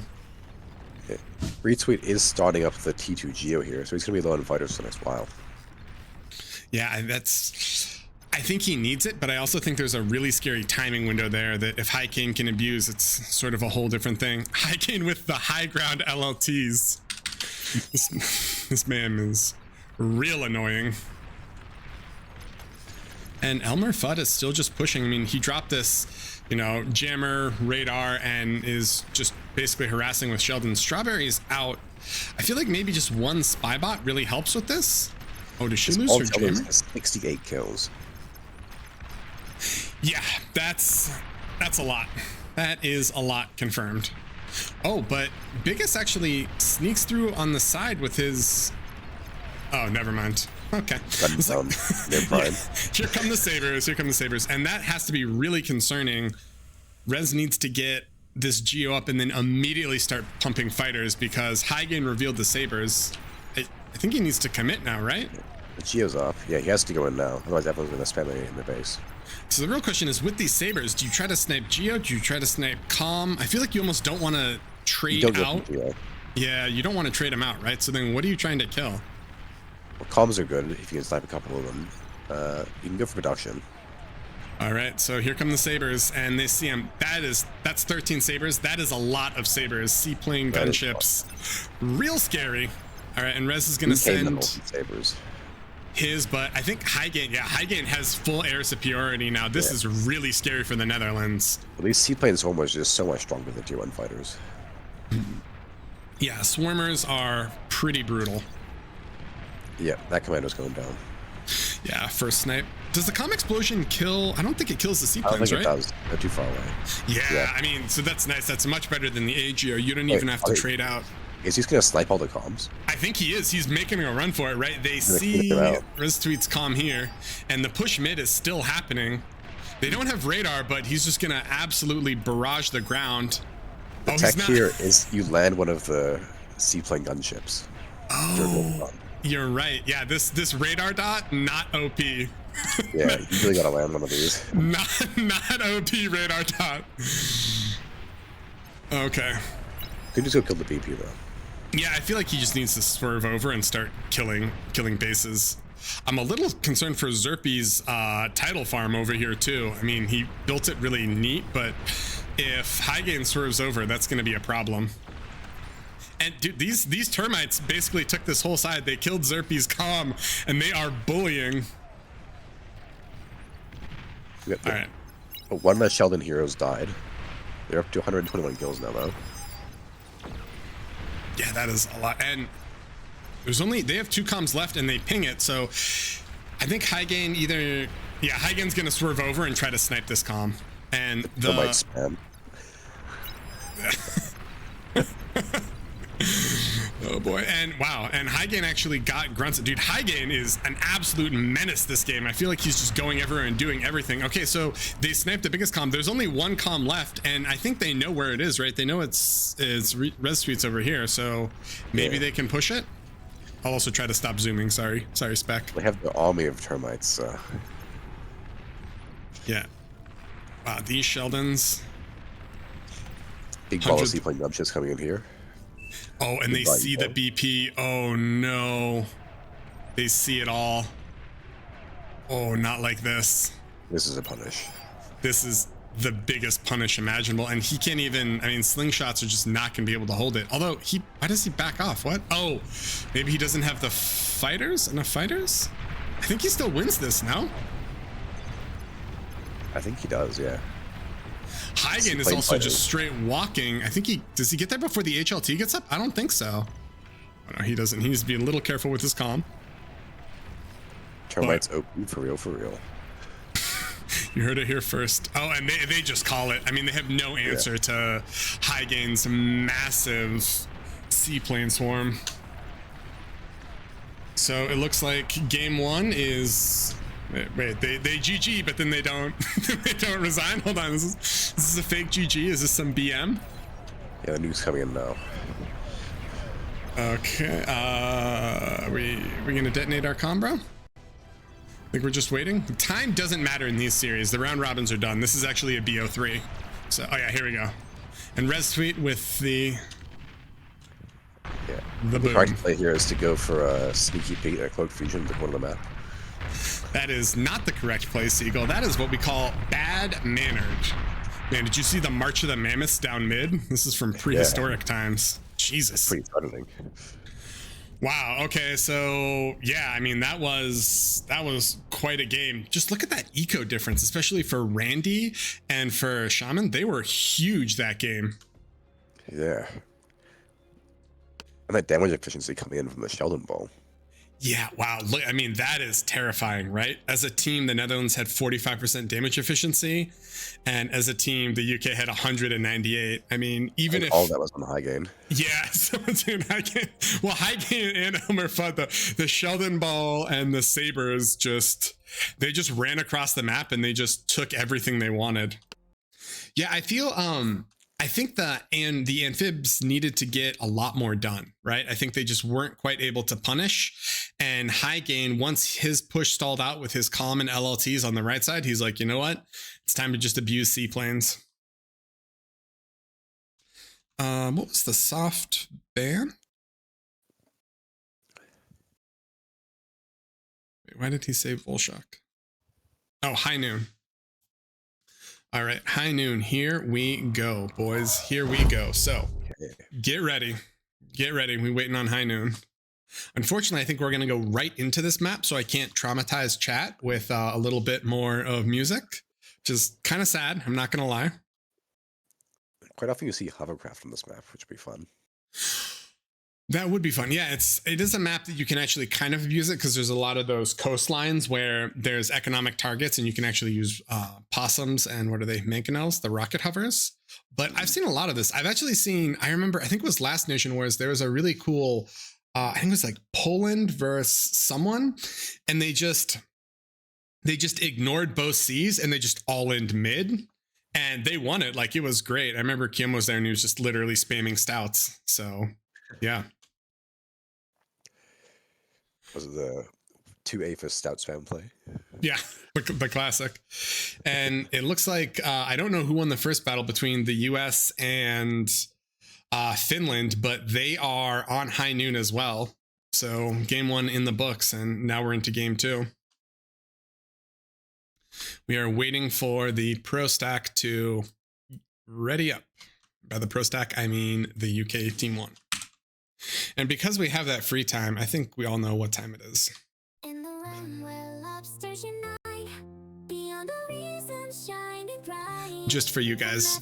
Just for you guys. Oddly enough, my earbuds, I need to just clean them so I can't listen to this wonderful song. I'm really sorry I can't participate in this with you guys. This wonderful musical serenade.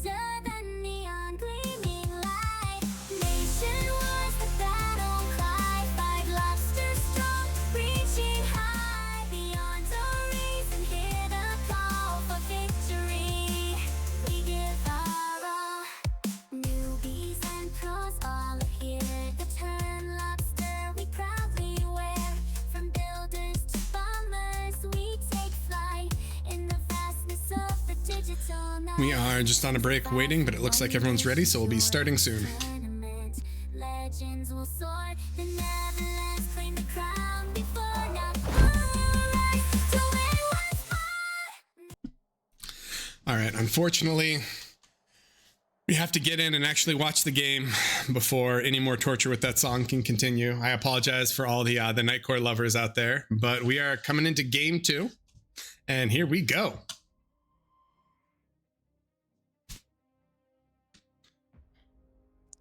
A lot of mexes on this map. And there are a lot of mexes on this map. That is crazy.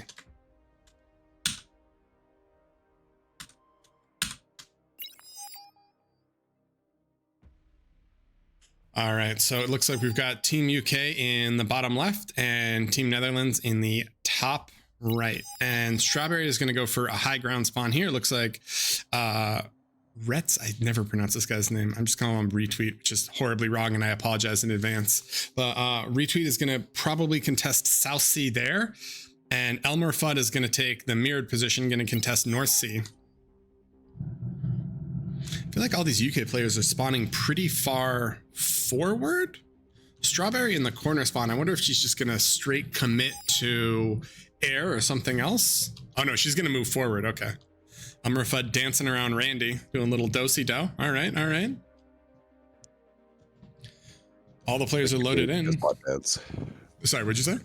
They give me the eco spot dance. Classic. See a lot on glitters. Apparently I muted myself somewhere in there and messed something up.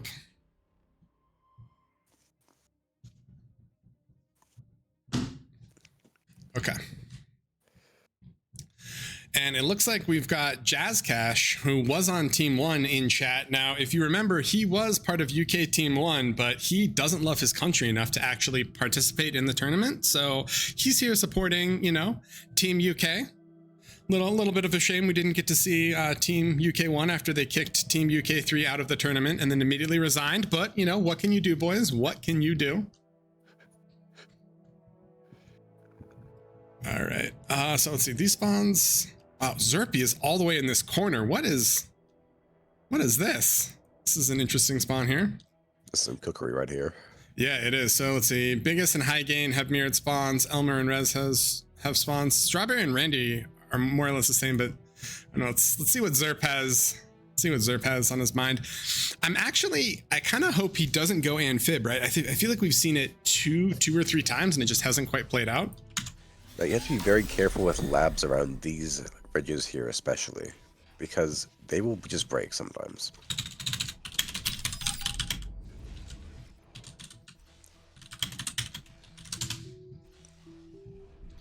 All right.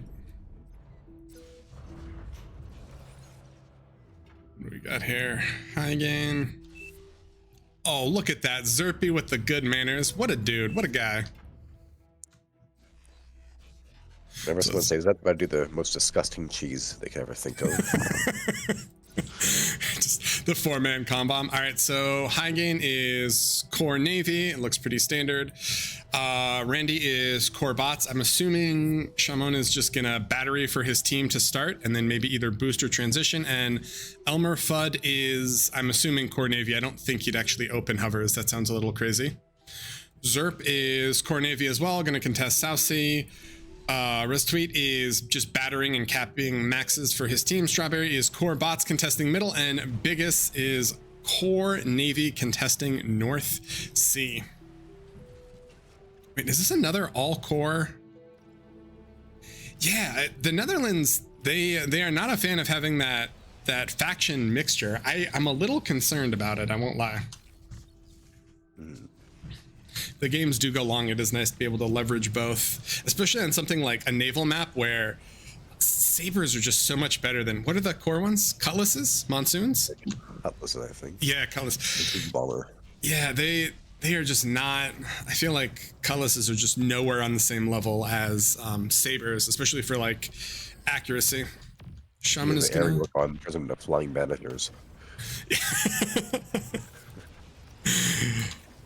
All right, so we've got two things from We've got 2 grunts from Strawberry in the mid, and Randy's going to mirror that and move over.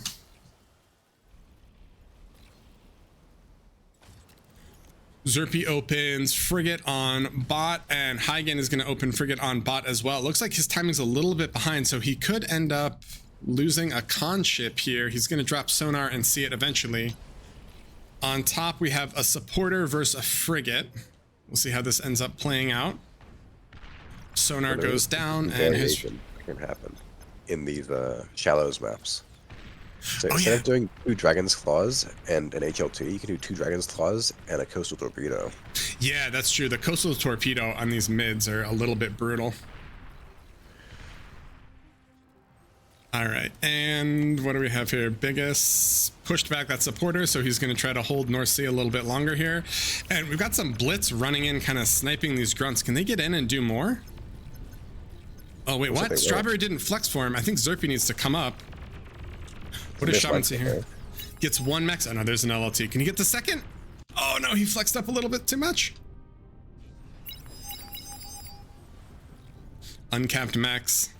That's some standard MBT play right there. Uncapped max. Time to ping, boys. Time to ping. All right, and Hygain versus Zerpy on the sea here. It looks like Zerp has the destroyer, or has the frigate advantage, but Hygain's going to repair and just abuse that commander BP into the low BP cost of the frigate. So I think Hygain wins this, and that's a little scary with the sea snowball meta. I don't know if Zerp wants to hard commit here, does he? Oh. Yeah, even if Zerp kills his ships here, he still doesn't get the reclaim. So. Yeah, right. He's just kind of surrendering the reclaim, and I think he realizes that, and he's going to pull back a little bit until his calm or something else can come over and take everything. On the North Sea, Biggest is skirmishing out with Elmer Fudd, but it doesn't look like there's been too much damage here. Oh, there was a construction ship that died. Elmer Fudd walked to this island. I think it's hard to actually control these mexes, though, unless you have full sea control, because every single ship will just kill him. Yeah. So you only need to hold them for, how long is it, to have these mexes pay off? I mean, they're what? They're 2.0, so yeah, 25 seconds. Well, less than that, like 20-something seconds. 2.6 mexes. Yeah, that's super value. You might as well take them. Shamon starting to push in mid. Oh, Whistlers can shoot from the water here, right? Or no? Looks like it. Yep. Yeah, they can. That it's one of those things where like there's a value for that, and it normally is relatively close to where some things can shoot out, but like some things like blitzes, it's funny because they'll look totally underwater, but they're like shooting out of the water. That's where you need the Coastal Torpedo, because that outranges the Whistlers. Yeah, that's true. The Coastal Torpedo is some OP tech. Shaman with Whistler Janice, you know, the standard, and he's going to start pressuring Strawberry back a little bit. She forward vehicle lab coming up from Randy. Oh man, she tried to D-gun and just immediately E-stalled. Ooh, I like this. Well, Pounder Wolverine. All right, I'm sold. Timeless classic. Zerpy is kind of trapped Hygain right in this little inlet, and I think that's actually big, because if he can take the mexes behind, he can just out-eco him, right? I think he can, yeah. Biggest and Elmer Fudd is a little bit closer. My main concern at the moment for the Netherlands is mid. This is kind of, it's looking a little tentative.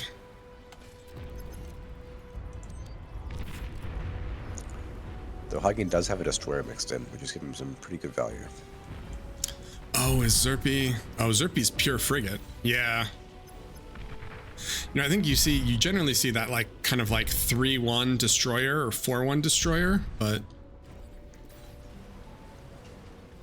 I guess actually Zerpy has it mixed in now. He's 3-1 frigate destroyer with a sub and a herring. He's just trying to use the whole pool. So I think as his army composition balances out, he'll be ahead a bit. But for now, it's just kind of a skirmish. Mid definitely is kind of concerning, though. I feel like this is Strawberry versus the world, right? And this is... Yeah, Strawberry is severely outnumbered. Yeah, and I mean, these are Roccos into Whistler Janice, which... If you have the early numbers, it's good, but if you don't, it's pretty scary. These grunts are sneaking around the edge. They can do a whole lot of damage. Yeah, if they can get in there, they're going to be able to take quite a bit if they can actually do that run. That is going to be... is reacting to it. Oh yeah, she sees it. They ping, so they know. Biggest is... I don't know if he's winning, but at least he's starting to control a little bit more of the sea, so it kind of feels like... Whoa, Zerpy's, I didn't realize that Res Tweet comm walked all the way here. It feels like the C's are going to the Netherlands, but mid is going to the UK, so I'm not sure who comes ahead here. Mid is more important. Yeah, I mean, if you can just kill all the land, it's definitely pretty valuable. Strawberry's giving up ground as slowly as possible, but especially like the Wolverine Pounder Canis Whistler, that is the stuff of nightmares. Randy's grunts didn't accomplish that much though, did they? Oh, never mind, they can raid up here and they can potentially spill into all the way around. Yeah, they can. So he's gonna get one mech there, so we got a mech there. Oh, and he's gonna APM stall. Happens to us all. There we go, now he's moving. Very intercepted though. He should die. Deflecting damage. Yeah, he's not gonna be able to clean it out. So still this kind of just battle between Zerp and Highgame on the bottom. Highgame actually built a torpedo launcher, which is kind of cool. All right. Caster's Curse, I call it, and it immediately dies. Awesome, awesome. But yeah, how does the Netherlands recover mid? I mean, Strawberry has to just see this dual color Wolverine spam coming at her, and even though she has Rockos and they've gotten some work, once there's that large enough number of Wolverines, it's actually kind of hard to Rocco dance and dodge because it's Shemlin though. There's no one to contest him. Oh, you're right. He's just going to be able to swing down and start killing Zerpy. Zerp gets Highgain's calm. That's huge. If he can secure this C, Zerp should be able to come up and then maybe hold mid. And Raid Suite is calm walking Ellen now. Oh yeah, here we go. Here we go. Get him. Looks like they share some grunts to see if they can balance this out, but Shaman is moving here. There's Janus mixed in here. Yeah, that's rough. Zerp is gonna flex over though and hold mid, so if they can kill the standing army of the UK on this side of the map, then they'll control the delta and they should be fine. I'm a little concerned though because I don't know if Zerp can hold this South Sea anymore without his comm here. He's gonna get a massive influx of metal, which is nice, but Shaman deguns his lab, so he can't even make units now. Oh no. Yeah, having no ships here, he's pretty vulnerable to getting popped by these destroyers. Yeah, I almost feel like maybe Orange walking his comm wasn't the play, because if he could have comm bombed or comm traded, then it potentially would have been better. Yeah, they're losing everything here. They are, but Zerpy is holding mid, which is kind of nice.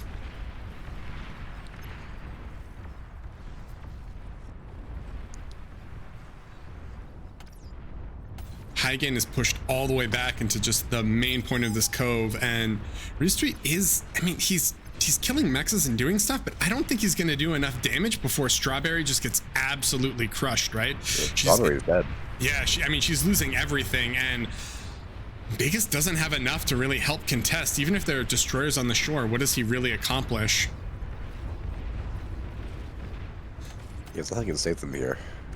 Yeah, this is looking a little bit dire, especially in terms of just economic values. Looks like Pro is very, very far ahead, and they're going to keep going ahead. Oh no, and Biggest's calm goes down. Oh boy, oh boy.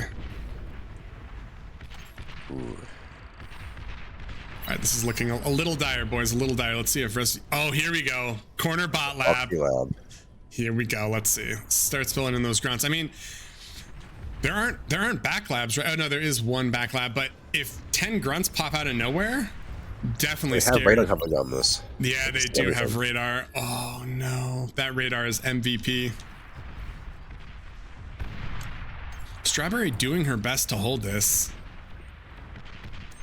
There's only so much you can do playing bots against Whistler Janus, though.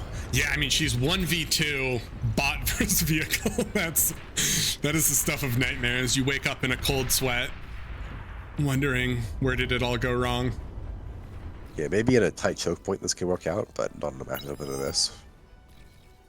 Yeah, and they ping it, or never mind, Zerpy pings that. Whoa, Zerpy gonna drop a ship lab in the middle of the ocean. He still has Highgain kind of trapped, but he's gonna need to flex down. I think he is gonna try to flex down and kill Highgain, and then they need to do something over there.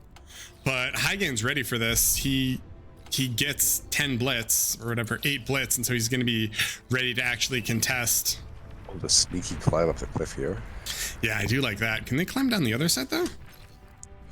Oh no, so just there. And Shaman is dropping the forward V-Lab here, which is definitely a little interesting. These Whistler raids going on. And he commits in, so let's see, can Hygain kill? I feel like Hygain can just kill the Calm here, no? Ooh, maybe not. Does he have enough E? Well, he's gonna be able to kill the rest of the base, which I think is a lot of lift. Yeah, he just needs to not get D-gunned, right? Yeah. I think even if he doesn't kill the Calm, just denying the BP assigned to the factory is more than enough. And it looks like Randy has run all of his brutes through, and oh, Strawberry might get, oh, she's E, she can't D-gun, she doesn't have any E. Oh no, no, not like this, not like this. Yeah, this is looking dire. And all destroyers bearing down the top sea as well. Wow, Hygain dove. I don't feel like he needed to throw away whatever that was, like 11 blitz just to kill that Calm, but it does secure the back. Oh, and it looks like they are going to call it. So whew, hard fought, but looks like the UK is gonna pull through there. So that puts that, well, here, let's look at some stats. Yeah, Elmer Fudd was actually much more massive than I realized. I guess taking all the mexes, all those C-mexes that he could, turned out very, very well for him. And it's another game where, you know, just a lot better damage efficiency on the UK side. I think a lot of that is hard, you know, when you're fighting 1v2 bot into vehicle, it's difficult.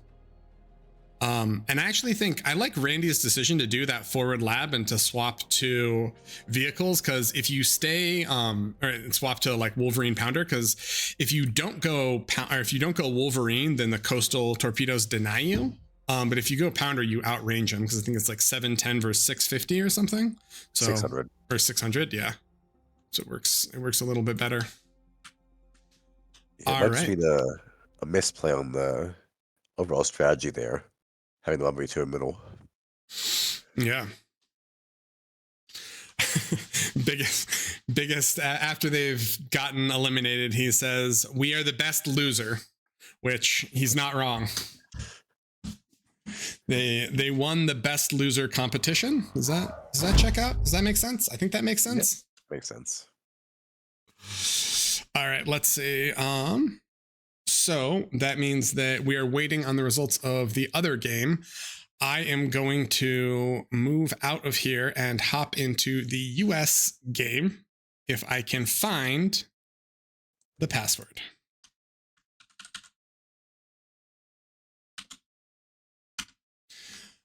There is the password, Mr. Siegel. Let me actually make sure that works. It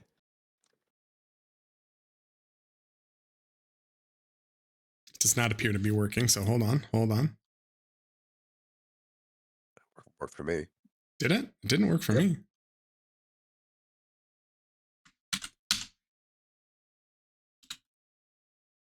Okay, I just failed at copying. Basic copy failure. All right. Looks like this game is on Angel Crossing, and wow, it's 17 minutes. We are rejoining. Let's go. Let's see what's going on here. Gonna be in the middle of some T2 gameplay. Yeah. Well, we'll see.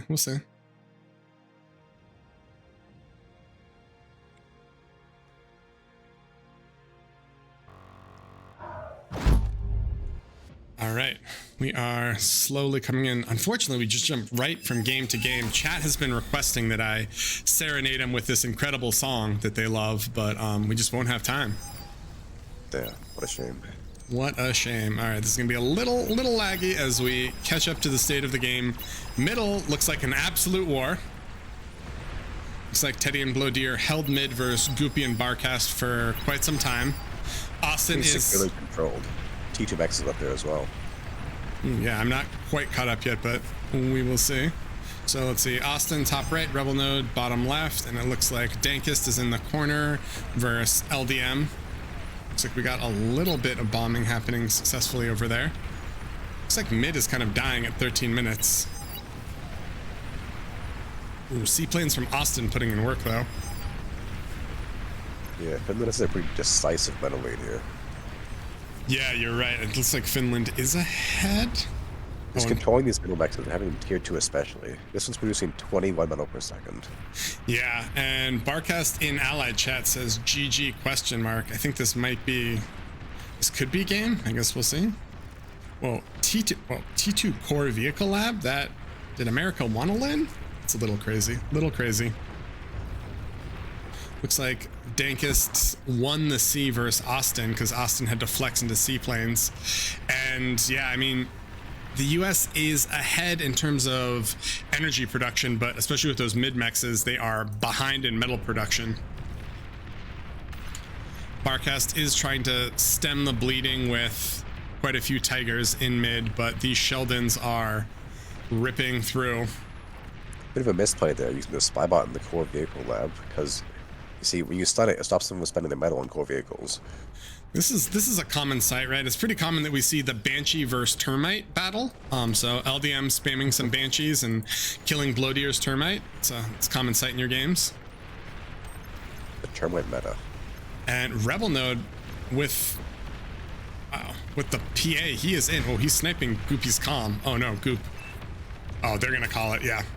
They're going to resign and call it. It looks like we came in just at the end there, unfortunately.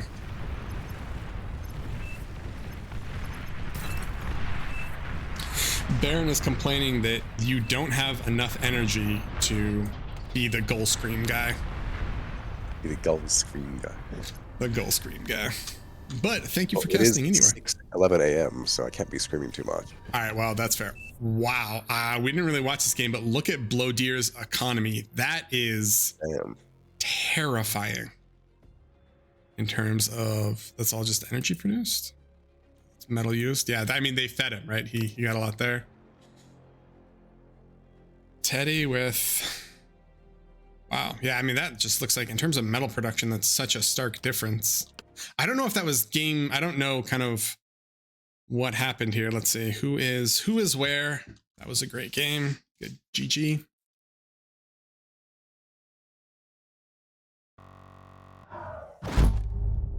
All right. What do we have here, boys? What do we have here? Okay, so Finland is going to the winner bracket finals, and they are going to fight against Canada. Whoop, whoop. The revenge match. The revenge match. That's right. Man, that's brutal. The USA fought Finland twice and lost. And yeah, Finland's going to come back. We're going to see if there's more dynamic play from Team Canada, or if they play perhaps a little bit more standard.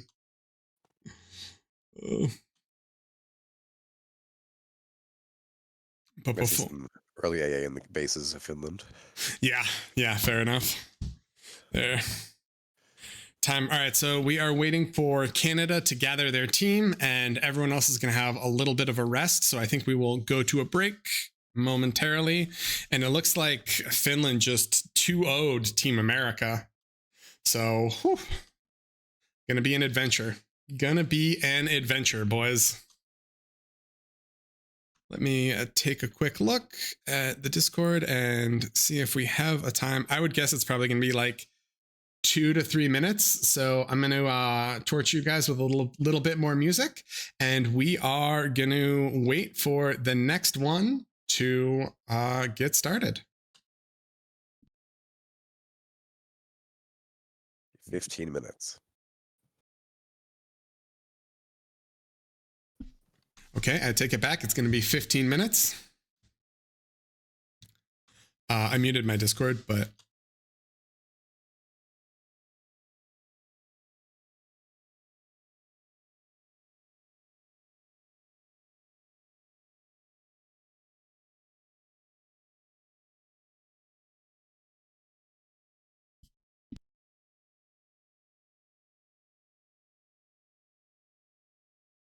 Beyond the reason shining bright From every nation, warriors stand in the chaos of this cyberland. Lobsters marching side by side with national pride. We can't hide. From east to west, they come to fight under the neon gleaming light. Nation wars, the battle cry. 5 lobsters strong, reaching high beyond our reason. Hear the call for victory. We give our all. Newbies and pros all are here. The turn lobster we proudly wear. From builders to bombers, we take flight in the vastness of the digital night. Teams of 5 from one nation shore. In this tournament, legends will soar. The Netherlands claim the crown before now. Who will rise to win once more? Nation wars, the battle cry. 5 lobsters strong, reaching high beyond our reason. Hear the call for victory. We give our all. Inactive worlds where dreams unfold. Stories of glory yet to be told. Soaring beyond all reasons, dominate. Eternal battles forever reign. Together lobsters far and near. The tournament's dawn is drawing near. And beyond all reason, legends rise underneath the cybernetic skies.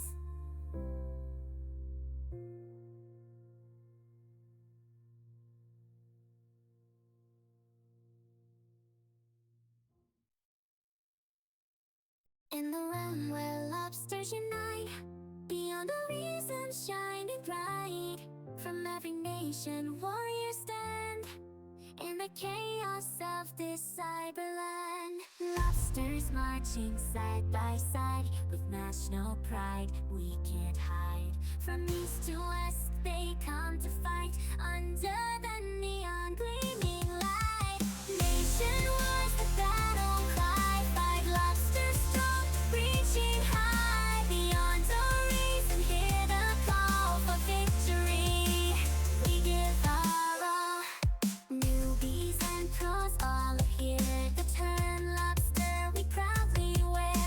From builders to bombers, we take flight in the vastness of the digital night. Teams of 5 from one nation shore. In this tournament, legends will soar. The Netherlands claim the crown before now. Who will rise to win once more? Nation wars, the battle cry. 5 lobsters strong, reaching high beyond our reason. Hear the call for victory. We give our all. Inactive worlds where dreams unfold. Stories of glory yet to be told. Soaring beyond all reasons, dominate. Eternal battles forever reign. Together lobsters far and near. The tournament's dawn is drawing near. And beyond all reason, legends rise underneath the cybernetic skies.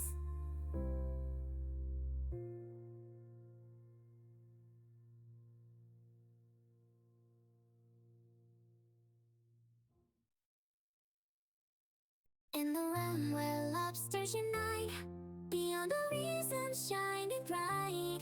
From every nation, warriors stand in the chaos of this cyberland. Lobsters marching side by side with national pride. We can't hide. From east to west, they come to fight under the neon gleaming light. Nation wars, the battle cry. 5 lobsters strong, reaching high beyond our reason. Hear the call for victory. We give our all. Newbies and pros all are here. The turn lobster we proudly wear. From builders to bombers, we take flight in the vastness of the digital night. Teams of 5 from one nation shore. In this tournament, legends will soar. The Netherlands claim the crown before now. Who will rise to win once more? Nation wars, the battle cry. 5 lobsters strong, reaching high beyond our reason.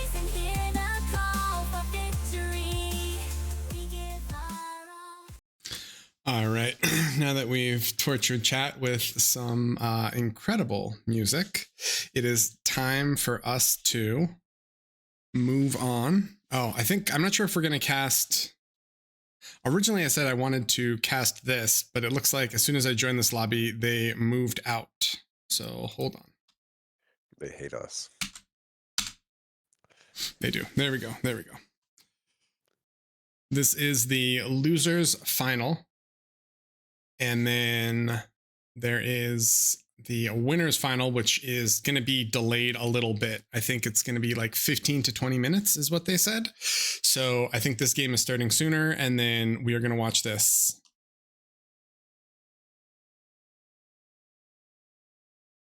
Well, what is that debug command? Okay, so this is kind of a wild card map. It looks like they're going to take away the water, and it's going to be an 8v8, or sorry, an 8v8, a 4v4 on a waterless map. So I can see those game ASAP. What?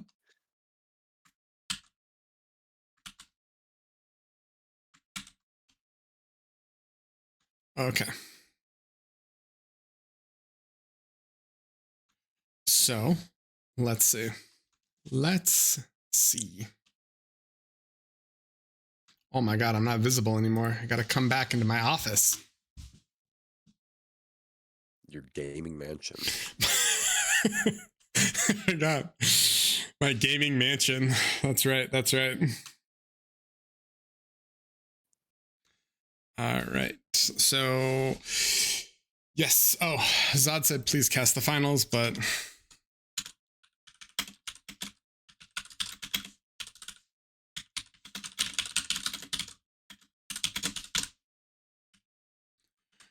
are going to do this instead. I think I'll drop out here. It's too late for me. Okay, yeah, fair enough. Thank you so much for casting, and have a wonderful evening, sir. All right, good night. Good night.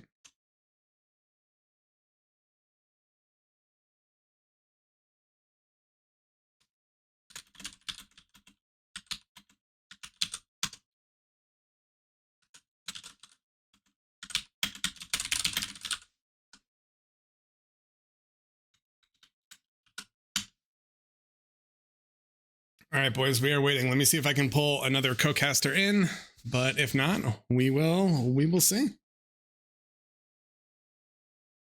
I can co-cast while playing, Ural says. No, that is a no, sir. That's a strong no. We'll get live Rocketbot complaining. All right, so it is this map. We're gonna see what happens here. It's gonna be interesting, boys. Gonna be interesting. Rocketbot complaining 5 minutes into the future. We did talk about trying to do like trying to hop into the other team's Discord, or like to a team's Discord to like listen to comms, but it's kind of a train wreck if we're being honest. I would rather play a normal BO3 versus such a respectable team here. Let me give you guys a little bit better view of the communication. So apparently this is just a BO1. So as soon as this game is over, we will go watch the finals. But we are getting started, boys. Let's go. Let's go. Still waiting. All right, so I have actually never seen Azure in a small team setting. I've only seen Azure in 8v8s, but it's an incredibly wide map, so I'm not sure how it will play. I think it still has an insane amount of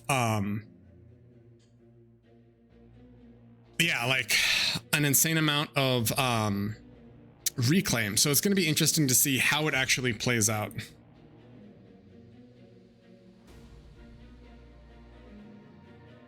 Got a nice skybox though. Look at that skybox. All right, so we have Team UK on the right. They're going to do forward spawns, at least for Elmer Fudd and Randy. Barcast is also going to do a forward spawn. We'll see how she plays out, boys. Gonna see what happens here.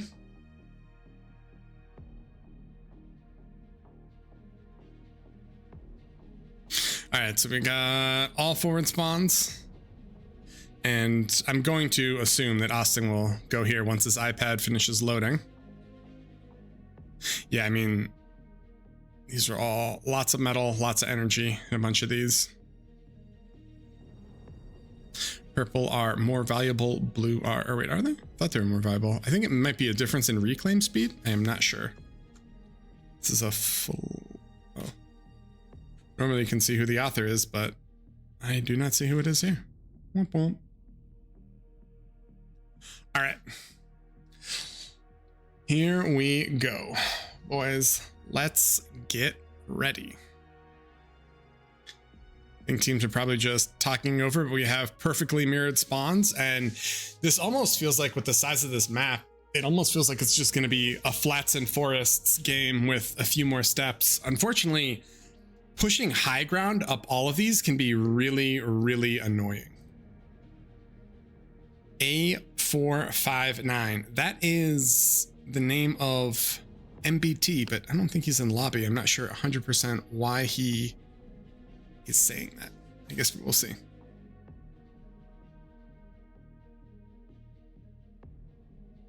All right, and 33 seconds, 33 seconds.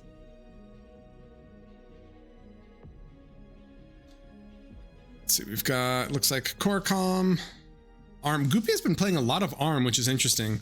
Austin with his standard core com. Barcast is core. LDM is core. So it's 3 core, 1 ARM. For Elmer Fudd, we've got, let's see, core. Is that core? That's core. And then 1 ARM. Yeah. So for both of these, it's going to be 3 core, 1 ARM in terms of comms. So they both generally prefer core, probably just because there's going to be a lot of grunt matchups here and they want to abuse grunt range versus pawns. But there are also going to be the ARM players, and hilariously enough, it's going to be ARM bots versus ARM bots on bottom. So these two players are just going to live in their own little happy life, where pawns trade well into pawns and don't get kited endlessly. Yeah, that is. There is 8,800 metal and 176,000 energy, which is pretty substantial, to put it lightly. So we'll see how it plays out.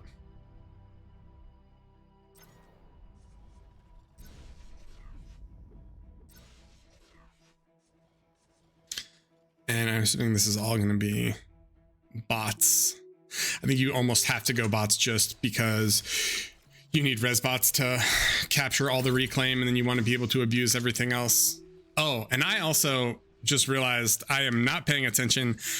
This is inverted. So everyone has to fight uphill, not downhill, which means that once you secure mid, you can probably just do like a thug transition and just thug walk. But this is going to be a little bit interesting. Apologies for only now just noticing that the map's inverted. Okay, we've got a tick from High Gain coming into Scout, and aside from that, that's the only offensive unit that started. He's going to see that Goopy is here, and he's going to see that Goopy is ARM, which I think is pretty valuable. So tick spots it. He's going to wait for his second tick to come in, and then they can 2v1 and just snipe it. So they get that, and he's going to come in and actually be able to see what is happening here. So he sees that Goopy is ARM, and we're going to hop back out to everything else. Elmer Fudd with a pretty early aggressive grunt open, but LDM should have grunts in time, and LDM is just dropping res bots to eat as much of this reclaim as possible. Nothing too out of the ordinary yet. Austin is going to start throwing grunts up to mid as well. And Randy the same. Definitely going to be an interesting mix of whether or not the grunt players are going to want to actually calm walk to mid. They need the LLTs, but so much of early grunt play relies on excessive BP. And if you have your calm leave your base, it can be harder because you end up losing the grunt battle. And I think on a map that's this wide, where there's a lot of kind of avenues for leaks, it's very, very different to actually make anything happen.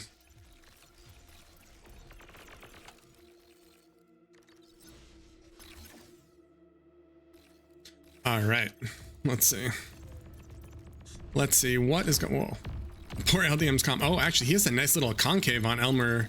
He picks off a couple grunts, and his comm is walking. It looks like a lot of these players are just going to try to comm walk. Barcast is still having his comm boost and just utilizing the build power to throw it out. But every single pro player is actually going to start comm walking now. And Goopy and Barcast are keeping their comms in base. So let's get ready. Pawn versus pawn. Oh, actually.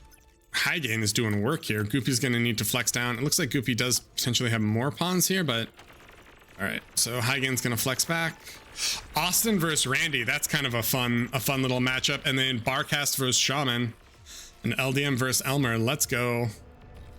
Standard grunt and grunt. Calm. Randy pings that there's a comm there. It looks like you might want to walk. I don't think you want to comm trade in any of these because it's a little bit brutal to make everything else happen. All right, so Elmer's going to push here. He does have cons taking everything here, and most of these players are just going to have a single con walk back, and they're going to backfill these mexes and then spam wind. It's a pretty good, it's not pretty good, it's an amazing wind map, 14.9. The low of 1 is rough, but you can definitely cushion it with E-Store. And Goopy's comm is still down here, which is a little scary. He's going to have to do a rocket bot transition, or I think he just gets LLT creeped by high gain. And Randy flowing into Barcast's base, which is nice, but also can't achieve quite too much because his comm is still there. LDM is bullying Elmer Fudd on top.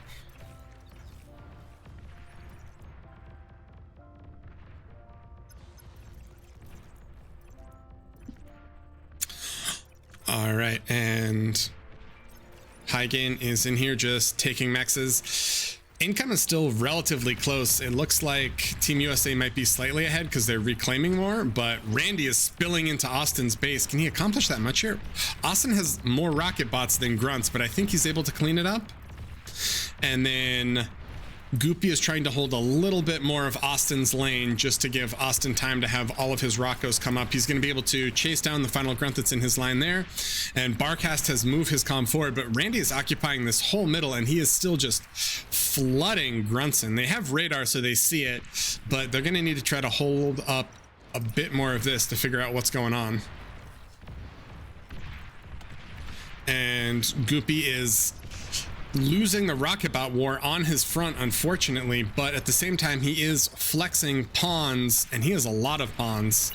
26 versus 14. He might be able to flex in and then deal a lot of damage to high gain. It's a little scary to actually commit on that side and lose the metal though. And Shaman sneaks in a massive 16 grunt ball. There's one LLT. I think LDM might just die to this though. Oh, LDM, not like this. Oh, he gets all the converters, and if he can split and start picking off other things, it's going to be a huge problem. It looks like... Oh, can he get it? Oh no. LDM loses all the BP in his base, and high gain is going to split and just run through the backline with this one grunt. This Rambo grunt is going to deal an insane amount of damage. LDM is going to start losing this front here, and high gain is giga pressuring Goopy on bottom. He still has his comm here. He's dropping radars for vision so the rocket bots trade better, and he has a resbot eating all of this. This is starting to look a little bit dire already for Team USA. But the comm gets the final little eat. So LDM isn't completely lost, but the lack of BP in his base means that he's floating an insane amount of metal, and that high gain's going to be able to pressure him if they're just trading units easily. So Austin is helping hold Barcast's lane while Barcast flex up to help LDM, which is nice, but that leaves Shaman with an easy lane to push, and it looks like Shaman has started thug walking, so get ready, Barcast, because it's going to be a little bit scary. Goopy is now starting to push high gain back just in terms of units. It's going to be a little bit hard for his Rockos to trade well without strong vision, and oh, he tries to commit, but he can't. And here comes Randy just spilling into all these various bases. With how this game is playing out, where it's almost like a series of 1v1s, the incredibly high solo duel experience from the pro team is kind of getting put on display. And Oh no, Barcast needs to flex back to deal with all these raids from Randy, but he's getting thug walked right now, and he's gonna end up with rocket bots versus thugs.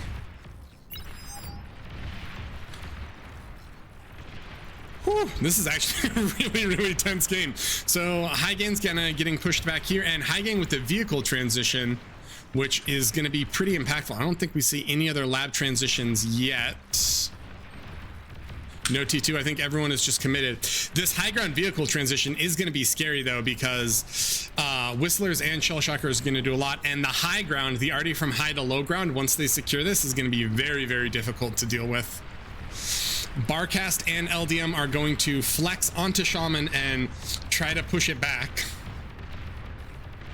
Let's go. Pushing back, but look at Elmer Fudd. He just has 20 rocket bots and a dream. Once he starts repairing these, it's going to be incredibly dangerous for LDM. Calm. Ooh, barely dodging. This is looking. Wait. Oh, Barcast gave LDM his calm, and Barcast is just going to get into a thug war with Shaman. But Barcast does have res bots. Okay, Shaman's calm is here though. Is he winning this? This is looking close. Shaman's bringing his own res bots here. Can he hold it? It looks like it's just an ongoing battle. LDM is kind of losing here, and with a vehicle swap on bottom, I think Hygain can push back. This is going to be Rocco versus Stout, and they're not going to win. They need the pawns mixed in, and they don't have them, and that's a massive wreck field that's going to be lost if Shaman can flex up and take it. He still has his bot lab, so he can drop res bots if he want and res this whole army. Goopy is in a lot of trouble, and LDM is getting fully collapsed on. Austin was able to spill into the backline, so hopefully he can do a lot of damage with these grunt run bys and hit eco, but LDM's main base is falling. Oh, he gets meaty D guns though. He lost one commander, and can he lose the other? I don't think he gets hot. Does he get Elmer Fudd here? He's too low. LDM is throwing away comms for the American team, but doing what he can. It looks like Elmer Fudd isn't going to be able to break his base yet, but he is going to be able to secure two commander wrecks for his team, and Austin doing quite a bit of economic damage here, which Team USA really needs to kind of equalize this back. Although Team USA is still slightly ahead in terms of energy production, they are very far behind in terms of metal production. And Elmer Fudd is going to start flexing down, and there is a ton of exposed win here, so all these grunts, if they flex down, should be able to shred Barcast's economy. He's moving thugs over, but all these grunts are flexing. LDM is starting to stabilize his lane a bit, and Goopy's attempting to stabilize his lane versus these vehicles. He does have quite a bit of BP here, but this is just Resbot Rocket and doing everything that he can. Austin's starting to push back Randy. Randy's been flexing to a lot of other lanes and trying to do what he can, but it looks like Austin might be able to bully him back, and he did secure part of this wreck field. He's going to do his own vehicle transition. And it looks like LDM with his resbots and everything else are going to be able to, one, secure this wreck field and throw Elmer Fudd back. Did Elmer Fudd transition? Elmer Fudd into dual bot labs, and this is true core bot right here. One 500 grunts on repeat, the other one 386. I think we know what we're going to see out of Elmer Fudd for quite some time. Goopy is somehow, I don't understand Goopy. Goopy is somehow pushing back Elmer Fudd, despite the fact that this is bot versus vehicle, and it feels like he had fewer units. Oh, and he gets the converter stack with pawns. Oh my god. I don't think Goopy wants to comp trade here, but maybe he will. No, he's going to back off. Hygain is running in, and Hygain, I think, wants to try to trade. Oh, he's going to detonate, and I think he wants Goopy's comm. Does he get it? He does not, so he detonates his comm. That's actually the one kind of shining star for Team America, but Elmer Fudd says, you've got rocket bots? Let me just bring 1,000 grunts streaming into your door, and Barcast is... I don't think he's winning, but at least he's battling to a standstill in his lane. So the bottom lanes are looking much better, and Austin spilled grunts into Shaman's base. Oh my god. All right, and what do we have? He is killing Shaman's main base and his E production, but on the same time, it looks like Shaman is flexing in, and I think Elmer Fudd might try to run around to get the back. This is anyone's game. It's just sheer chaos at this point.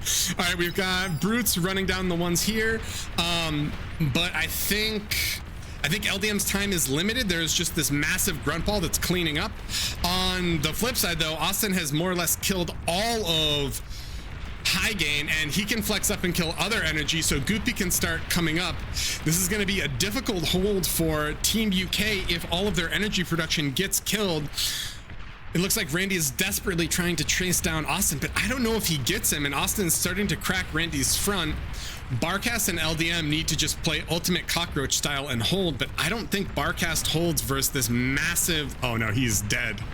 So I think Barcast dies here. He flexed up to help LDM, but as soon as Shaman saw that, he collapsed in on his base. So I think Barcast's base dies here, but in the same regard, High Gain's base is dead too. Shaman does have better flex routes to kind of go anywhere else, so I guess we'll see what is happening here. Oh no, Barcast, once these converters go, it's going to be real bad too. Barcast does have a lot of LLT, so he'll clean this up. His base isn't entirely gone, but it's more or less done. At least he does have his E production in back. This game is still kind of to a standstill. High Gain has a standing army here, but Goopy is slowly pushing it back, and it seems like Randy's broken here. I don't think we see any additional tech. Oh, here we go. Elmer Fudd with the T2 tech. A massive Fiends transition could be a deciding factor in this game, but I'm not sure if it's gonna come in time. All right, Austin helps stabilize the lane here, and let's see, is he gonna... I actually like this from High Gain. They're going to play a little bit of the longer game. He's going to hand out T2 cons. They're going to up that. He's just going to sit on the high ground and wait. And hopefully that will be enough for Team UK to rally back from this. Austin with the massive Wolverine battle here. And sorry if I'm jumping around a lot. This is an absurd battle. So Goopy has broken the majority of High Gain's position. He's going to start spilling up into Randy, but we're going to see the first Fiends coming. And Shaman is still trying to just knock down Barcast door. Barcast does have a lot of exposed converters here that should pop easily, but he also has 9 LLTs and is doing his best to hold. All right, and Randy is still pushing back here. Goopy is taking everything, and Goopy has a massive Resbot army if he can pick this up. I think the LDM, did he get the notification yet? So I don't think he's gotten his T2 notification yet, but he's going to see it momentarily as soon as these Fiends come. So High Gain, or Elmer Fudd, is waiting as much time as possible before letting the US team know that they did tech. But here are the Fiends, so US team does get the notification that, by the way, your opponents are T2, and I think that puts them on a little bit of a clock. I don't think they can tech themselves at this point. I think they might need to just hard commit, but I don't know if Barcast survives. This is a massive brute ball running at Barcast's base. He has a ton of LLTs, but it looks like Shaman might just try to walk at him. Austin is flexing up to help here, and Randy is holding 1v2 versus Goopy and Austin. If there's two players I don't want to get 1v2'd by, it's definitely those two, but can he hold? Oh no, Elmer Fudd's calm goes down, and there's a massive res ball here. Elmer Fudd might have overplayed his hand a little bit. LDM with just the pure Rocco thug walk just streaming in. The Fiends are going to do a lot, but Elmer can't secure this wreck field, and that's 3k metal. Oh, but Shaman just flexes up into LDM's base. He says, all right, well, if I can't break Barcast's massive LLT force, let me at least come kill LDM. And I think LDM's entire base is dead. LDM is going to have to flex back. That gives time for Elmer Fudd to stream pyros in, and Shaman with the resbots in Barcast's base just eating as much as possible. I think Shaman might be clutching victory from the jaws of defeat. I'm not sure. He's cleaning up the back line here. Barcast is going to need to hold his own energy production back there. Goopy with the forward bot lab here, and they are streaming up. Can he actually hold it? Do we have any other tech transitions? It doesn't look like it. We do have vehicles out of Shaman and just mass Fiends out of him. And Austin with the air lab transition. There we go. There we go. And it looks like Goopy also has a V lab there, but Goopy is building a lab here, and it looks like Goopy wants to try to just run up and try to break Randy's position here. This is an incredibly tentative game, but I think Shaman's brutes in the backline are going to do an insane amount of work. Austin, if he's Shuris, might be able to shut this down so they can keep all this resource production. But with the T2 mexes, And with everything that they've kept, it looks like the UK is in favor and the UK is holding. LDM is going to try to boost everything he can before he loses what he has. And Shuris are coming over to shut it down. Unfortunately, that means they won't be able to bomb very easily because now they have the air notification. And here we go. All right. All right, Baron, I'm sorry. There's a lot of people 5 minutes later. This is just an incredibly tense game. So Austin is starting to break Randy here. And LDM is still kind of alive. It looks like the Shuris should be able to deny the brute aggression. Barcast is mostly dead, but I think the Fiends flooding through are going to be able to finish off LDM, I hope. Let's see. All right, so Goopy and Austin pushing up here. Randy still has his comm, but it's low, and I think they're going to be able to kill it. And this Resbot army from the two of them, this is a lot of Resbots, right? 22 Resbots just rezzing all of his life there. And unfortunately, I don't know if these Fiends are going to be able to accomplish too much once the Shuris are here to help deny. And LDM's own Resbot ball is absolutely holding this down for him. As long as he reses all the static defense, there's tons of twin guards and the LLTs can buy enough time for his allies to capture this game. And Austin's gonna bring in all of his Shuris. This is, I think Team USA is winning this. I'm honestly not sure. Someone is winning this game, but we don't know who. And they're starting to flex up. Randy is gonna try to comm trade. Oh, wait, no, does he? Yeah, he is. And I don't think Austin sees this, so maybe they get both the comms and they deny quite a few of the wrecks. Randy? He denies the lab, but there's still a lot of Resbots and there's a lot of reclaim. 5.6 reclaim in the hands of Team USA. Last comm is here, so one comm for Shamon. And where's the last US comm? It's Goopy's comm, right? So Goopy's comm is here and Shamon's comm is in mid right here. And Fiends are starting to flood down, so now LDM is going to get a little breathing room, and Austin and Goopy are going to be on the back foot a bit. Let's see if they try to do any sort of T2 transition. It looks like they're not going to. They are rezzing commanders, though. They need to get these rezzes off before the Fiends get here. This entire Resbot ball might die. Oh, Austin, D-gun. Oh, we're losing. We're losing. No. Oh, that is a brutal loss. All right, so whoa, we've got a lot of Dragon's Maws that are kind of denying the vehicle play here. Austin does get one comm res. He's going to be able to degun a few things. They do know that the last comm is here. I wonder if they might just try to flex and fight it. I also feel like Team USA might need to do a T2 tech transition, but I'm not sure if we'll be able to pull it off in time. Elmer Fudd does do quite an air lab transition here, but LDM with all the breathing room he's been provided by Fiend streaming down, he's going to send brutes up here, and Team UK calls it. Thank God. That was a very, very good, very, very close game. Very little strategic analysis. My apologies. That was just units getting thrown at units, and that was an awesome game. Elmer Fudd was kind of the shining star there, and LDM struggled, especially with a lot of his metrics, but whew. All right. That that comes down to just like, it looks like a production difference in a lot of ways. Team USA had awesome res control for that, especially on bottom. It looked like Goopy was behind, but he was able to just push through and capture everything. So well played Team UK, well played Team USA.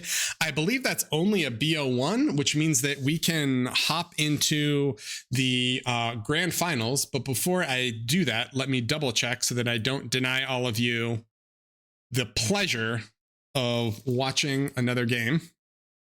And hold on, let me go back to lobby. Oh, I lied. This is a BO3. So we've got one more. We've got one more. I think. At least it says BO3. Let me ping Tenebos and make sure this is.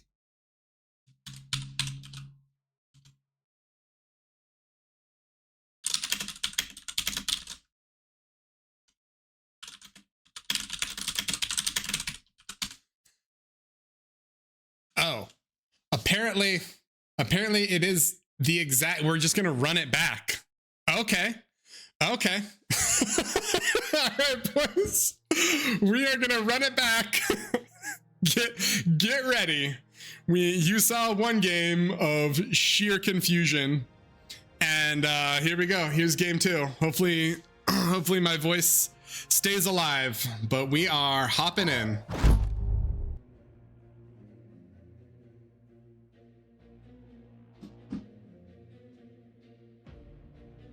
Come on, come on.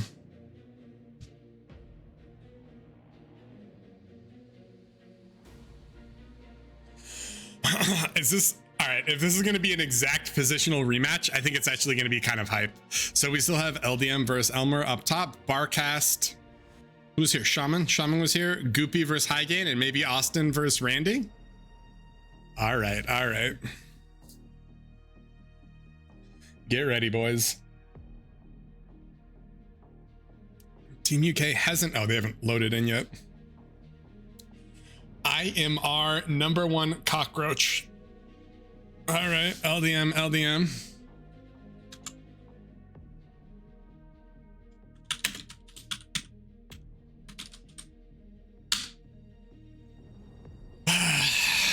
LDM ruining the end of the last game for all the viewers.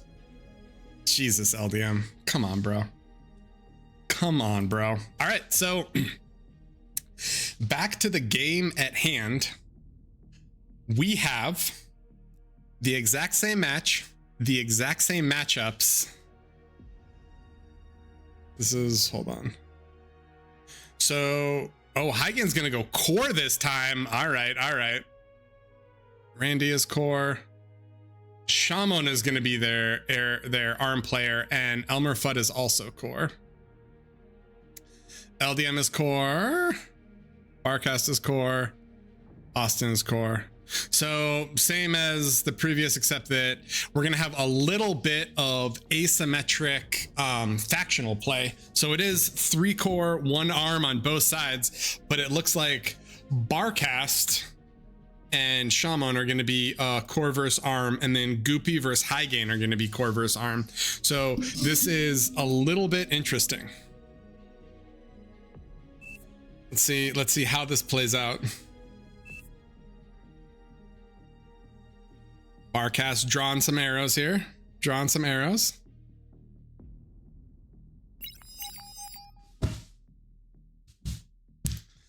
LDM pinging frantically. Frantic pings over here, boys. Frantic pings over here.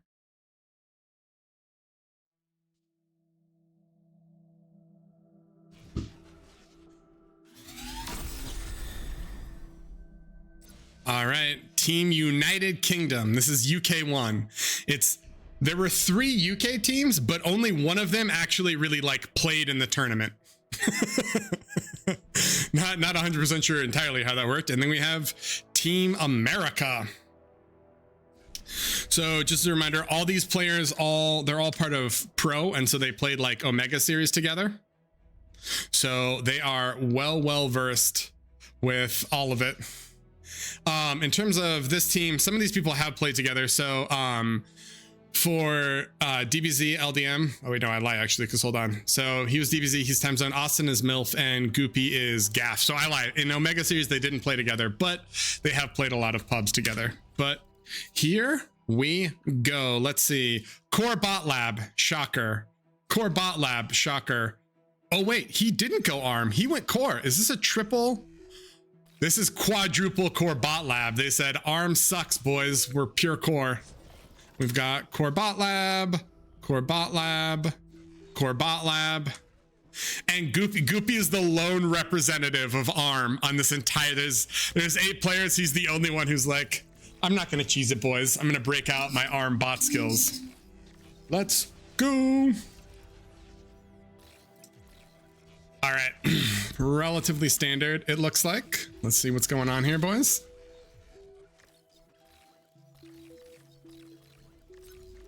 Goopy with the scouting tick. So this is actually kind of important because he's going to see that he's against grunts and is going to have to adjust his play substantially. This is one of those matchups that is incredibly hard to actually execute, like arm bots into core bots, but let's see.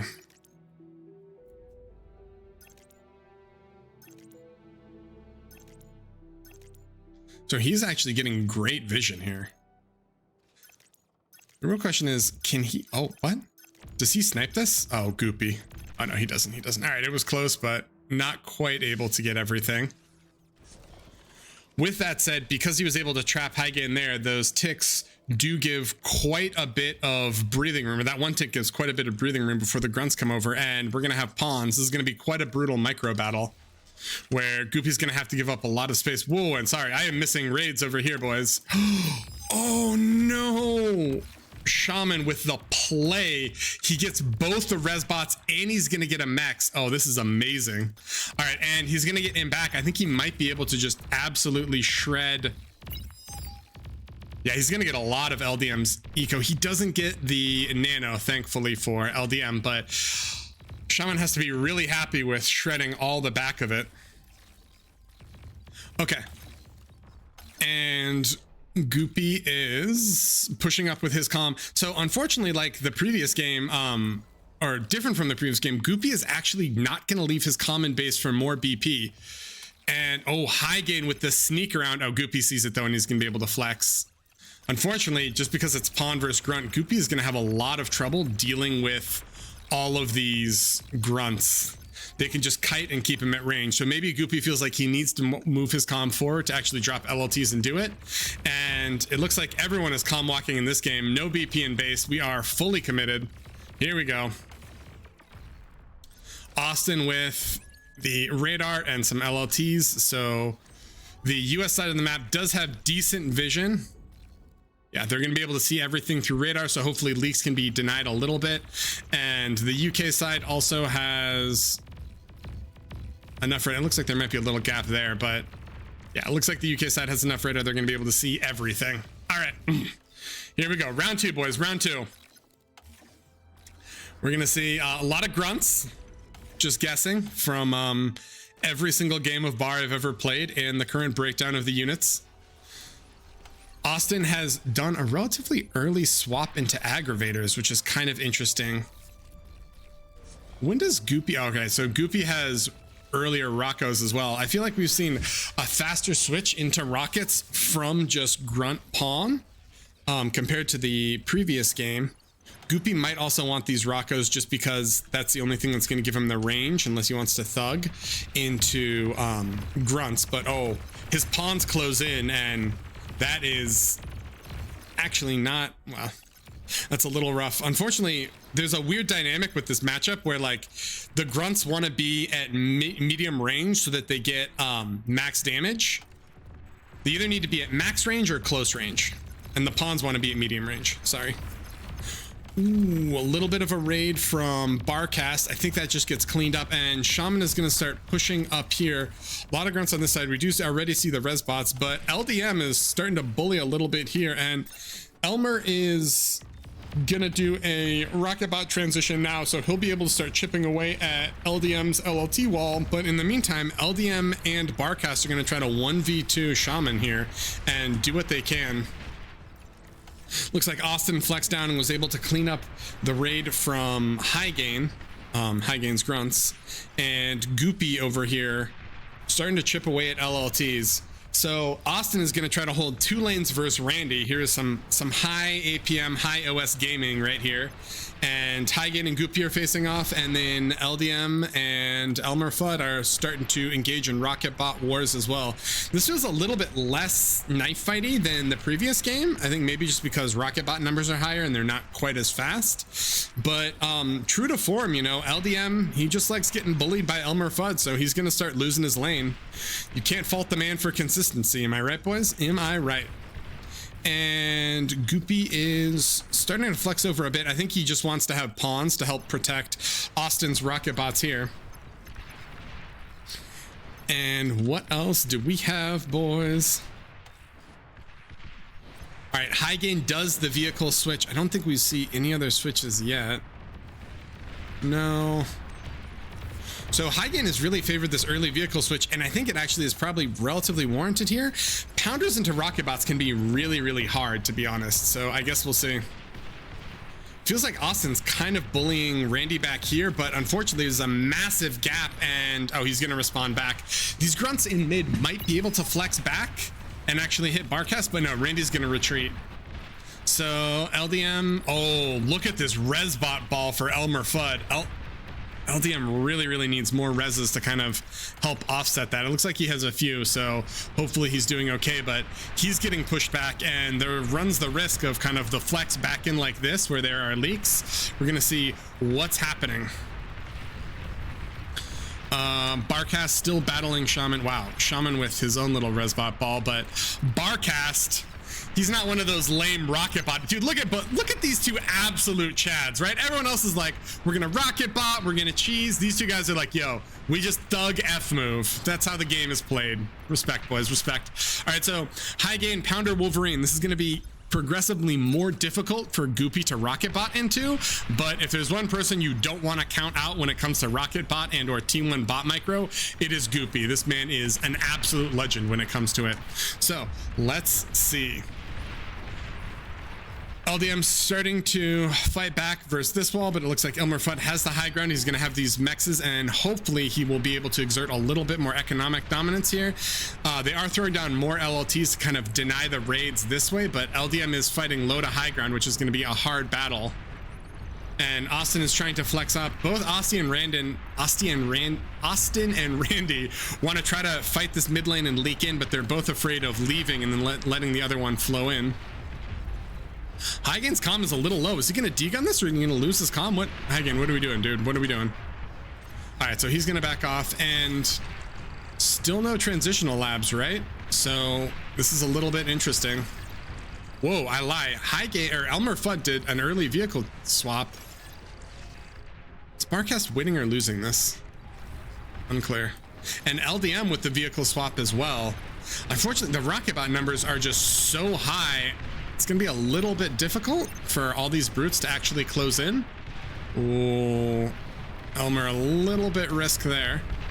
And somehow Goopy is still just surviving and or potentially winning this lane with a few rocket bots and god tier micro. But he flexes all of his pawns up, and no, they can't actually close in. He wants to close in, but it turns out Pounders versus Pawns, not a matchup you want to take. And here we go. Oh, Barcast needs to be a little bit careful, but it looks like Barcast has decided he's no longer a gentleman. He's going to swap to rockets, but Shaman has swapped to vehicles, so this is going to be kind of a mirror match down below. We're going to have vehicles versus rockets, but Barcast is pumping out rockets. He is going to have quite a few. Ooh, high gain with the Shuri transition. This is massive. Goopy's going to need to start throwing down nettles.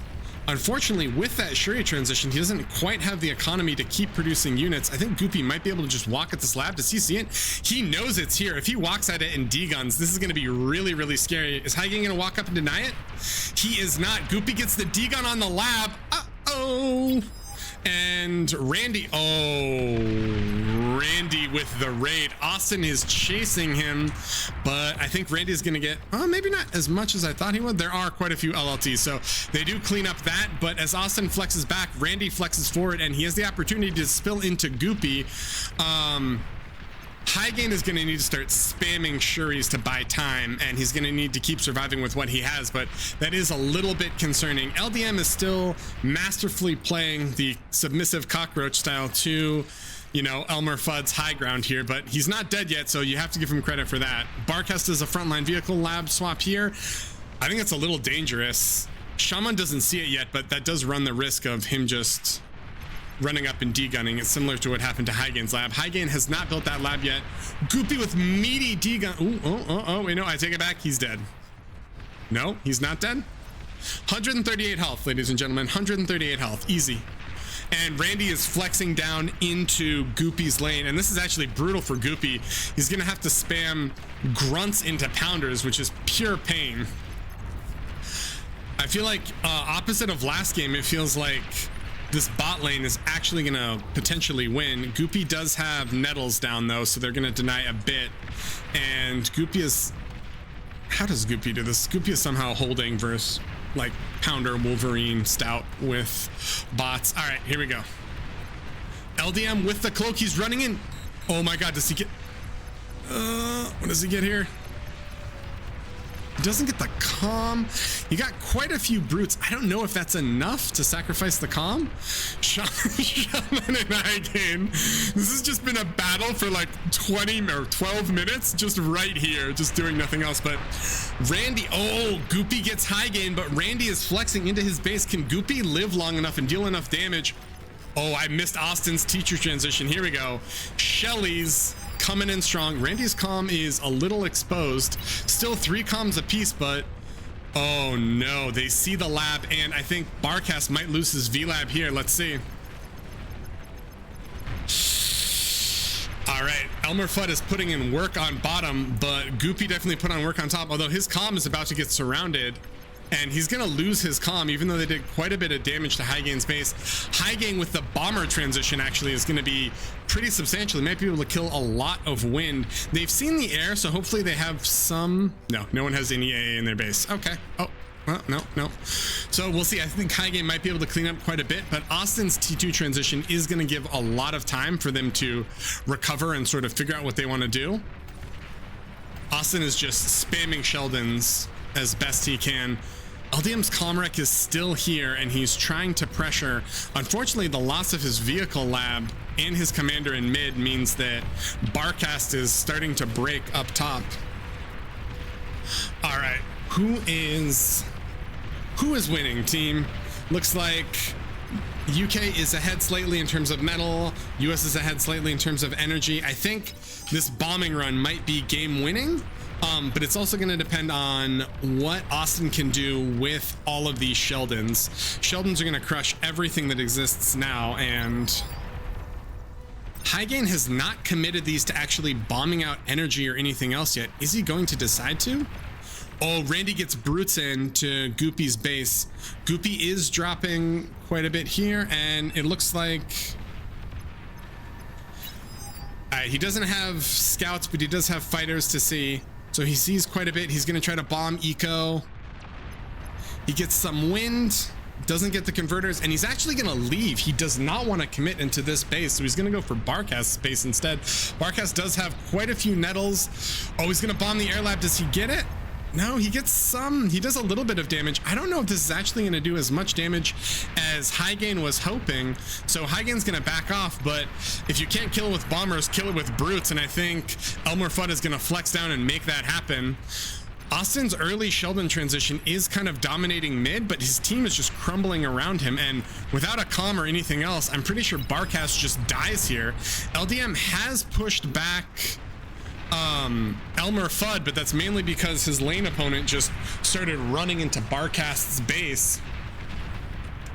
And it looks like Hygain has done a transition here. Still 2 Comrecs that have not been reclaimed. Goopy is throwing pawns into brutes and winning with OP surrounds. And what do we have here? It looks like Austin is going to need to flex over with Fiends and his Sheldon ball, so he can't actually leverage the power of that T2 in mid, which is a little difficult. And Hygain's going to come back over and start bombing units. Barcast is not dead, but definitely in a bad position, and Barcast being dead is going to let Shaman and Elmer flex through, and it looks like... What? Why are there aircons? It looks like Elmer Fudd is going to go aircon just for reclaim, if nothing else. Oh, and Shaman's attack here is going to be really, really scary. Do they have Shuris? They don't have Shuris, but Austin's comm is here, so at least, even though some of these mexes right here can die, Austin should be able to hold it back with some LLTs and deny more of it. All right. Oh, sorry. Slow on the camera zooming. Apologies. Okay. So we've got Randy pushing. Actually, I think bot is about to win, or is winning. We've got quite a push here, and Austin does have the Sheldon advantage and the T2 advantage, but we're starting to see a massive economic swing between both the sides here. LDM is pushing bot, and he's going to be able to push him back, but Shaman is just flooding all the way into Austin's backline. He's going to have to build LLTs, and he does have his commander here to sort of hold. Austin's Sheldon and Fiendball in mid isn't able to do too much, and Randy is going to run through the opening here and try to flood into the backline as well. It feels kind of like Team US has too many leaks and not enough stopgaps. Oh, and here come the bombers from Elmer Fudd as well. They see a lot. Oh, Barcast does have one fighter, and this one fighter is putting in work, but this might be all she wrote. I feel like Team US is really on the back foot here, and here come the bombs. Can they... Is he bombing the lab? What is he bombing here? Oh, they're going for the comm. This is the last comm left, and they are going to collapse on it. Austin is dead. This is going to be the... This should be the game momentarily. What can we get? What can we get? Score is 1-1. Are we going to tie it up at 2-2? All right.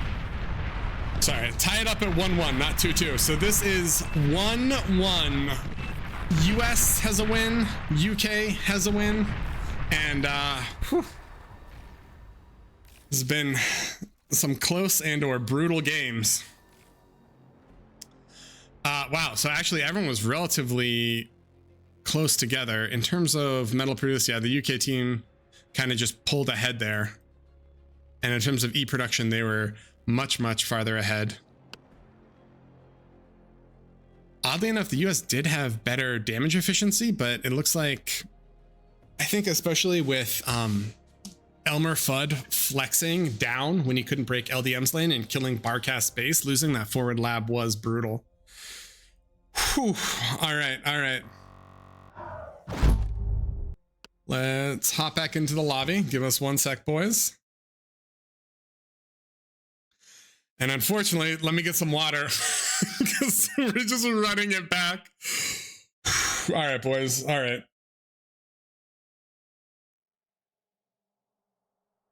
Gotta hydrate, boys. All right. Round 3. Series is tied 1-1. This is match point. The exact same map and most likely the exact same lanes. Here we go.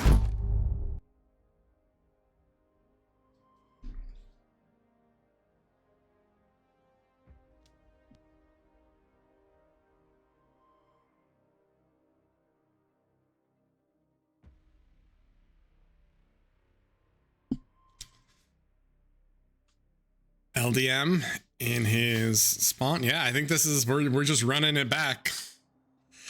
I mean, the USA has won in these positions and the UK has won in these positions. So, you know, why change your winning formula? I am curious though, if we're going to see a different swap between ARM and Core. Goopy is still chilling with his ARM con, it looks like. Austin is Core. LDM is Core. Barcast is Core. And on the other side of the map, Elmer Fudd is Core. Shaman ARM? No, Shaman's Core. Randy's Core. Huygens Core. Wait, is that... All right. Well, Goopy is going to be the lone ARM player once again.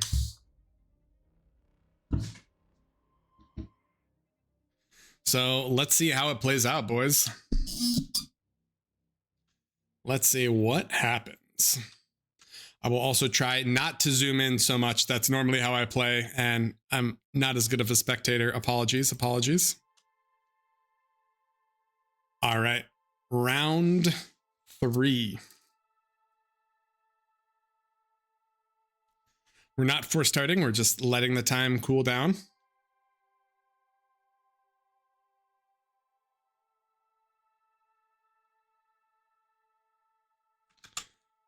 But while we are waiting for it, I know that you guys really wanted to hear something. So In the realm where lobsters unite, beyond the reason shining bright, from every nation warriors stand in the chaos. just kidding. I will not do that to you. All right, so Goopy most likely with the standard ARM bot open. It's gone well. He wants all the reclaim. And these are going to be standard openings for everyone. Barcasts with his bot lab actually a little bit farther back. Interesting. And LDM had the lab queued, and then I think with the win dropping to 10 decided nope, he doesn't want to do it right away, so he is instead going to get his lab up after. And bot labs all the way. All right, it doesn't look like we have anything too crazy from any of the players. We've got standard play, and they're going to run up the hill and they're going to smash K-bots into each other, boys. Let's go.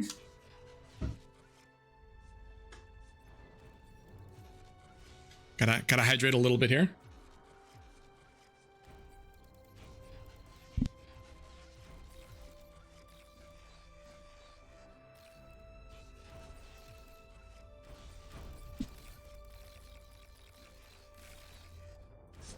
All right. The United Kingdom versus America. Look at our sweet robotic eagle. All right, so this is match point. Loser is out of the game. Yeah, so some of these T2 transitions, I feel like both games where we've seen an early T2, the other team dies. So I'm curious if either team is going to actually want to do that transition, or if they're just going to stay on T1 a little bit longer and either do an air swap or just like V swaps. All right, Resbots are out and reclaiming, and Goopy gets no scouting done. He does see that high gain is here and then high gain is core, so at least he can kind of prepare for that. And Elmer Fudd is going to get in. Is he really going to be able to snipe another Resbot? LDM pings it. It looks like he doesn't want to run up. I think instead Elmer Fudd's, yeah, he's just going to run back here and he's going to make LDM chase him. And then hopefully LDM will have fewer units at the front, which I actually really like. And he doesn't even see it. This grunt could actually maybe swerve up behind. It could probably catch that column, which is going to be very, very big, but we will see. All right. We have a much earlier column walk from High Gain, then Goopy. Goopy does kind of prefer to leave his column in base sometimes. He's going to finish that con turret and then he's going to start walking. We've got Resbots eating, and High Gain might be able to sneak in through the back there. Shaman is beginning to pressure Barcast, but these two men have played each other twice already, and they have played a lot of 1v1s. They are very, very similar. Very, very familiar with the grunt matchup. Look at this. Elmer Fudd with the little hidden grunt that's going to pop out a lot later. And there's no radar or anything here. So this grunt can pop out in like 5 minutes and kill LDM's entire base. Ladies and gentlemen, there's only one thing to be said here. Claret is requesting radar.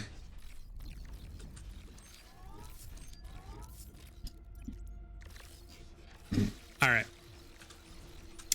High Gain has a little bit more of an aggressive position. Goopy gets his radar down and is going to start calm walking now. And let's see. LDM and Elmer Fudd just going to do the standard LLTs and stare at each other longingly. You know, there's some weird dynamics happening up in this lane here, guys. I don't think we really want to watch it too much. Let's check out Barcast versus Shaman. So standard grunts into this. We saw Rocket Bots a little bit earlier in the last game. It looks like Austin's starting to do his transition. But in this game, I feel like a lot of these players are staying on grunts a bit longer and trying to just sort of roam. But LDM is bringing his rockets now, and so is Austin. So they kind of want to run through and break.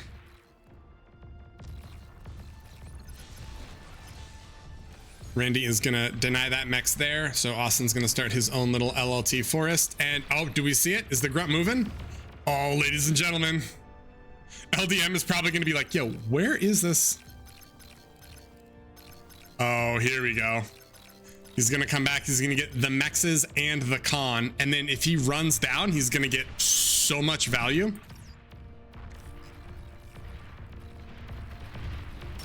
All right, so that's going to set LDM behind a bit, and hopefully Elmer Fudd will be able to capitalize that and push through. Goopy versus High Gain is standard rocket bot battle, so nothing too crazy there. Randy e-stalls, so he throws down the solar. He's going to keep trying to take all the mexes and throwing down his LLTs, but Randy does win a small fight in mid, and he has the 4 grunts that snuck through. Maybe he can pick off a few rockets and then hit some wind in or something else. And Barcast is here. All right, LDM. So these are looking standard. Nothing too crazy. And no early transitions. We just have wind in back getting built by everyone. That grunt was cleaned up, so LDM is rezzing and rebuilding everything there. It looks like High Gain tries to flex up a little bit, but isn't really able to accomplish it. And Austin is still battling in mid. Randy with the cute little wall play to try to deny some of the damage. Barcast looks like he's getting bullied a bit by Shaman's early rocket bots, but he should have Rockos of his own coming soon, so hopefully he'll be fine. And then LDM and Shaman are still just here. So this is our third example, and or our third game on the same map, same lanes, same opponents. So I mean, these have been close all around, so we're gonna see exactly what happens. Goopy has traditionally broken High Gain in a lot of these games a little bit earlier, and then Elmer Fudd has broken LDM, but LDM is being a little bit better here. It looks like he's pushed Elmer Fudd back a bit. Do we see any? I don't think we see any lab. No, and High Gain is actually staying bots longer this time. Previously, around like 5 to 6 minutes, he dropped his VLab, but he says, you know what? I've lost to Goopy's rocket bots too many times. I'm not going to do it anymore. Oh, High Gain. Oh, he's a little low. Oh, that's scary. Oh, not like this. Oh. And Goopy's gonna fire rockets. I don't think any of these hit, but High Gain's gonna have to back off. If he loses his comm in this army, this lane is effectively over. Austin beginning his resbot spam. And yep, now we just have rocket bot versus rocket bot. Oh, and what is this? All right, so Shaman with the VLab transition. But aside from that, it seems like almost everyone is essentially staying with their starting labs and trying to figure out what the best situation is. Through Reclaim, it looks like the UK team is slightly ahead, and this could be a pretty big raid if Randy wants to commit. Austin is pumping out grunts, so he should be able to react to it. This middle lane that Austin and Randy have to sort of like fight is definitely an interesting dynamic. I feel like Randy can flex up into Barcast or maybe even circle around and try to hit something else. But here we go.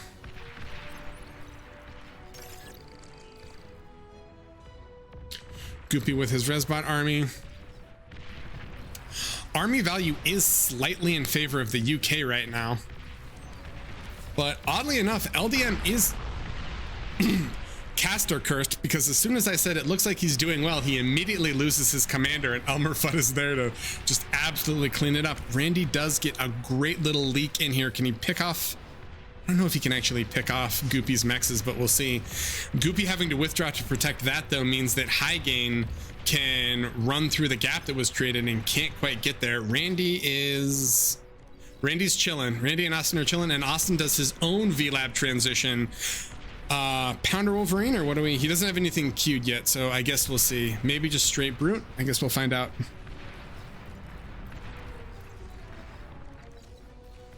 All right, what else do we have here, boys? Goopy looking relatively good. And Elmer gets all this reclaim. There is a pretty substantial army value difference now. I think with LDM's comm going down, this is going to present a lot of problems. Barcast is not winning top. He's kind of struggling versus Shaman, and once this massive ball of rocket bots starts pushing LDM, he's going to need help, and he is going to need it from someone. It looks like he swapped to Thugs. This is going to be a hard battle, though, because if Elmer Fudd ends up on this ridge and the Thugs have lowered range because they're shooting low to high, I don't know how he really wins it. Barcast is trying to flex to help him, but he can't because Shaman is not beating Barcast, but they're trading evenly, and Shaman has a massive res ball. If Barcast can't secure this reclaim, it could end up just as GG. And it looks like High Gain is actually not gonna fold quite as early. In the previous games, he folded like 7-8 minutes versus Goopy, but Goopy is not actually able to push this. I think the vehicle lab transitions previously from High Gain may have thrown the lane, and so he's not making the same mistake twice. It looks like things are looking a little bit better. I'm kind of concerned for top here. Both LDM and Barcast are getting bullied, and oh no. Wow, that was a meaty D-gun, but I think he loses his comm here, doesn't he? Oh boy. All right, Barcast does have thugs, so hopefully he can at least push these rocket bots off. Does he have enough res bots? Barcast does not have that many res bots, which is kind of concerning. Goopy gains control of the wreck field on bottom, so he's going to try to res and reclaim it. If he can snowball out of that, maybe he can break high gain. Austin and Randy are still locked in this 2-lane battle, but I think the real story of this game is going to be told in this Shaman Barcast lane.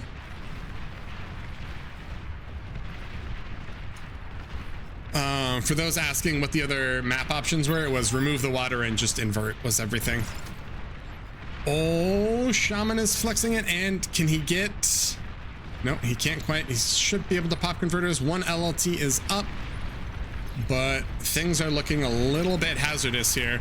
So Shaman is going to try to run through and get as much economic damage as possible, and Goopy's forces are getting surrounded quite a bit. He does have all of these res bots doing everything they can, but this is sort of a knife's edge for the battle down here, and Austin with the Shuri transition is going to hopefully be able to lock down a lot of this backline raiding.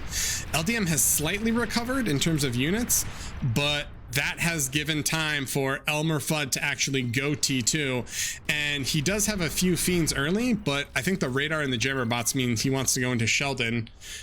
That is correct, 205 Sheldons, and this is looking pretty dire for America. Team UK is feeling very, very good. Austin does have a wonderful Shuri transition, which might allow him to win his front. Randy's getting pushed back, but it feels like Team US might be on borrowed time if Team UK can leverage that T2 advantage. With that said, the team that went T2 first in both of these games previously lost, so maybe it'll be different. And the thugs are trying, but low ground thugs into high ground rockets is not the easiest battle in the world. Austin and Randy are fighting. It doesn't look like anyone has... Oh, high gain with the... It looks like the comm trade? And high gain with a larger standing army, which is pretty substantial. Does he have a res bot? He doesn't have a res bot. Oh, he does have a res bot. He's going to be able to eat all of that and then potentially throw it back. So this is looking like 3 lanes are potentially lost. And Austin is getting collapsed on. He's actually running his commander back. It looks like his front is folding. So I think the UK may be winning potentially on 4 fronts here. And the metal advantage, granted a lot of it is reclaim right now, is looking somewhat concerning for the UK. They are coming ahead.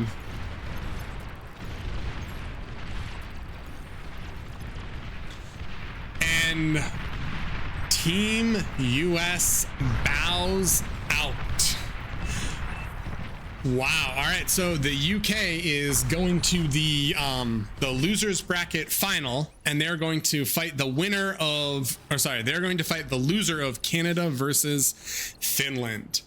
And that was another relatively close game, but it seems like Team UK was able to just pull it through at the last kind of moment there. So sort of awesome. So it looks like UK is going to move on, and the US drops out in what is essentially 4th place in the tournament. So good job for them. They tried everything that they could.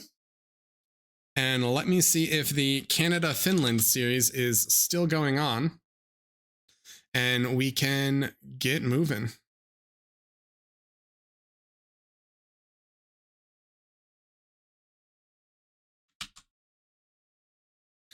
And in the meantime, just because I know you guys want it, and I don't want to ruin it for anyone. Unfortunately, my earbuds have a slight problem, so we're just gonna do that real quick, boys. Canada World Champion. All right. Whoa, what? Is Canada... All right, boys, I think we joined right at the wrong time. Let's stop this absolute train wreck. So it looks like, sorry to spoil that for everyone, but it looks like Canada won. And so Canada is 1st place and Finland is 2nd place. The UK is 3rd place and the US is 4th place. So I was wrong originally. And so that is what's going on. Ural says maybe devs can look at calm transportation now, which tells me that there were probably some pretty cheesy plays for Canada, but Canada was able to unseat them. So yeah, let's see what else is happening here. Unfortunately, I'm not going to be able to cast those last games, but thank you everyone for watching. Let me see what else is happening here. And let me see if there is another stream that we can send people to.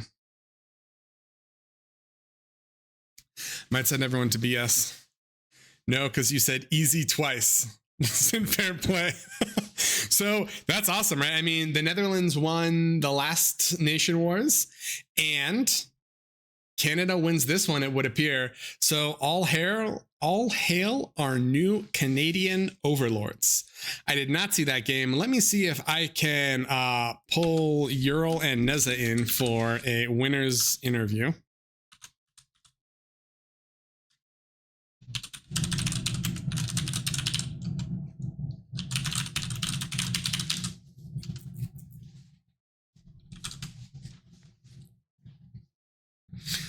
Why is Austin? Yeah, I mean, it's that the UK versus US match was honestly kind of hilarious because it was just same lanes, same map, just run it back 3 times in a row.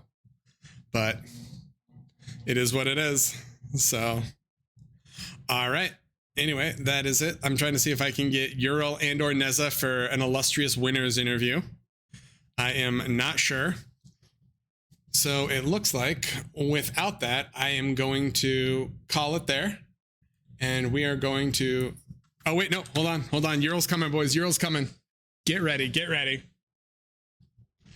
Mr. Ural, I didn't watch any of your games, unfortunately. I didn't watch the final. I watched the US versus UK series, but tell me, how does it feel to represent your country on the international stage and come away a champion? Honestly, kind of easy. Transport, pretty good unit. Nah, but for real, it was a lot of fun, especially the last game. We hit him with the macro game mix-up of like actually making ground labs and units. It was pretty crazy mix-up OP strategy. Yeah, I mean, so I didn't get to watch any of it. I'm gonna have to watch the replay. I'm kind of excited to see it. But yeah, there were some people complaining in chat that you guys maybe just I don't want to use the word cheesy. I think I prefer the term dynamic. Yeah, our gameplay was very dynamic. No, we're just better. Oh, okay. Yeah, we had plot armor today. We didn't have cheese the last game. I didn't watch. Show them off. We should not cheese this last game. The ultimate cheese is being a cheeser and playing a macro game. Yeah, because then they don't expect it. Yeah, we gave you guys a proper final. All right, I think that's respectable. In terms of like games, what was probably your favorite game? And across the somewhat ridiculous map pool, did you have any maps that you actually liked? I liked playing on Delta Siege Dry. That's my favorite map. It's very good and well designed. I enjoyed the second last game because Kuchi just literally dragged us all in a room into some random map and said, "This is how you work a fucking 4-cob drop transport thing." And I was like, "Oh, okay." And then we loaded into this map, and I was like, "Let's do that," because we weren't even gonna do it. Kuchi was just showing us something new. Oh yeah, but God.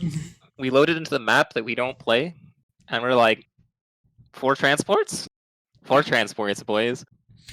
All right, now we have to go back and watch that. That sounds absolutely amazing. I am about to end my stream, but any final words for your fellow proud Canadians out there? When in doubt, make a transport. Yeah, they're all gamer words, so I can't speak them. Okay. No gamer words, boys. I have something to say, yeah. To all the nations out there, GG easy. Okay. Gentlemen, I think you're supposed to be a little bit more gracious in victory, but we can respect that. We can definitely respect that. He's from Quebec. He's on the more aggressive side of Canada, which is okay. We need that in Canada. All right. Fair enough. Well, thank you, gentlemen. I'm going to send everyone over to another Twitch chat, but congratulations on your accomplishment. Well played. And now you guys get to just trash talk all the other flags for another, whatever, 6 months to a year. So congratulations on the snide comments that you can make towards other nations. Very, very proud of it. Let's go. We're just better.